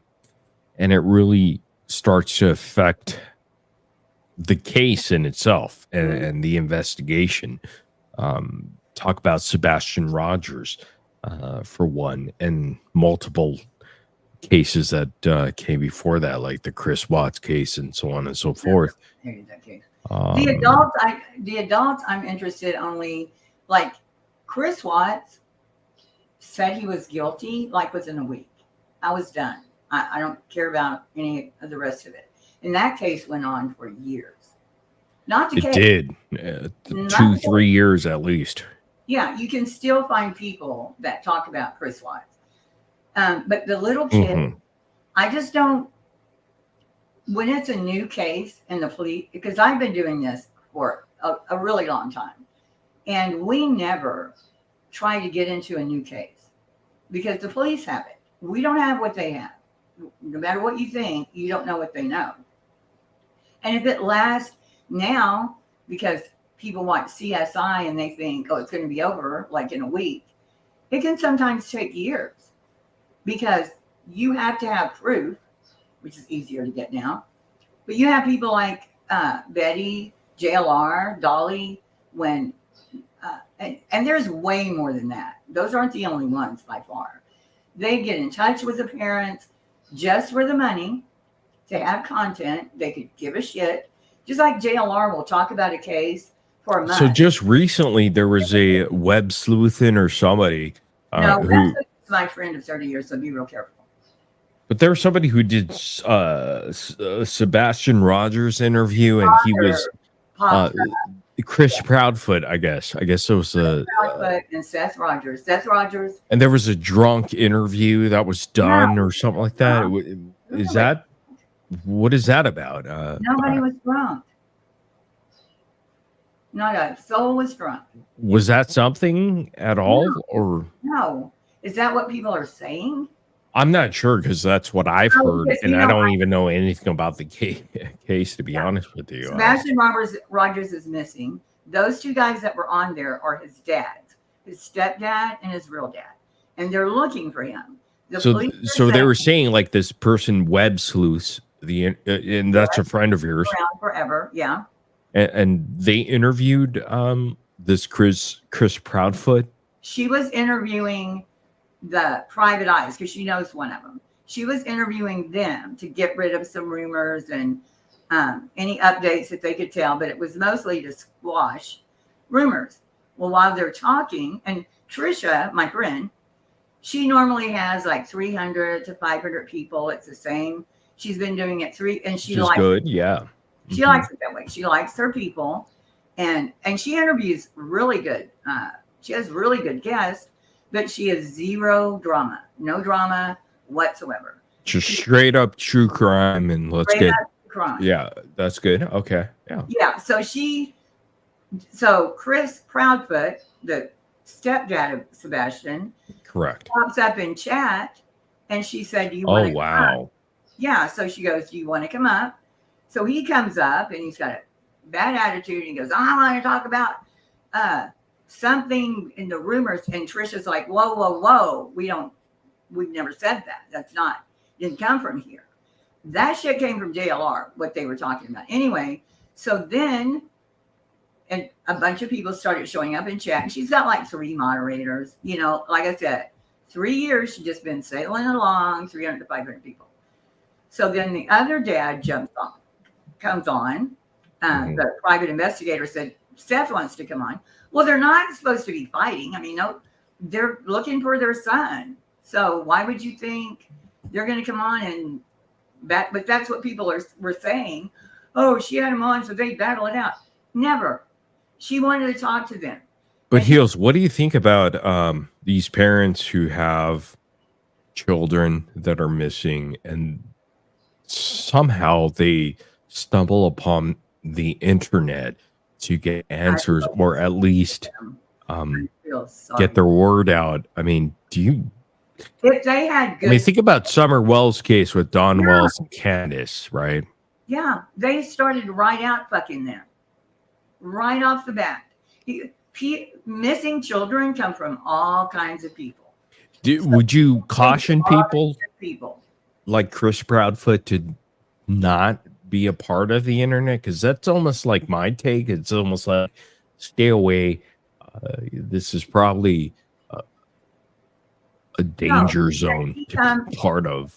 Had his first place that he landed, the same with Seth, been on Web Sleuths, it would have been an entirely different.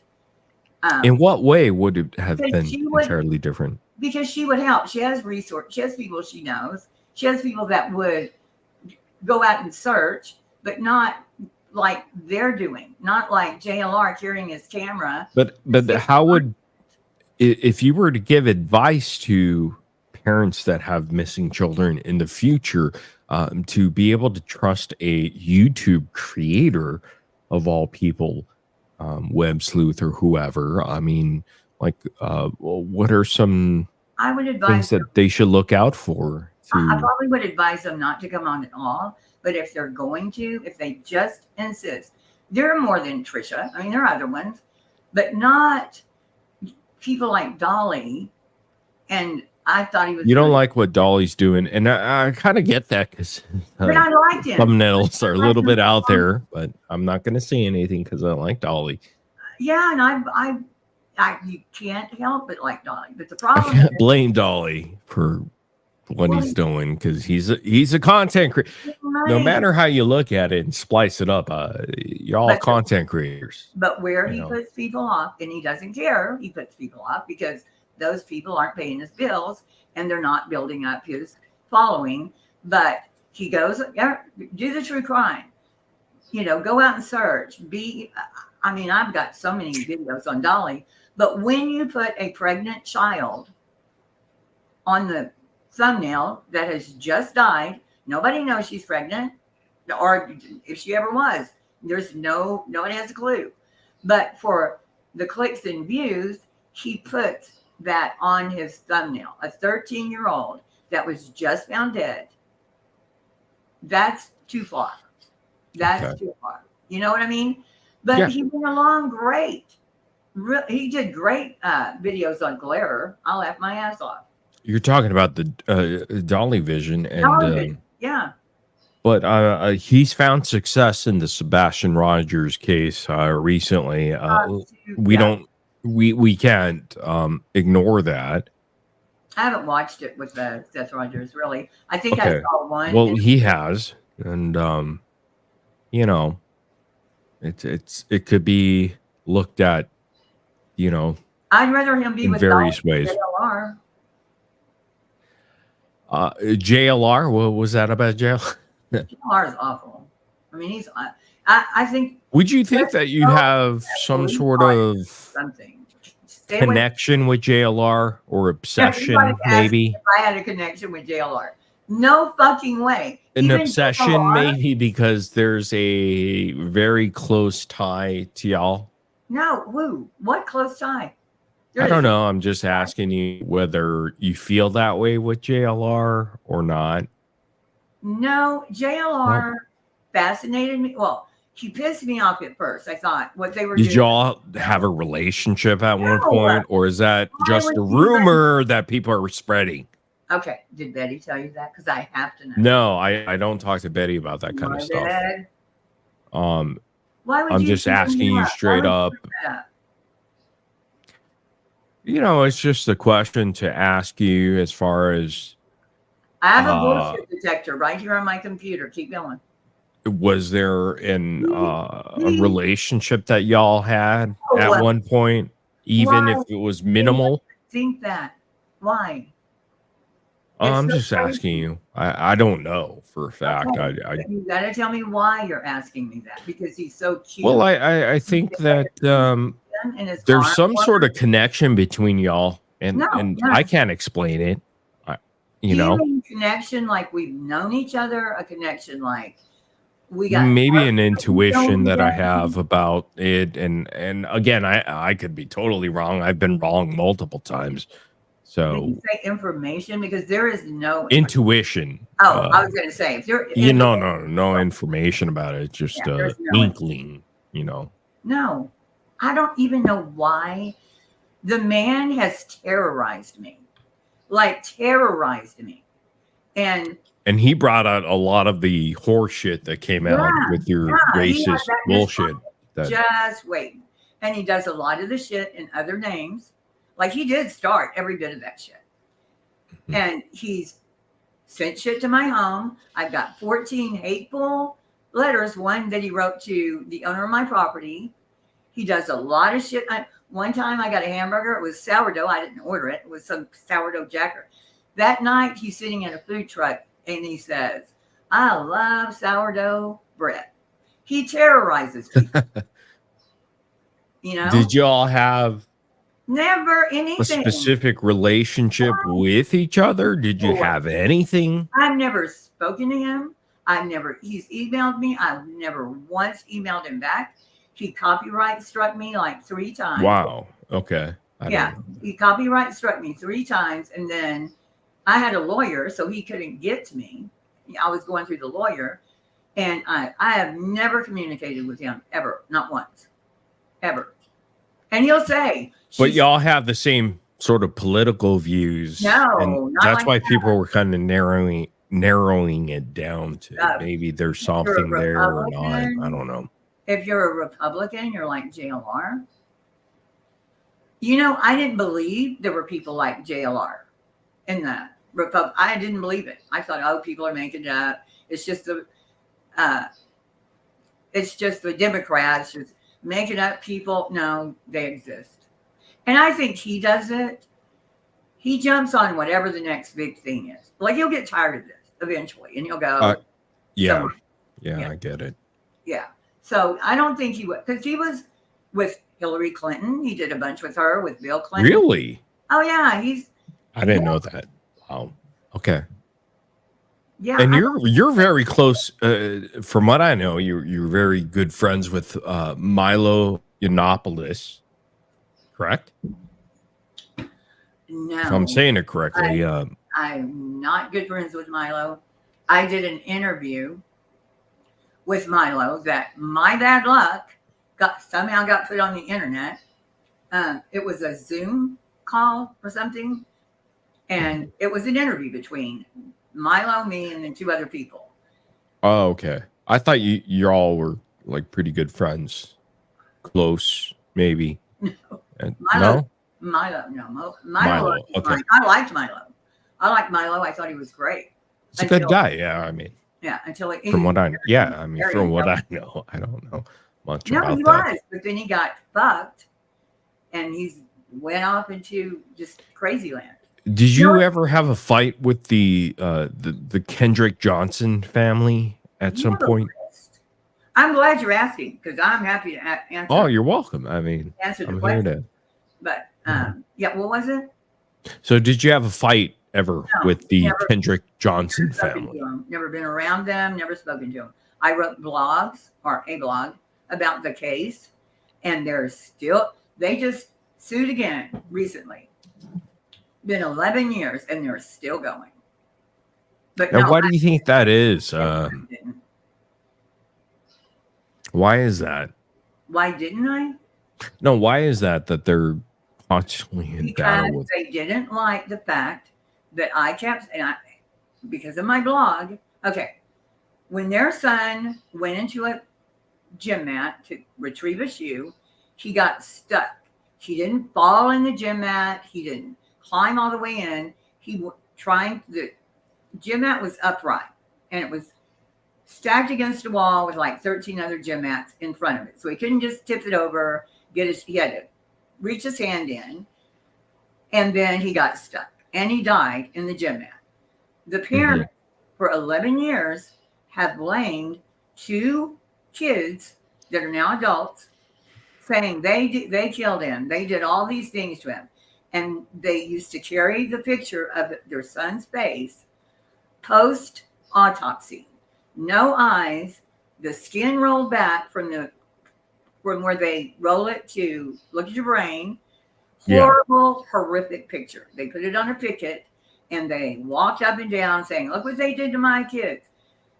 They will not stop doing it. The worst part of the kids, they still terrorize those 2 boys. They've done a documentary. Those 2 boys were cleared 2015 because one was not even in the same town. The other one was on video in his classroom.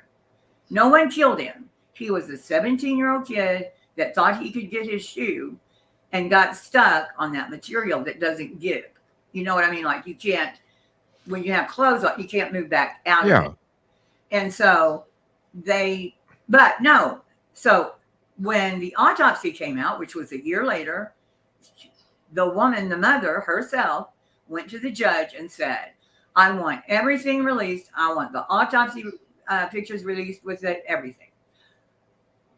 Well, I was given, because I didn't get the case like that minute. I didn't go run down to the courthouse and grab it. But because Lee Touchton, who was the head of the NAACP, and I were friends, and she used to write on my blog, well, she got the case files first.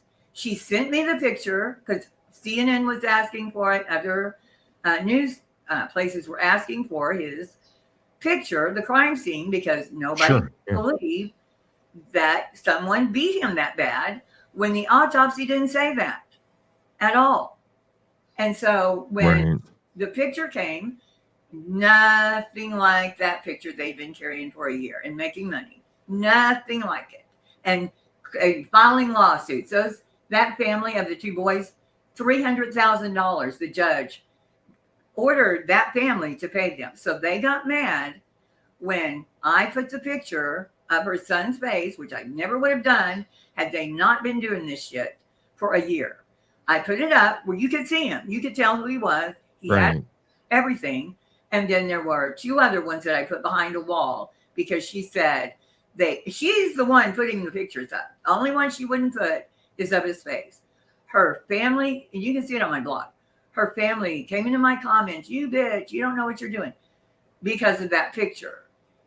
Her lawyer, who is a crackpot, goes on an interview with, her name was Winnie, and the mother says, yeah, she's a white supremacist and she's harassing us. And the lawyer goes, well, we're thinking about filing. I have never talked to that bitch. She, so that report got taken down the exact same day that it went up. Another news report came up. Didn't mention any of that. Never been sued by them. They never even tried. She was mad. She's done it to many other reporters since then. If you don't find it the way she wants it, if you're white, you're a white supremacist and you're lying and you don't know what you're talking. She's awful. Heels, if someone were to say, or but I ask never you, ever went after her. if someone to ask you if your Aunt Mary, no, is that a joke to you, or? I think his girlfriend's Magnolia. Okay, so does that mean anything to you if someone were to refer to you as Aunt Mary? Huh? If someone were to refer to you as Aunt Mary, I'm not the rich woman that gives him money for arm warmers and tennis shoes. You need to buy him some socks. But no, that wouldn't be me. So with the JLR thing, there's no obsession involved. You have zero obsession with JLR. My obsession is not, I'm obsessed with anyone that I can't figure out.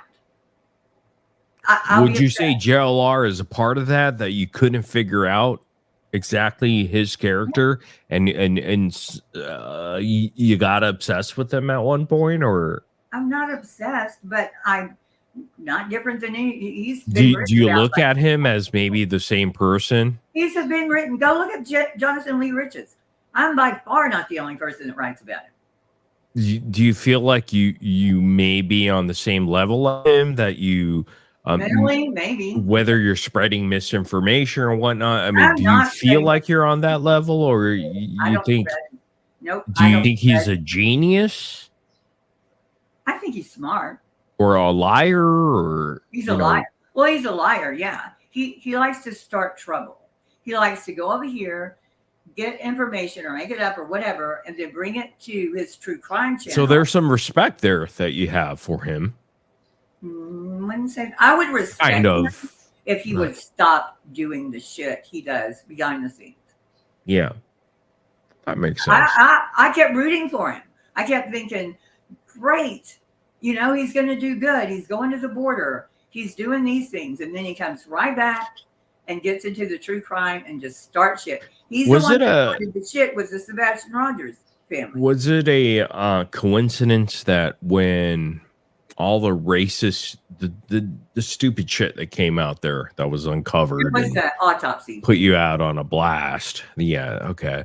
Yeah, that's what started it, and then people are saying, well, you went suddenly to hospice. I mean, is that just bullshit? And you want to square that away? Hold up, Morbid. Don't be shitty. There's no. There's no correlation between the two. No. There are people that know me, Trisha being one, that know me, that know I was in hospice since April, which was April, May, 3 months prior. And then I'm not the one that this went out bullshit there to anybody. Unraveled about the racist uncovering and all that bullshit. They put these little clips together, and I had me from 12. Now it's 12 years ago when Black Lives Matter and white people are horrible, and everybody bullshit. Yeah, I get it. Yeah, who was the Attorney General? He was in Ferguson with the Mike Brown, hands up, don't shoot. They were all. I remember him, but yeah, I know who you're talking about. I can't think of his name, but I had a meeting. I can't either.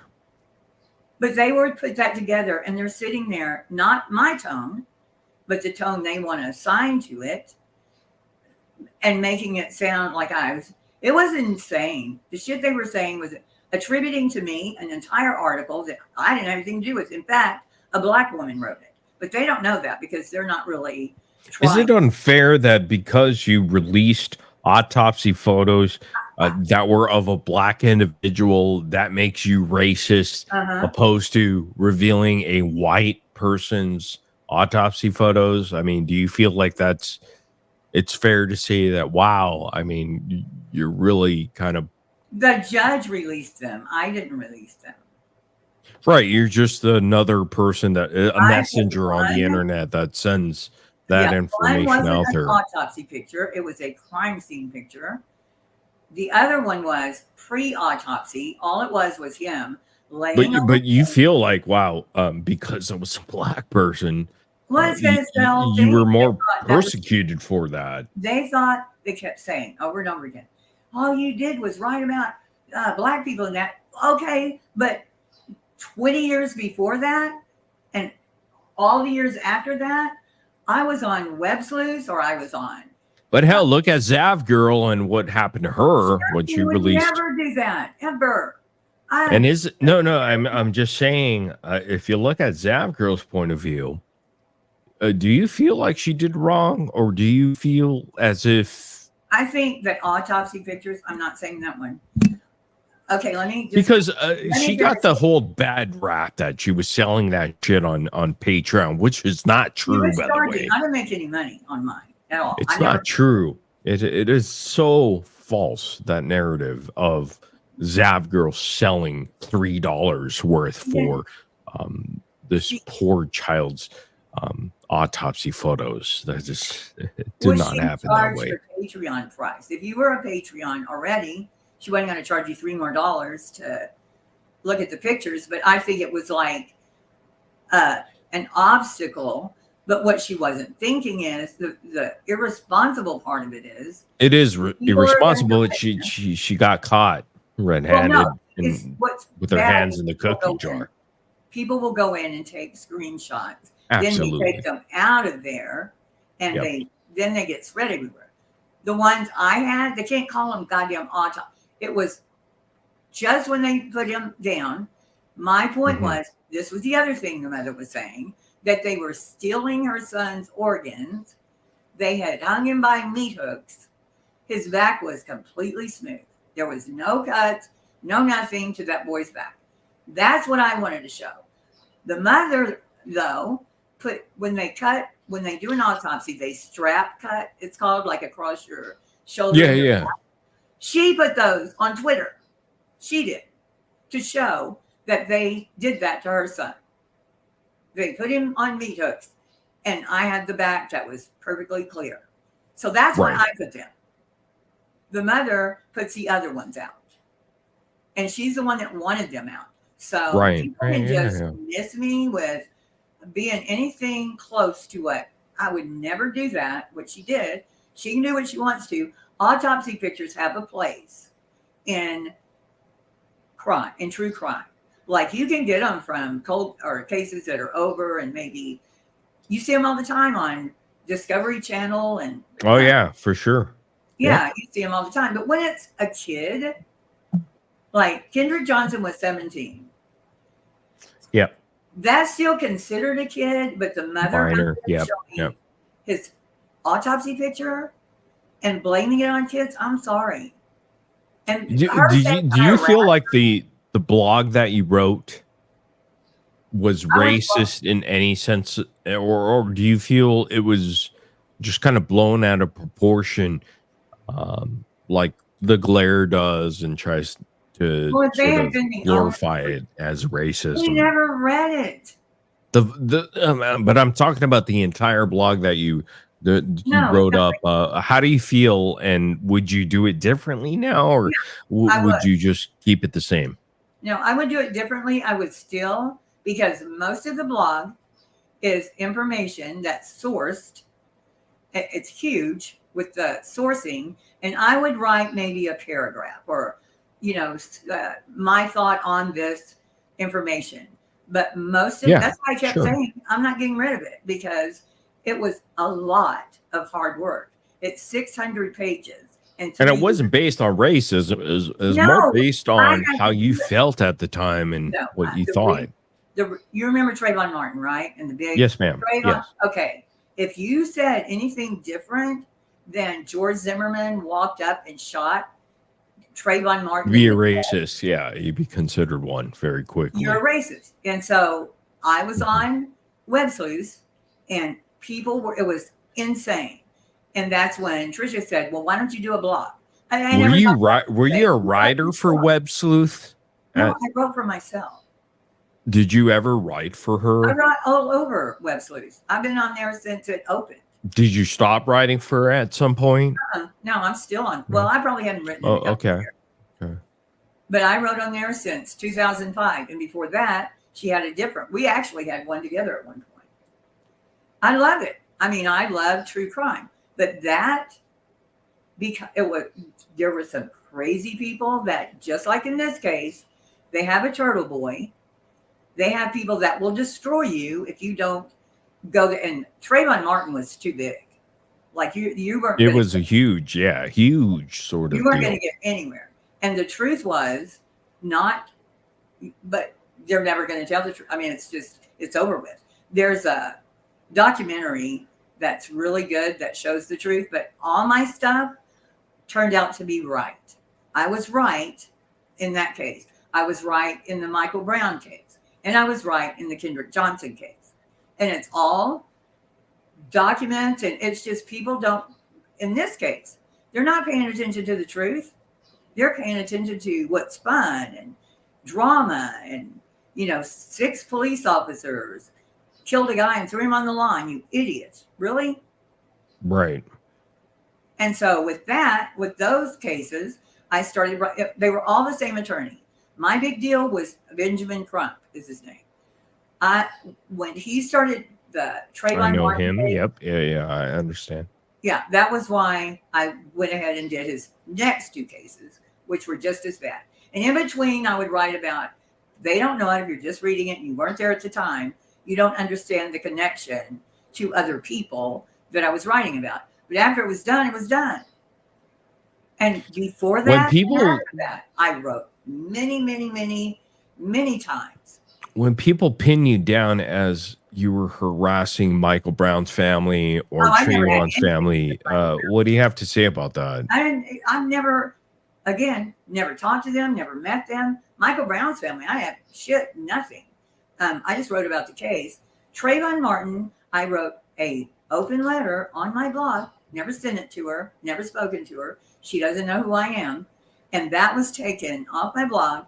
And what I was telling her is, you have this big platform. You know what your son did. If he had lived, he would have been arrested for assault. But you know what happened, and you could have used your platform to do something different, to make a difference with the people that you're saying that you're trying to save. And no, you're not trying to save anybody. Right. It's all about the greater good is what Benjamin Crump will tell him while they're raking in buckets of money. And, it just becomes overwhelming for them. It's never going to do, I'll never touch it, Is it unfair that people label it as the theme was, okay, so it's black murders and death for heels in the air, and you're just discrediting black voices? Is that sort of an unfair statement? And it's just, well, you have an attorney who's only taking cases that will make him money.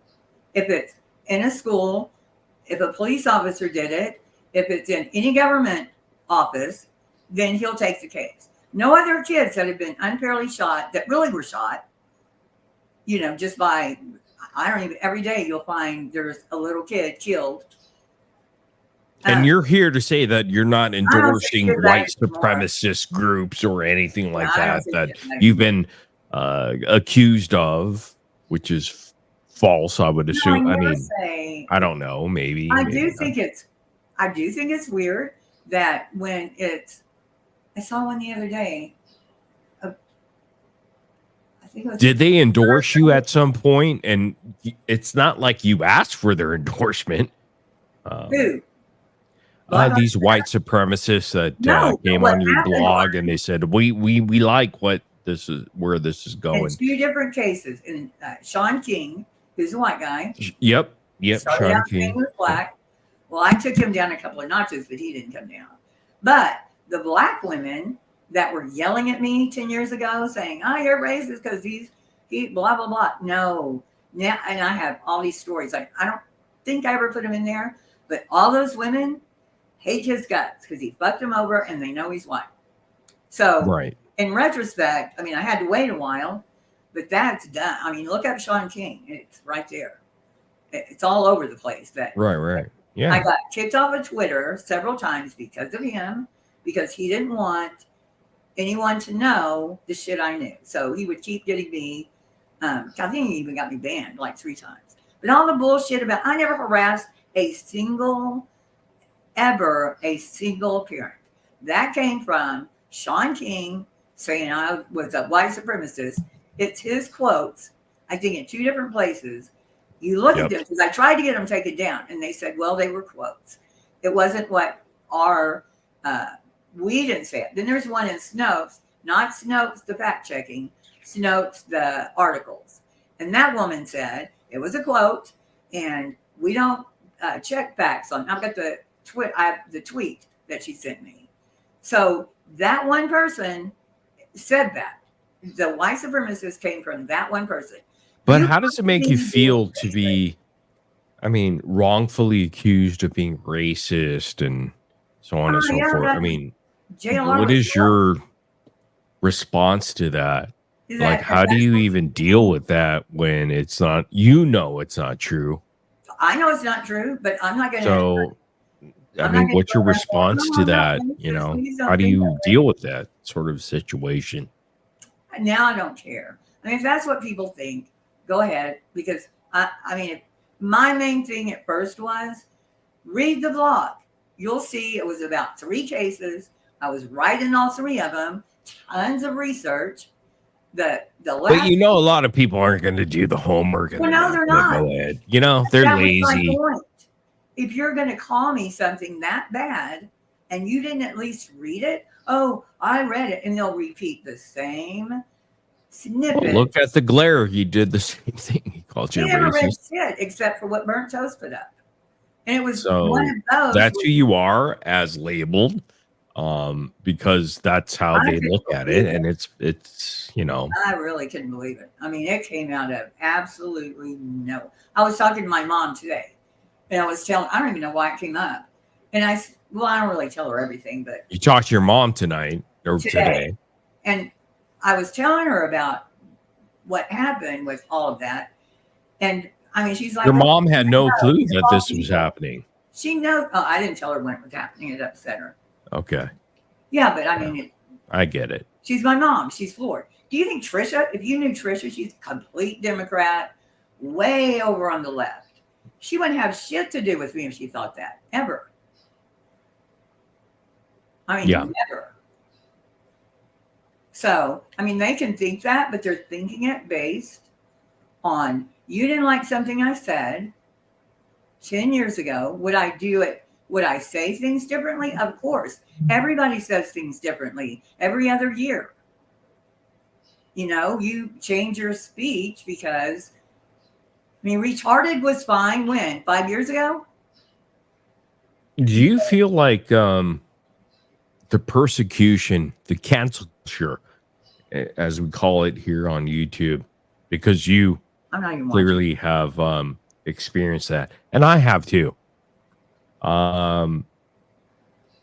What are your thoughts about that, and how do you combat that?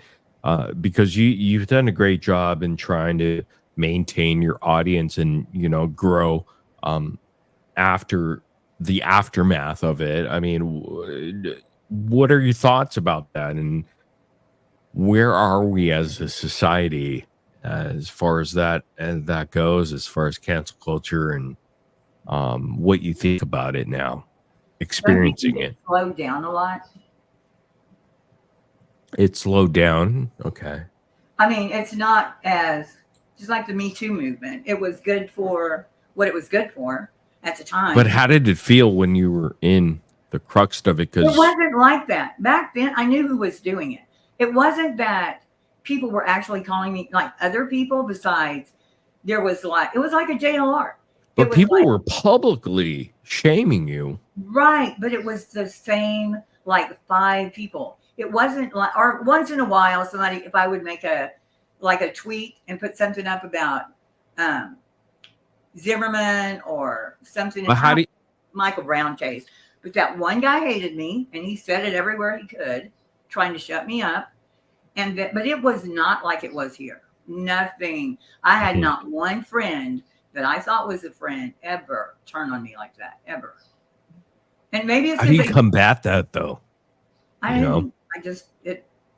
You just waited and allowed it to happen, and Well, I could. What was I going to do about it? wasn't it kind of I just made a couple of bad. because I could only imagine. I talked to Zav Girl about this too. Oh, you did? Yeah, about the. I mean, imagine what she went through too with all that, and it was. I don't have to imagine, Morbid. I do not have to imagine. You know how it feels, I know. and then And it's not just multiply me. it by goddamn. I mean, Zav Girl's been put out there. She got it worse because she got like Persecuted. national attention. I didn't get national. Yeah, I mean, she woke up one day without a channel to come back to, and the fact that she's back and she's doing as Yeah, well as she's she doing is, I mean, that's a testament to her strength. To Yeah, be honest, I would do lives before this happened, and I'd have like right off the bat 500 people, and just blowing and going and having a good time doing my everyday. And then this was before the backlash. well, all right, and Okay, then 500. Okay, and then what happened after that? nothing. I couldn't even open up my comments. Like I just shut down. Like, if you went live, how many people were? I didn't. Well, the first one was like 1,500 because they were, wanted to. Yeah, they were interested, and then. Yeah, and all I did Yeah. was just babble because I didn't even know what to say. I didn't know what to say. It's like Did it had to fuck with you, like it fucked with me. Yeah, in It your fucked with me bad. mind? Because a lot of people take breaks from Discord servers or Yeah, I took a break. YouTube in general. Yeah, I took a break. And I didn't start doing just recently. Like that's the thing. I want to know the resolve that you had, and how did you really get back to where you're at now, opposed to where Good. you could have been, because that could have brought you down, really. But you didn't allow that to happen. You fought through it, and you said, What? "No, I'm not going to allow this to take me down." what got me is people don't, and it's with any sub. When people don't know you, they don't know what you're going through. They don't know anything about your life. Yeah. And to jump with a mob, and it was a mob. It was like It was a mob. It was gang stalking. People were out to get you. But panels, there was a panel every hour with my name in it. And in Racist, fact, every single true crime and Everyone. trauma creator were out to get you. well, now I will say some of them were doing it because they were getting pressured if they didn't do it. Like, we've got to do this whole, and I don't appreciate that either. Don't think I'm saying that's all good and, whatever. But I do know that happened with some of them, and they did it anyway. But what gets you is watching the chat roll with it. Like, oh, my Oh wow! God, So he's you racist. okay? So you're preoccupied with people in chat. No, everybody. But I'm just saying, also the chat, people that It Now, hurt I you. have good people. I have Yeah. a core group of good people that started contacting me.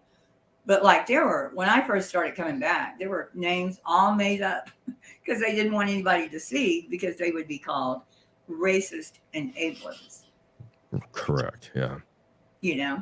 So, God, yeah. such a problem. Yeah. So now I just think it's kind of dumb. It's crazy because like a lot of people don't talk about this kind of stuff because you kind of oh, you know, heels in the ear went through one thing. Who cares? Zav girl went through this. Who cares? Gives a shit, honestly. But there's a story behind it because truly, you know, I already know. Like I can. You don't even have to explain it to me what the mindset you went through, the experience that you have, because I've been doing this for a long time, and I understand the aspect that you went through. You know, and you went through a different thing, racism, blah blah blah. But you know, you can do it to anything else. You could tie it to any situation, and you know, that could break a person very quickly. And the fact that you arose, you had the intensity and the fortitude and energy to arise above that. You could only respect that with another content creator that has gone through something similar. And thus I support people like Zav Girl and Bullhorn Betty, and I'm sure, you know, you have disagreements on how she approaches certain topics of true crime. Bullhorn Betty fascinates me as much as she, because I've been doing videos on her for, well, it all started out with a group of them. They were heels on the ground. There was Molly, JLR, Betty, and Olivia. And they were just insane. And it was a summer. Olivia, Chronicles of Olivia. Chronicles Really? of Olivia was doing, you know, the video. All they're trying to do is get a sizzle reel that they can send to Discovery, Netflix. But isn't that what everybody's doing now? If you Yes. look at it, heels. Yeah, but I don't think Betty is. I think Betty likes being in the docuseries and all that, but I don't think, like, if I have to say otherwise on that. you think she's just going for just to get on something. No, I think she has her own point of view on certain things. And again, Yes. I had the fortunate sort of experience with her where she allowed me in her kind of like way of how she thinks, you know, operates, and which I appreciate. And she gets a lot of slack and Because she a says so lot of many crazy unfair things. criticism for what she does. No, It's not unfortunate, to be honest with you. She's a real good person. Honestly, Everybody I'd says back that. Betty more than the Glare. I'll tell you that. Yeah.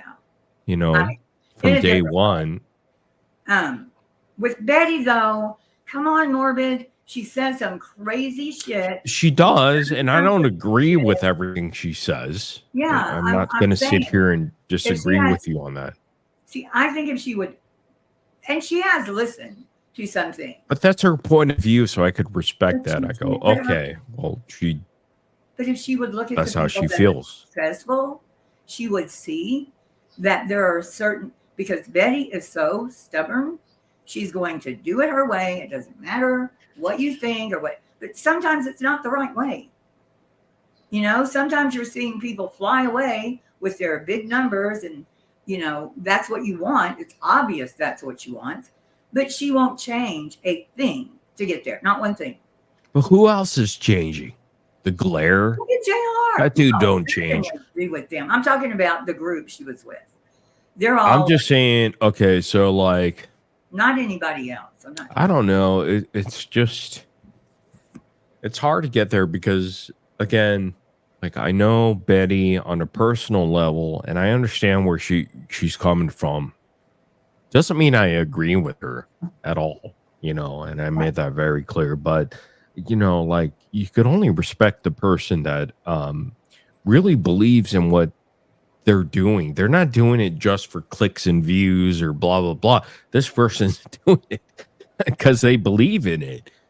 And so how can you poo-poo on that sort of party, right? Because they believe in this. And so, you know, like Well, it's difficult. Okay, so there's some clickbait.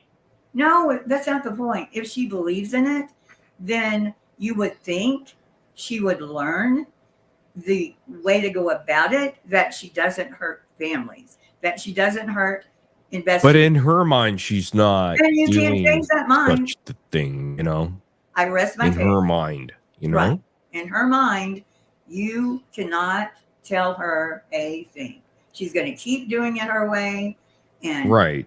she stayed at 24,000 subs for 2 solid years. She probably went up like the other day, but she stayed at 24,000. Yeah, it's very minimal, but it's not even that. who's having the most success here with Sebastian Rogers Do what? as a creator? Who's having success Nobody. with Sebastian Rogers' case? Nobody. Not one person. No, seriously, who's getting the numbers? Who's getting the views? Oh, you mean who's getting the views? Yeah, break it down because it. I don't really watch him. Well, Trisha just got, I don't But know. who is really getting the views? It's not Bullhorn Betty. I'll tell you that. No, she not. Okay, Got so like 6,000. JLR, now that he's got 180,000. but who is getting the views on He Sebastian gets a view if Rogers? he stands there with his finger up. I mean, it doesn't matter now because of I'm all- going to tell you, Dolly Vision is. Yeah, Dolly Vision is getting good views. He's getting the views. Yeah, he's And getting it's a good views. clickbait title Absolutely. and a thumbnail. But And I'm not nobody trying to respects slight him in any sense, but I'm just saying the reality is he's getting the views on this case, and other people could fall in line if they wanted to, just like Bullhorn Betty, and she's not. That's all I'm saying. But she's okay, Morgan. She's going to have different shit that viewpoints comes out on of certain her things for sure. 100. What? She's going to have different views on certain things that we're not going to agree with. You know, we're going to be like questioning her and Yeah, why are like you doing taking this? credit for shit that she didn't do. Or But for most of all, she is really, you know, see, I think she's getting the short end of the stick when people are constantly criticizing her for really her own opinion about a certain case. Not to say it's right or wrong, because that's not me. I don't do that, but I'm just saying yeah, I haven't even done anything. it is what it is with her. At least she's being real about it and not swaying people. She's not doing her. If she wanted to do it for views and clicks, she would go a different formula. And I'm not trying to call out Dolly Vision, but I'm just saying there's some clickbaity titles and YouTube thumbnails that you could present that could get you to the promised land if you wanted to for a short income spurt or increase. Yeah, well, she's always going to be, as long as she puts out misinformation, as long as she does that, people will figure it out. The people that are not going to be fly Dolly's always saying, I'm entertainment. Okay, that's fine. Can you not entertain with little kids? Could you entertain with something else instead of little kids? And He's very entertaining, and unfortunately, that the little kids missing cases are part of the deal. When they show them, JLR went a month without ever showing the kid's face. I said something in one of my videos, and the next time he was showing the face and saying the name. And But JLR actually presents real life footage of specific cases that brought him over the top. So yeah, it's all clickbaity and all that when it comes to, they're not doing some hardcore sort of, hey, you know, we're going to break down an actual true crime case and make it legitimate. No, they're going on what is hot and trending. And I never see you doing that, to be honest. No. And so there's But I'm not integrity that's involved with that. Yeah, I'm just doing, like I don't do low blows for one thing, not just cut someone down. Betty will say, People are coming after my family. They're doing this. And she's been saying it for years that all this shit is happening. And I, for one, I don't call family. I wouldn't be any harder for me to get a number than anybody else. But not going to call anybody's family. I don't know who she thinks is calling them. Maybe But somebody. you could imagine that somebody would probably call her family. Well, and she would call their family, and she has. She's written letters. She's called families. She files lawsuits. So I was trying to find. Again, if she was gonna abide by the winning formula, she would definitely stand in line to do the exact same thing that Dolly's been doing and everybody else. Yeah, but she can't pull it Not off. to blame them or anything, but I'm just saying. She has defined Betty. Betty emulates different people. She'll emulate JLR. She'll emulate Dolly. She'll emulate somebody she saw on the news that day that she thinks her hand movements change, her expressions change, the words she needs to find Betty. Like who? If I were to bring y'all together, you think you could have a conversation between the two to solve this? Because I don't think, and I know for a fact that Betty is not that way. No. From my experience with her, and I would like to have you have the same experience if you're gonna experience that, because totally different person that is being betrayed. Honestly, Well, then maybe she should portray herself. If she's a totally different person, then. But I think as a YouTube creator, it's really hard because you're kind of put out there into the wild, and you know how that is because the glare comes down on you. The fact that the glare would come down on you, that's a big red flag. Blair didn't change a thing about me. He didn't change. All he did. He tried. He went after you hard. He also told me. Didn't feel good, I'm sure.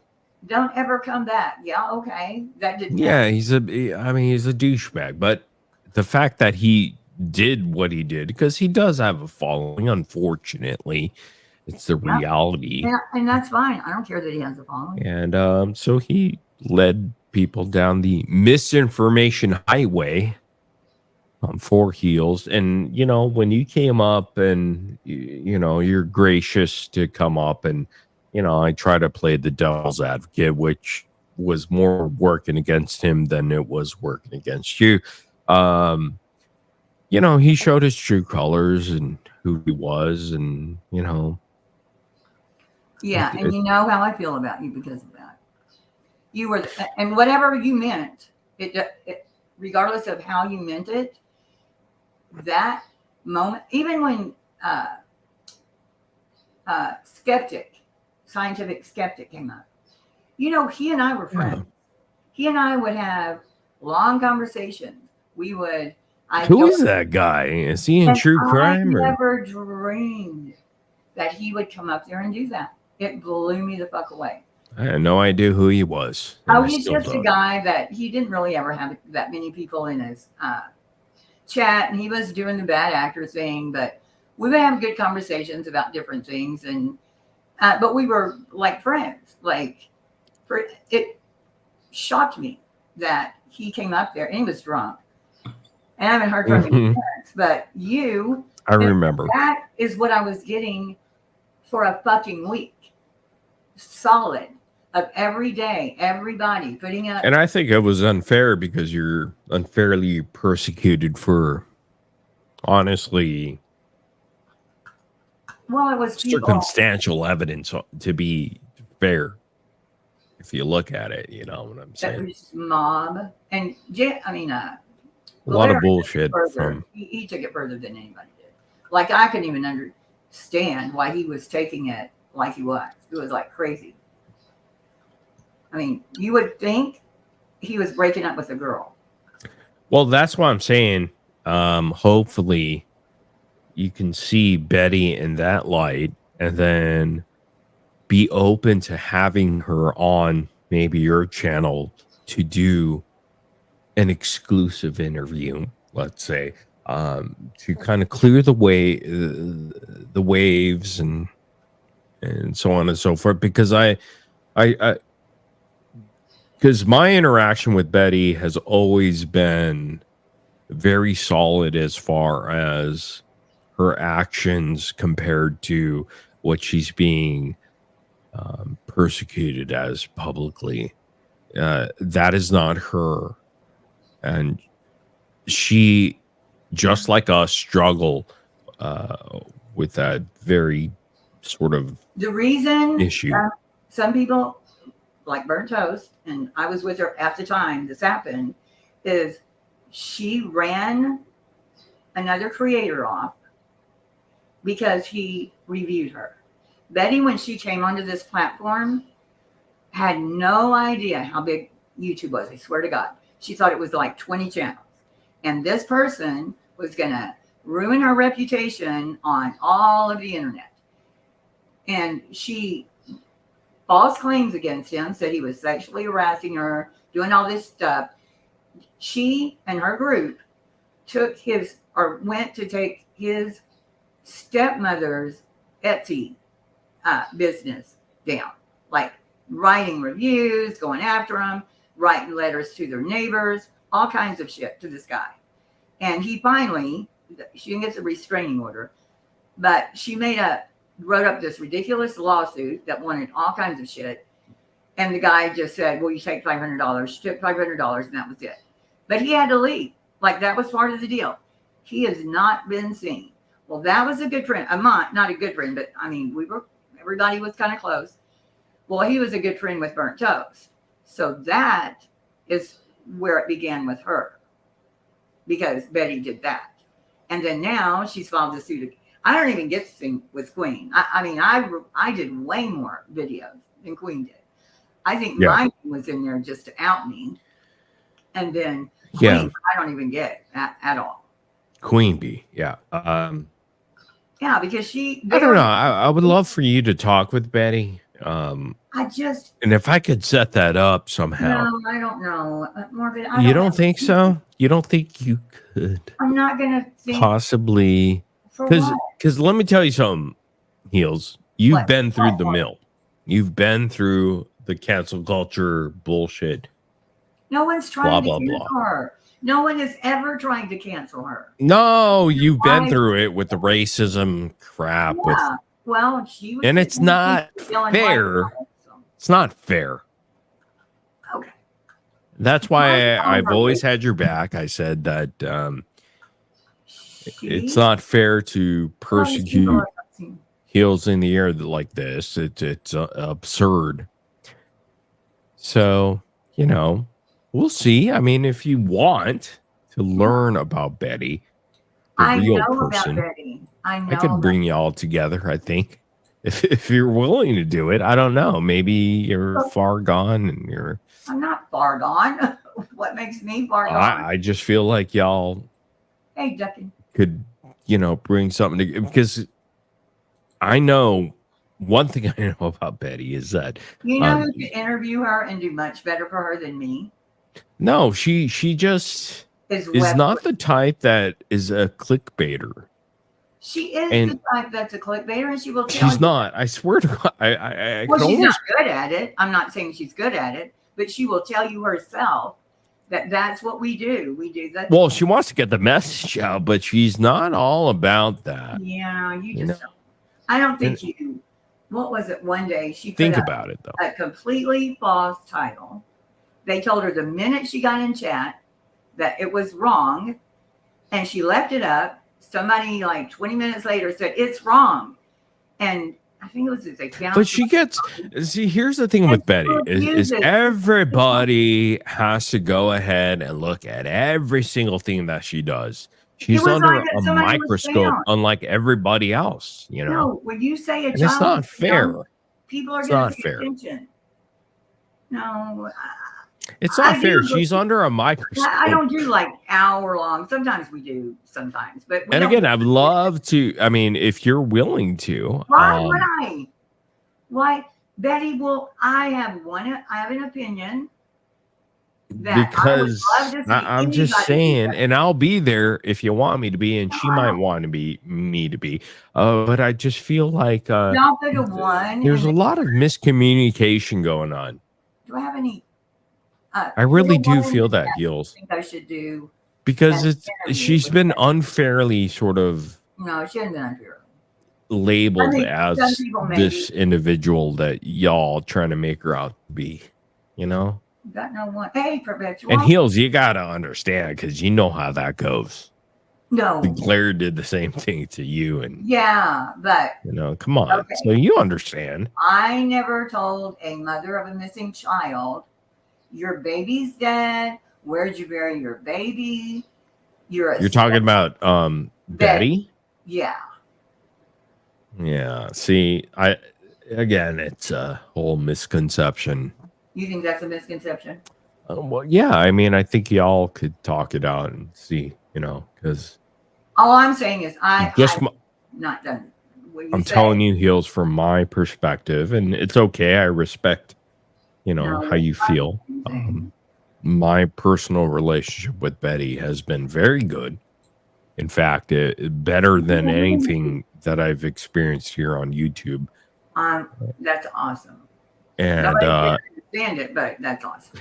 and I hope you could give it a chance, because I I will think never be friends with Betty. Well, she's not that I'm asking you to be friends. I'm just asking you maybe open up your heart to want to hear the story and to hear, you know, that realism that comes from talking to somebody one-on-one. Because I think it can open your eyes somewhat to, oh, okay, so I see the perspective from this individual, because I have experience, and you have experience, Heels, you have experience, and communicating with Jesus. so that's all I'm saying is, like, you know, I think there could be a connection there. I know you're not wholeheartedly into this because you have a sort of. For one thing, she's the one that had all those questions you asked me about JLR, because I've heard them come out of her mouth. I knew that was from her. And that all came from Betty. I have not talked to Betty I swear to God, Heels. But that's all the shit. The last time I spoke to Betty was, I don't know, 2023. And I'm not fucking around. Literally. So did you see her say those things? Where did they come from? You wouldn't know about No, Mary. I haven't seen her say anything. The last time we had a conversation, and we have each other's phone number. I haven't spoke to her prior to the end of 2023, and that's being honest with you. But where did you get the Mary thing from? She's the only one that said it. She just makes up this name, Mary. What was that again? The Mary, when you asked me something about Mary, about JLR, that came from her. So No, that did not come from her. I swear to God. Somebody else said it. I'm being so honest with you right now. That did not come from Betty. Betty has nothing to do with anything that I'm saying right now. And I swear to God, I'm telling you the truth. She did a video. She was mad at JLR, and she's trying to put all this shit out there about I didn't know that. Oh, yeah. There's a Mary. She was mad. Mary? in the Woods and Yeah, that came from something else, some other source. Nothing to do with Betty. And I'm being honest with you, 100%, because I'm not going to put Betty out there when it's not true. You know, She already said it. It wouldn't be any big deal. It's not fair. No, well, she's already If said she it. said it, I don't know. I'm not, you know, I can't talk about that if she said it. But I'm telling you that it didn't come from her directly. The last time I spoke with her was back in early or at the end of 2023. Yeah, So, see, look on the screen. Betty was the source of Aunt Mary. I'm just thinking y'all could probably come to a conclusion, because I think it's not that far off. Yeah, but with she's you, really Heels. my friend. So not that you're gonna be not that you're gonna be friends, but I think y'all Yeah, it could would have to be understand after where the y'all lawsuit. come from. Yeah, it'd have to be after the lawsuit. What, you're being sued? No, I'm saying after. Are you talking about Queen Bee? Yeah, I couldn't do that. Because you're dedicated to Queen Bee? I'm not dedicated to her. You have a I just loyalty to would her? appreciate if somebody was suing me. She's doing interviews with them. I mean, But just imagine, okay, so okay, so you have Betty who's being, you know, like, let's say you were kind of like getting fucked up by somebody, right, on the internet. The glare. Let's just play shit and giggles. And he constantly went in on you over and over, and you sued him for defamation and slander. All right. And you're representing yourself. I would never do that. I mean, can you imagine, like, you know, okay, like, people are gonna fucking, you know, support you, because why not? I mean, I would support you. I'd be like, yeah, hell yeah, go after that motherfucker.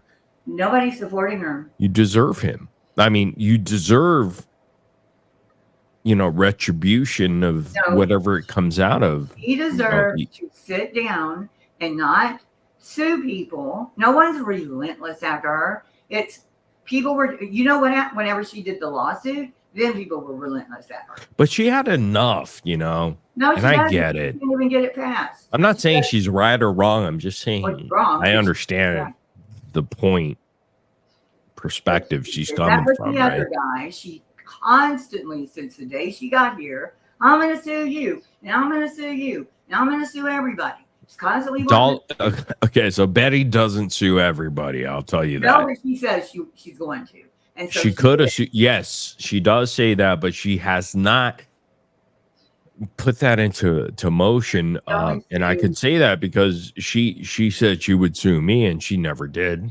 But yes, she talks about it, so I'll admit that. Me, but it was quite well. JLR actually paid for her lawsuit, so I think he. Yeah, I don't know about that. Well, I I've seen don't know anything about that. Yeah, I've seen the receipt. JLR paid for the lawsuit, and so it was. But don't you think she has the right to, if she wants to sue Queen Bee for the defamation? Harmed her.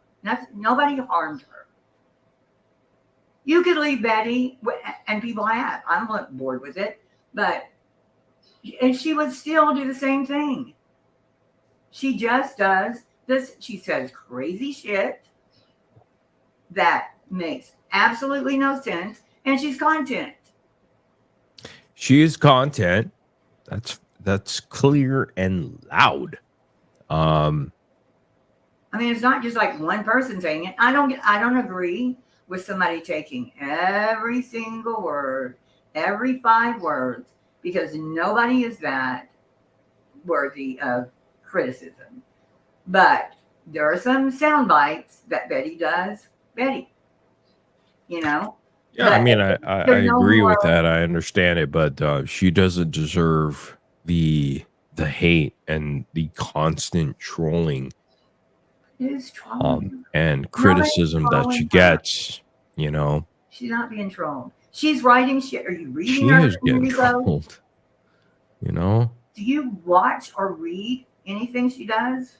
I do. Okay. And I don't agree with most of the stuff she does. But I could respect her and love her for her thinking that way, because that's honestly how she feels. She's not doing it for clicks and views, because if she was, she would be like the Glare, a sellout who jerks off turtle riders and does what he does. You know, she could go that route, but she decides not to. She did with Molly, but then she went with Molly Golightly. Oh down yeah. that route? No, she hasn't. No, Yeah, that's not she true. did. Molly Golightly, of all They were people, children that of came the up on Save Robbie's panel the other night and Oh, made what? 0.0 noise. Oh, Molly was Come on Save on. Robbie. Yeah. And I'm sorry. I mean, I'm just saying, like, He was totally with Molly. I don't want to be a Bullhorn Betty cheerleader here, but I just want to make sure that it's clear she's being Betty. She has targeted, and it's not being fair. targeted. That is Betty talking. No one's No, she's not talking to anybody. No, it's fair. She's being targeted. He's talking on video telling her followers, just like she always does, people are targeting me and I don't want to go anywhere. And then you see her on the beach. And I'm scared. Again, Heels, if I were to set you up with her, I think you could get a different perspective from her, because honestly, between you and I, there are certain things that we can agree with. And I feel like you're not that far off from what Betty has experienced on the internet. Truly. I mean, respectfully, I'm telling you. Being a racist, harassing families, I didn't do that. That's terrible. No, that's terrible what you've been through. Well, Absolutely. but I'm saying I didn't do anything to deserve it on this lucky Dude, class. she's been called a racist. Because she sat there with people behind her going, white power, while she put her thumb up. I mean, come on. It's not the truth from what I've experienced with her. You said white powder. You know, and I want to be a white knight for her, but I'm just telling you. It's in a video. So I think you think it's her ear or it's something. I think it's up. I even took up for her on that. I did a video where people that she knows, including JLR, were at this meeting where, what's his name? The guy that went to jail, Roger Stone. Roger Stone was there, different people, and they thought it was funny to say white powder. And so I did that video and I said, But can't you see the tribulation that she's been through on the internet, just as you have? And you're like, yo, let me give her a second look, because it might be worth it. You know? Morbid. She has changed. I will give her that. From the terrorism that happened, and I can say Molly she was an influence on some of that, because she had the money coming in. And look at all this money. It's just raining money. From Everybody's talking about the money, and she has not received much money. No, to be honest with you. I swear to God, she has not received a No, whole lot of money. Yes, I'm sure She's in the wrong business if she's trying to get money. I'll tell you that.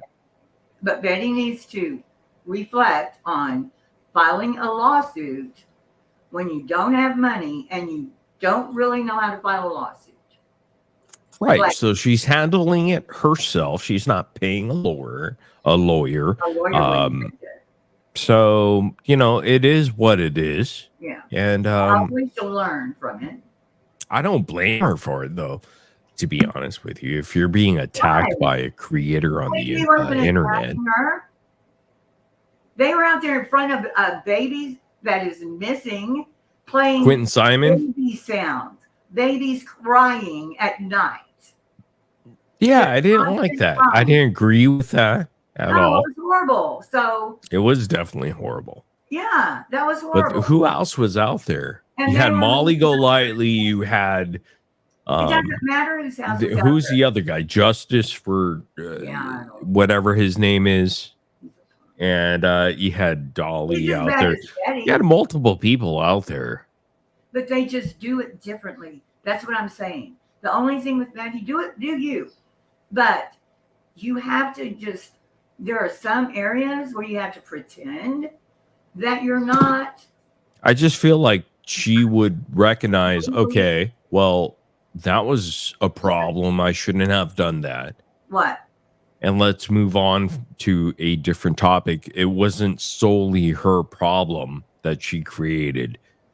You know, this was a collective sort of thing that happened. And yes, it was disgusting. You looked at it. I looked at it. I was there as far as watching what was unfolding. And, you know, it didn't make you feel good, you know. But somebody who knows how it is to be publicly But do you think that prosecuted. grandmother had a reason to sue her?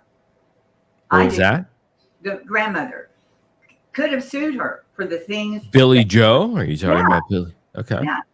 And the cheat. You know, suing people that's up to people, I know. It has but nothing to she's do not with me. cheating. She's Right. doing the chief of police. She accused him of running hookers out of a hotel room, and that Billy Joe was part of it. It's the same as people that will Fucking crazy. label you as a racist, blah, blah, blah. It's not the same. I mean, shouldn't you have I'm not a the case police for to be defamation trying to and debate. slander to fucking the glare at this point? Yes, you should.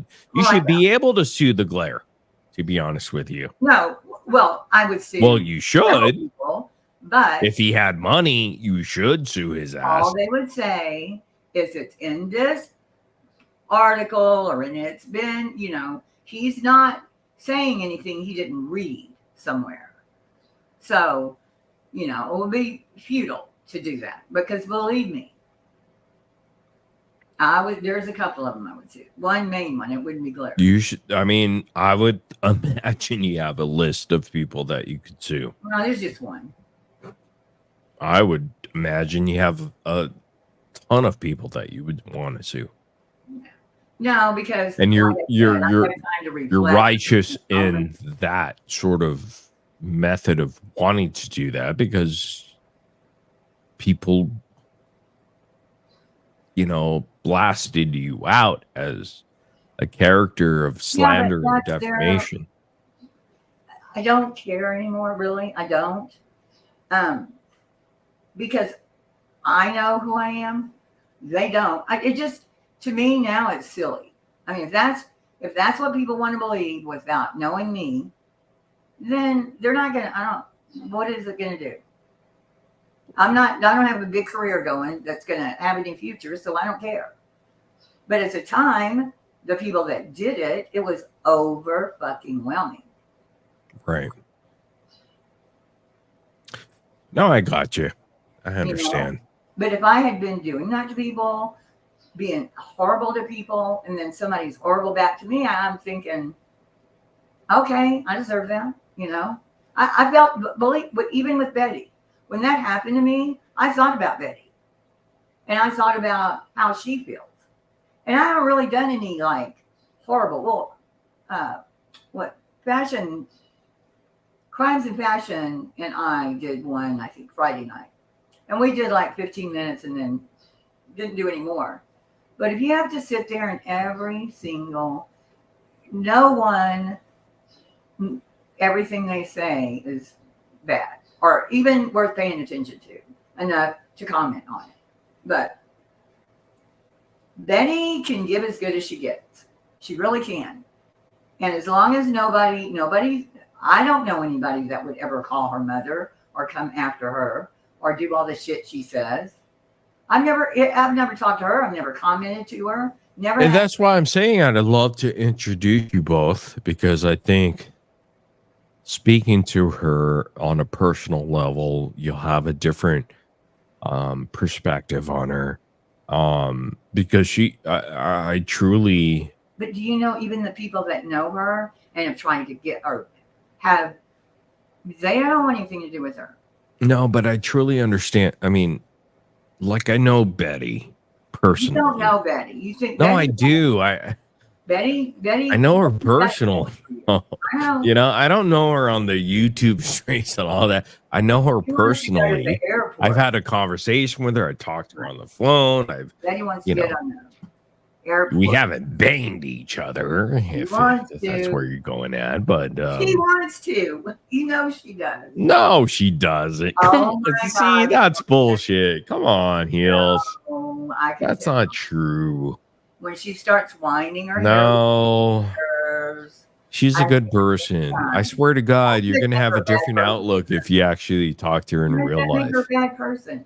I swear to God, who's the person that went to her in real life that was trying to troll her and said, "Oh, she's different in real life"? Who was that person? Dolly. No, it wasn't Dolly. It was somebody else. It was a lady that went there to troll her. Starts with a B. Yeah, she got shit burned. I don't. Some Bash, was it Bash? I don't The think tragedy anyone really Bash? give her shit for that. Nobody. It's so true because No, it was if something you're open to it, I swear to God, they still like bet. you can see a human quality of somebody.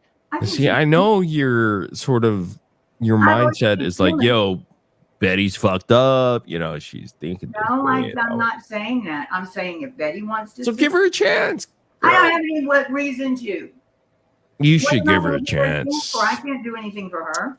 I'm just telling you. Well, you can't do anything for her, but I'm just telling you this is my relationship with her, and I would love to pass that on to somebody that I respect and give props to just as yourself.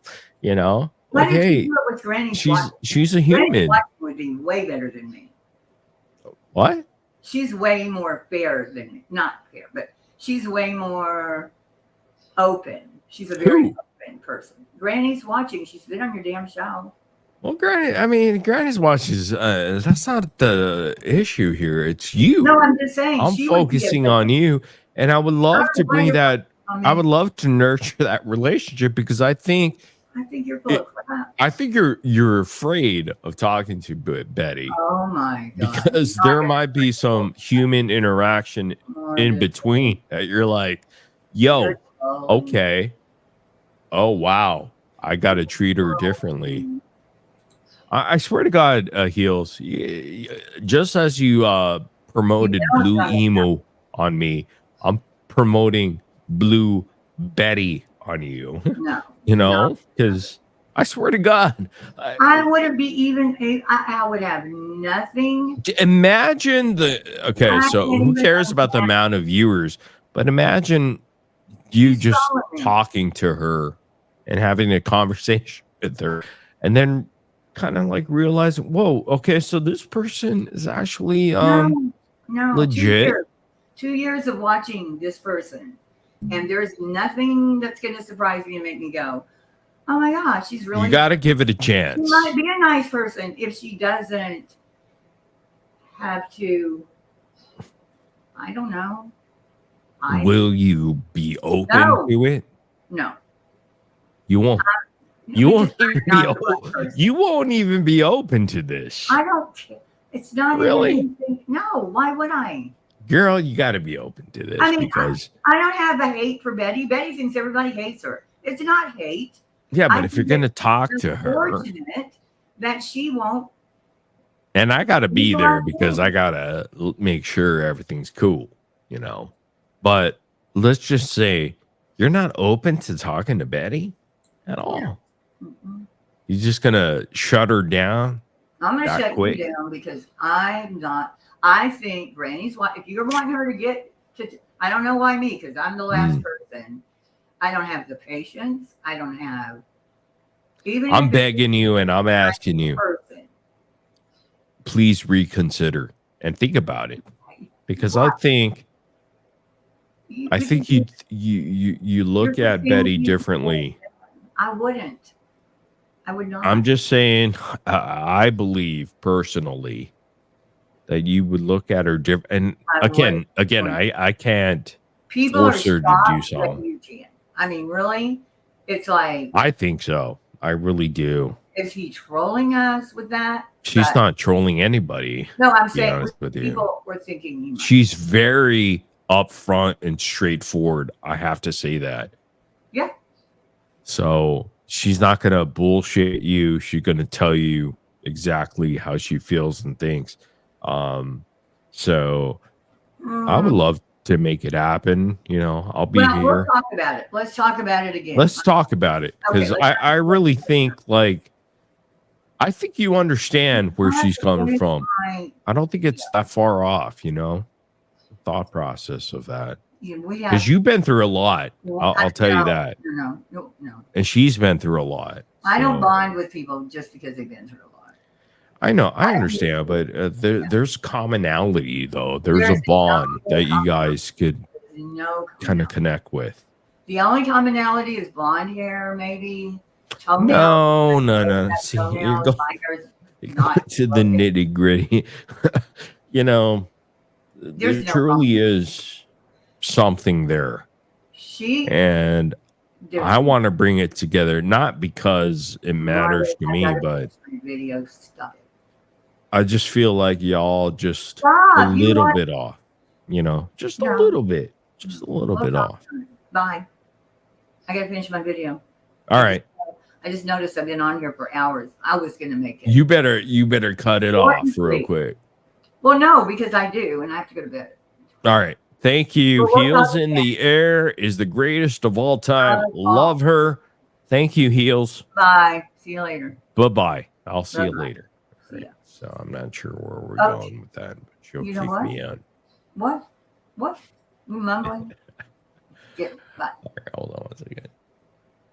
Don't pee, mommy. Here we go. Oh.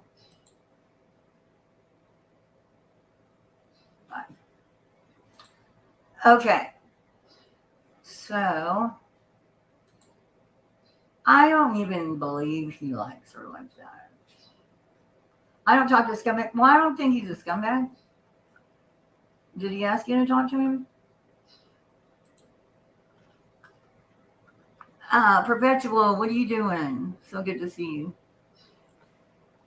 I now have a headache. Bye-bye. I don't have the same, when all that, when all that shit happened,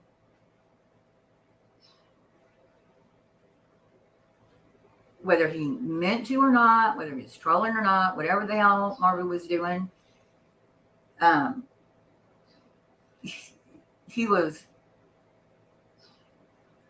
needed what he did that night. You can think he's full of shit, Katie. We don't have to be all on the same page about people. We have different experiences with people. I hear all this shit about life's too short to try to just find the worst part of people, And this is the internet. Hey, still another. I love you, Perpetual. Hey, have you seen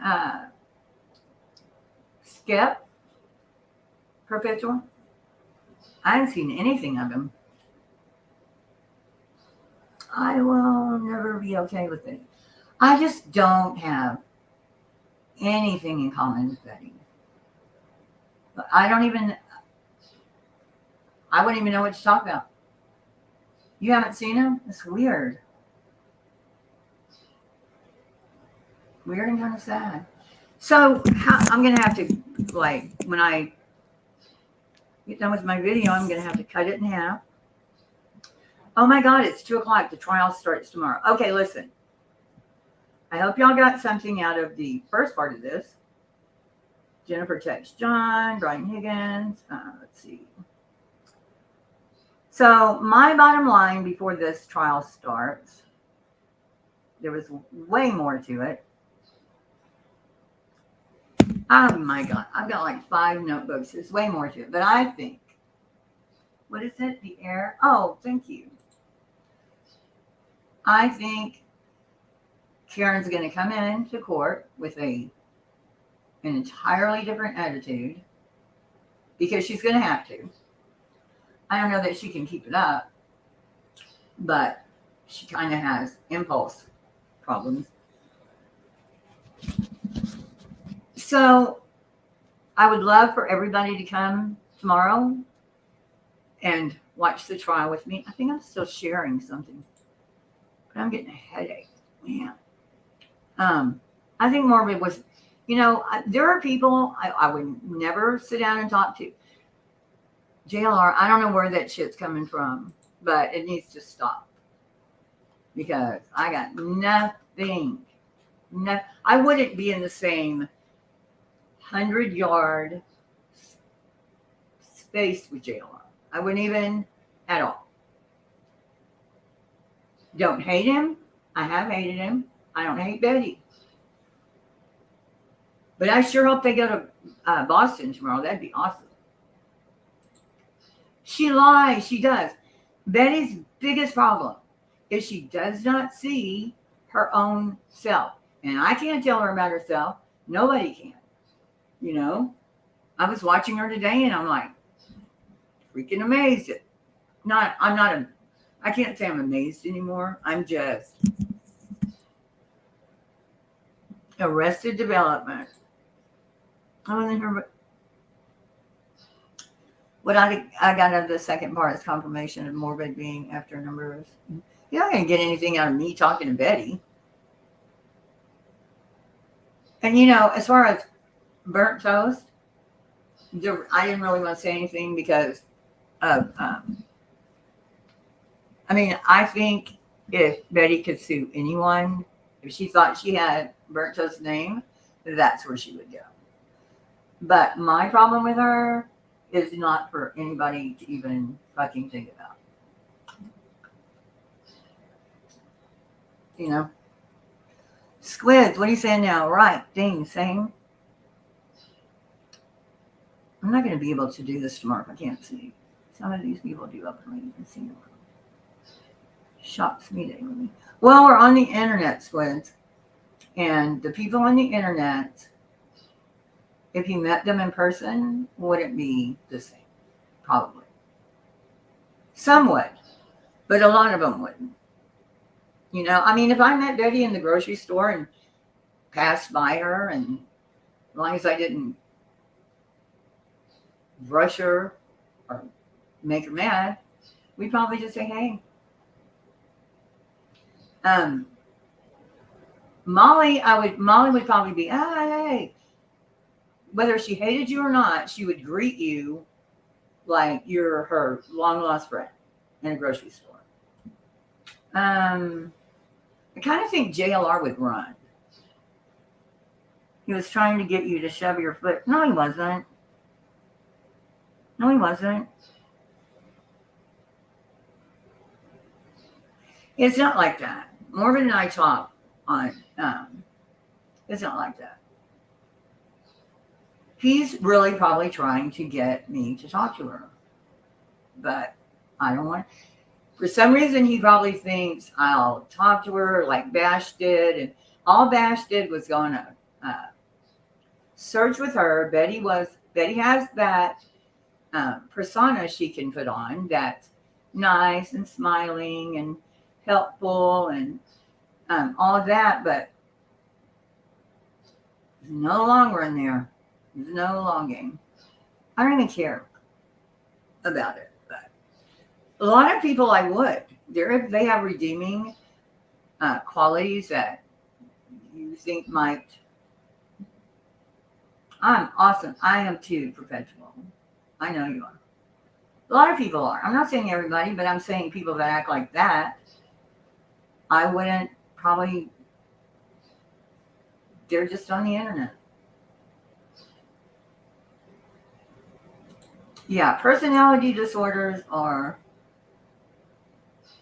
Yeah. I don't find the thing. I think if I were. I don't know what I have to be.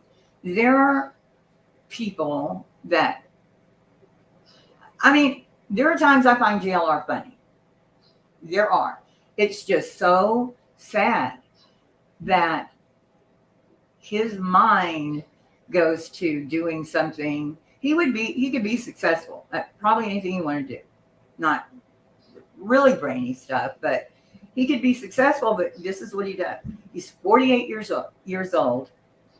I just feel like when he's an old man, if he's not in prison, he's going to be sad. Yeah, I think Betty and Bash was going to be there. But I think JLR is funny. Just be funny away from children. Betty could be funny or mean or whatever the hell away from children. Her cooking show was a hoot. Hey, Spudler. I'm kidding, kind of.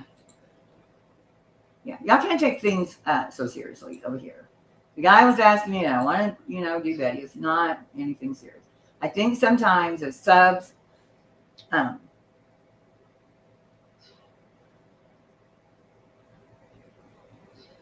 you just don't have to take stuff that seriously. Imagine your talents to be a it took me a minute. My eyes are foggy, but yeah, imagine. It's like people in prison come up with the most ingenious shit, and they can't seem to do anything outside of prison, but get back in. That's kind of how I see JLR is. I don't know what he's going to do. You know, I don't know. I just hope he doesn't do anything bad. The stuff that he's done already is irredeemable to me. I mean, I don't know how anybody can say, oh, they've changed since they had dolls of a guy that murdered 5-year-olds. He wasn't trolling. If he was trolling, he would have shown up. That video got no views. Nobody knew who he was. And it wasn't in his name. Shady. I'm sure she does have a crush on him. And she was being her. She would talk to him differently than she would talk to me. Within the first 5 minutes, she would be yelling at me. For probably no reason, just because I have a tone. So, what are you going to do? Okay, so the Karen Reed, and I promise y'all, it's a really good case. And it would be awesome for, hey, Shady, did I say how you just now? Watch it from the beginning. And if you don't know anything about it, that's the best way to watch a trial. Because you don't have all the bullshit with it. You know, let me tell you something. And I'm being serious. People are like, oh, you're too hard on JLR. Betty's not dangerous. Dolly's not dangerous. Betty's out there doing her thing. She probably does a couple of things, but she's not, neither one of them can have a Facebook page, 30,000 people on it, 180,000 on YouTube, has no real, the talent is to make people believe he is who they want to believe he is, or whatever. But he'll go to Facebook, he'll make a post. There's a whole article about it from years ago. And then he takes them over to YouTube and he goes, look what these people are saying. The Proudfoots are in Canada and we think they have Sebastian. Or look at these memes that somebody, I mean, he can start shit all by himself. And to me, that's dangerous. I mean, he can say, look what he did with the Cajun Navy. All of that was a lie. Showing, yeah, he's kind of backed off. I haven't seen him do that in a little bit. He was shouting out the names of, he's only has like 3 big hot takes, and it's your mama, her name, and you're going to prison. You're going to prison. Going to prison, buddy. You're going to prison. That's kind of it's interesting to the extent that I want to know why that's his big thing. Like, I'm sure there's some kind of psychological, just like the Seth post. Seth still does not have a, Seth doesn't have a Facebook account? What? What? Who's posting for him? Uh-oh, why is it? Okay, there we go.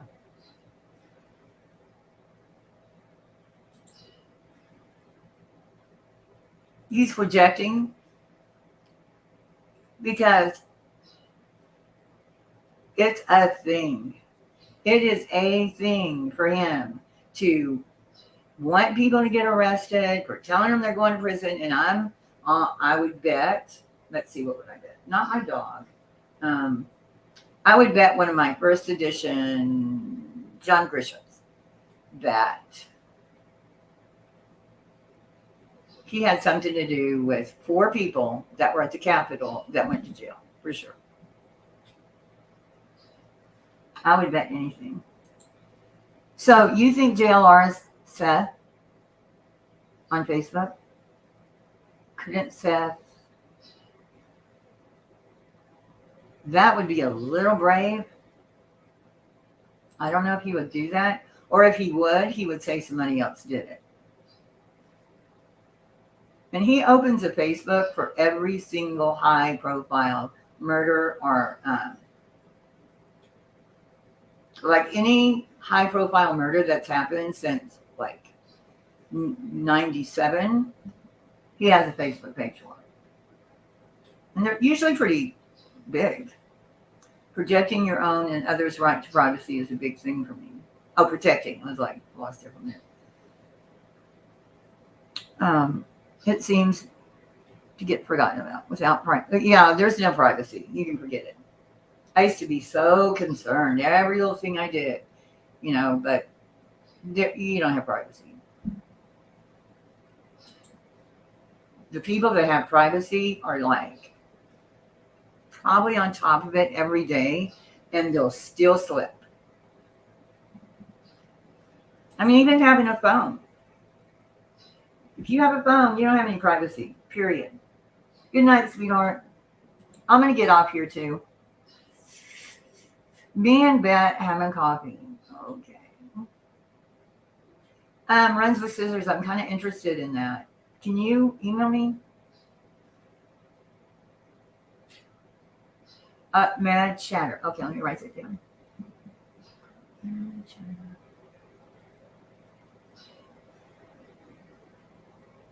Are you telling? Oh, you're talking about. I thought that was the name. Dang it. Let's see. Seth said again a few days ago he has no Facebook account, but yet JLR showed a series of Facebook posts about the lie detector stuff.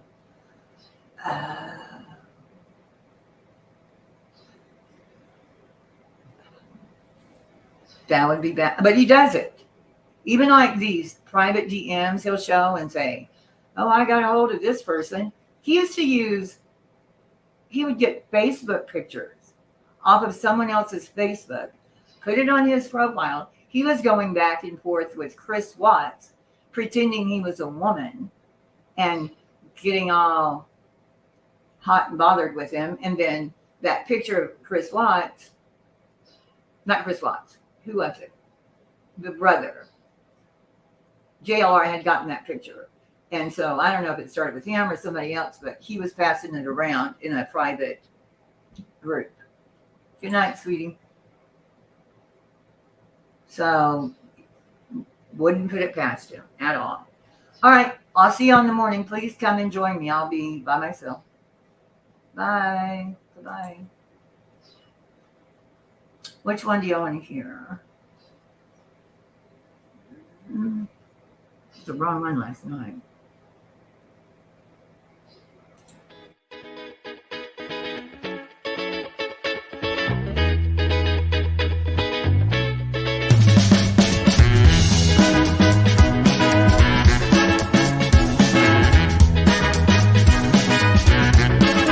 Just like the sunrise needs the sky, just like the blackbird needs to fly, I gotta have you by my side, 'cause you make me feel alright.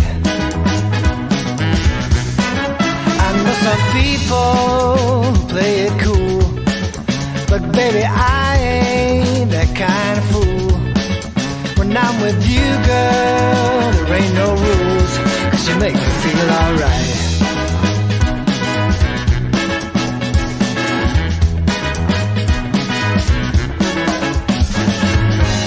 I thank my lucky stars that life turned out this way. No matter where we are, I know this love is here to stay. Well, I've seen good times and I've seen bad. There've been some happy, there've been some sad, but you're the best thing I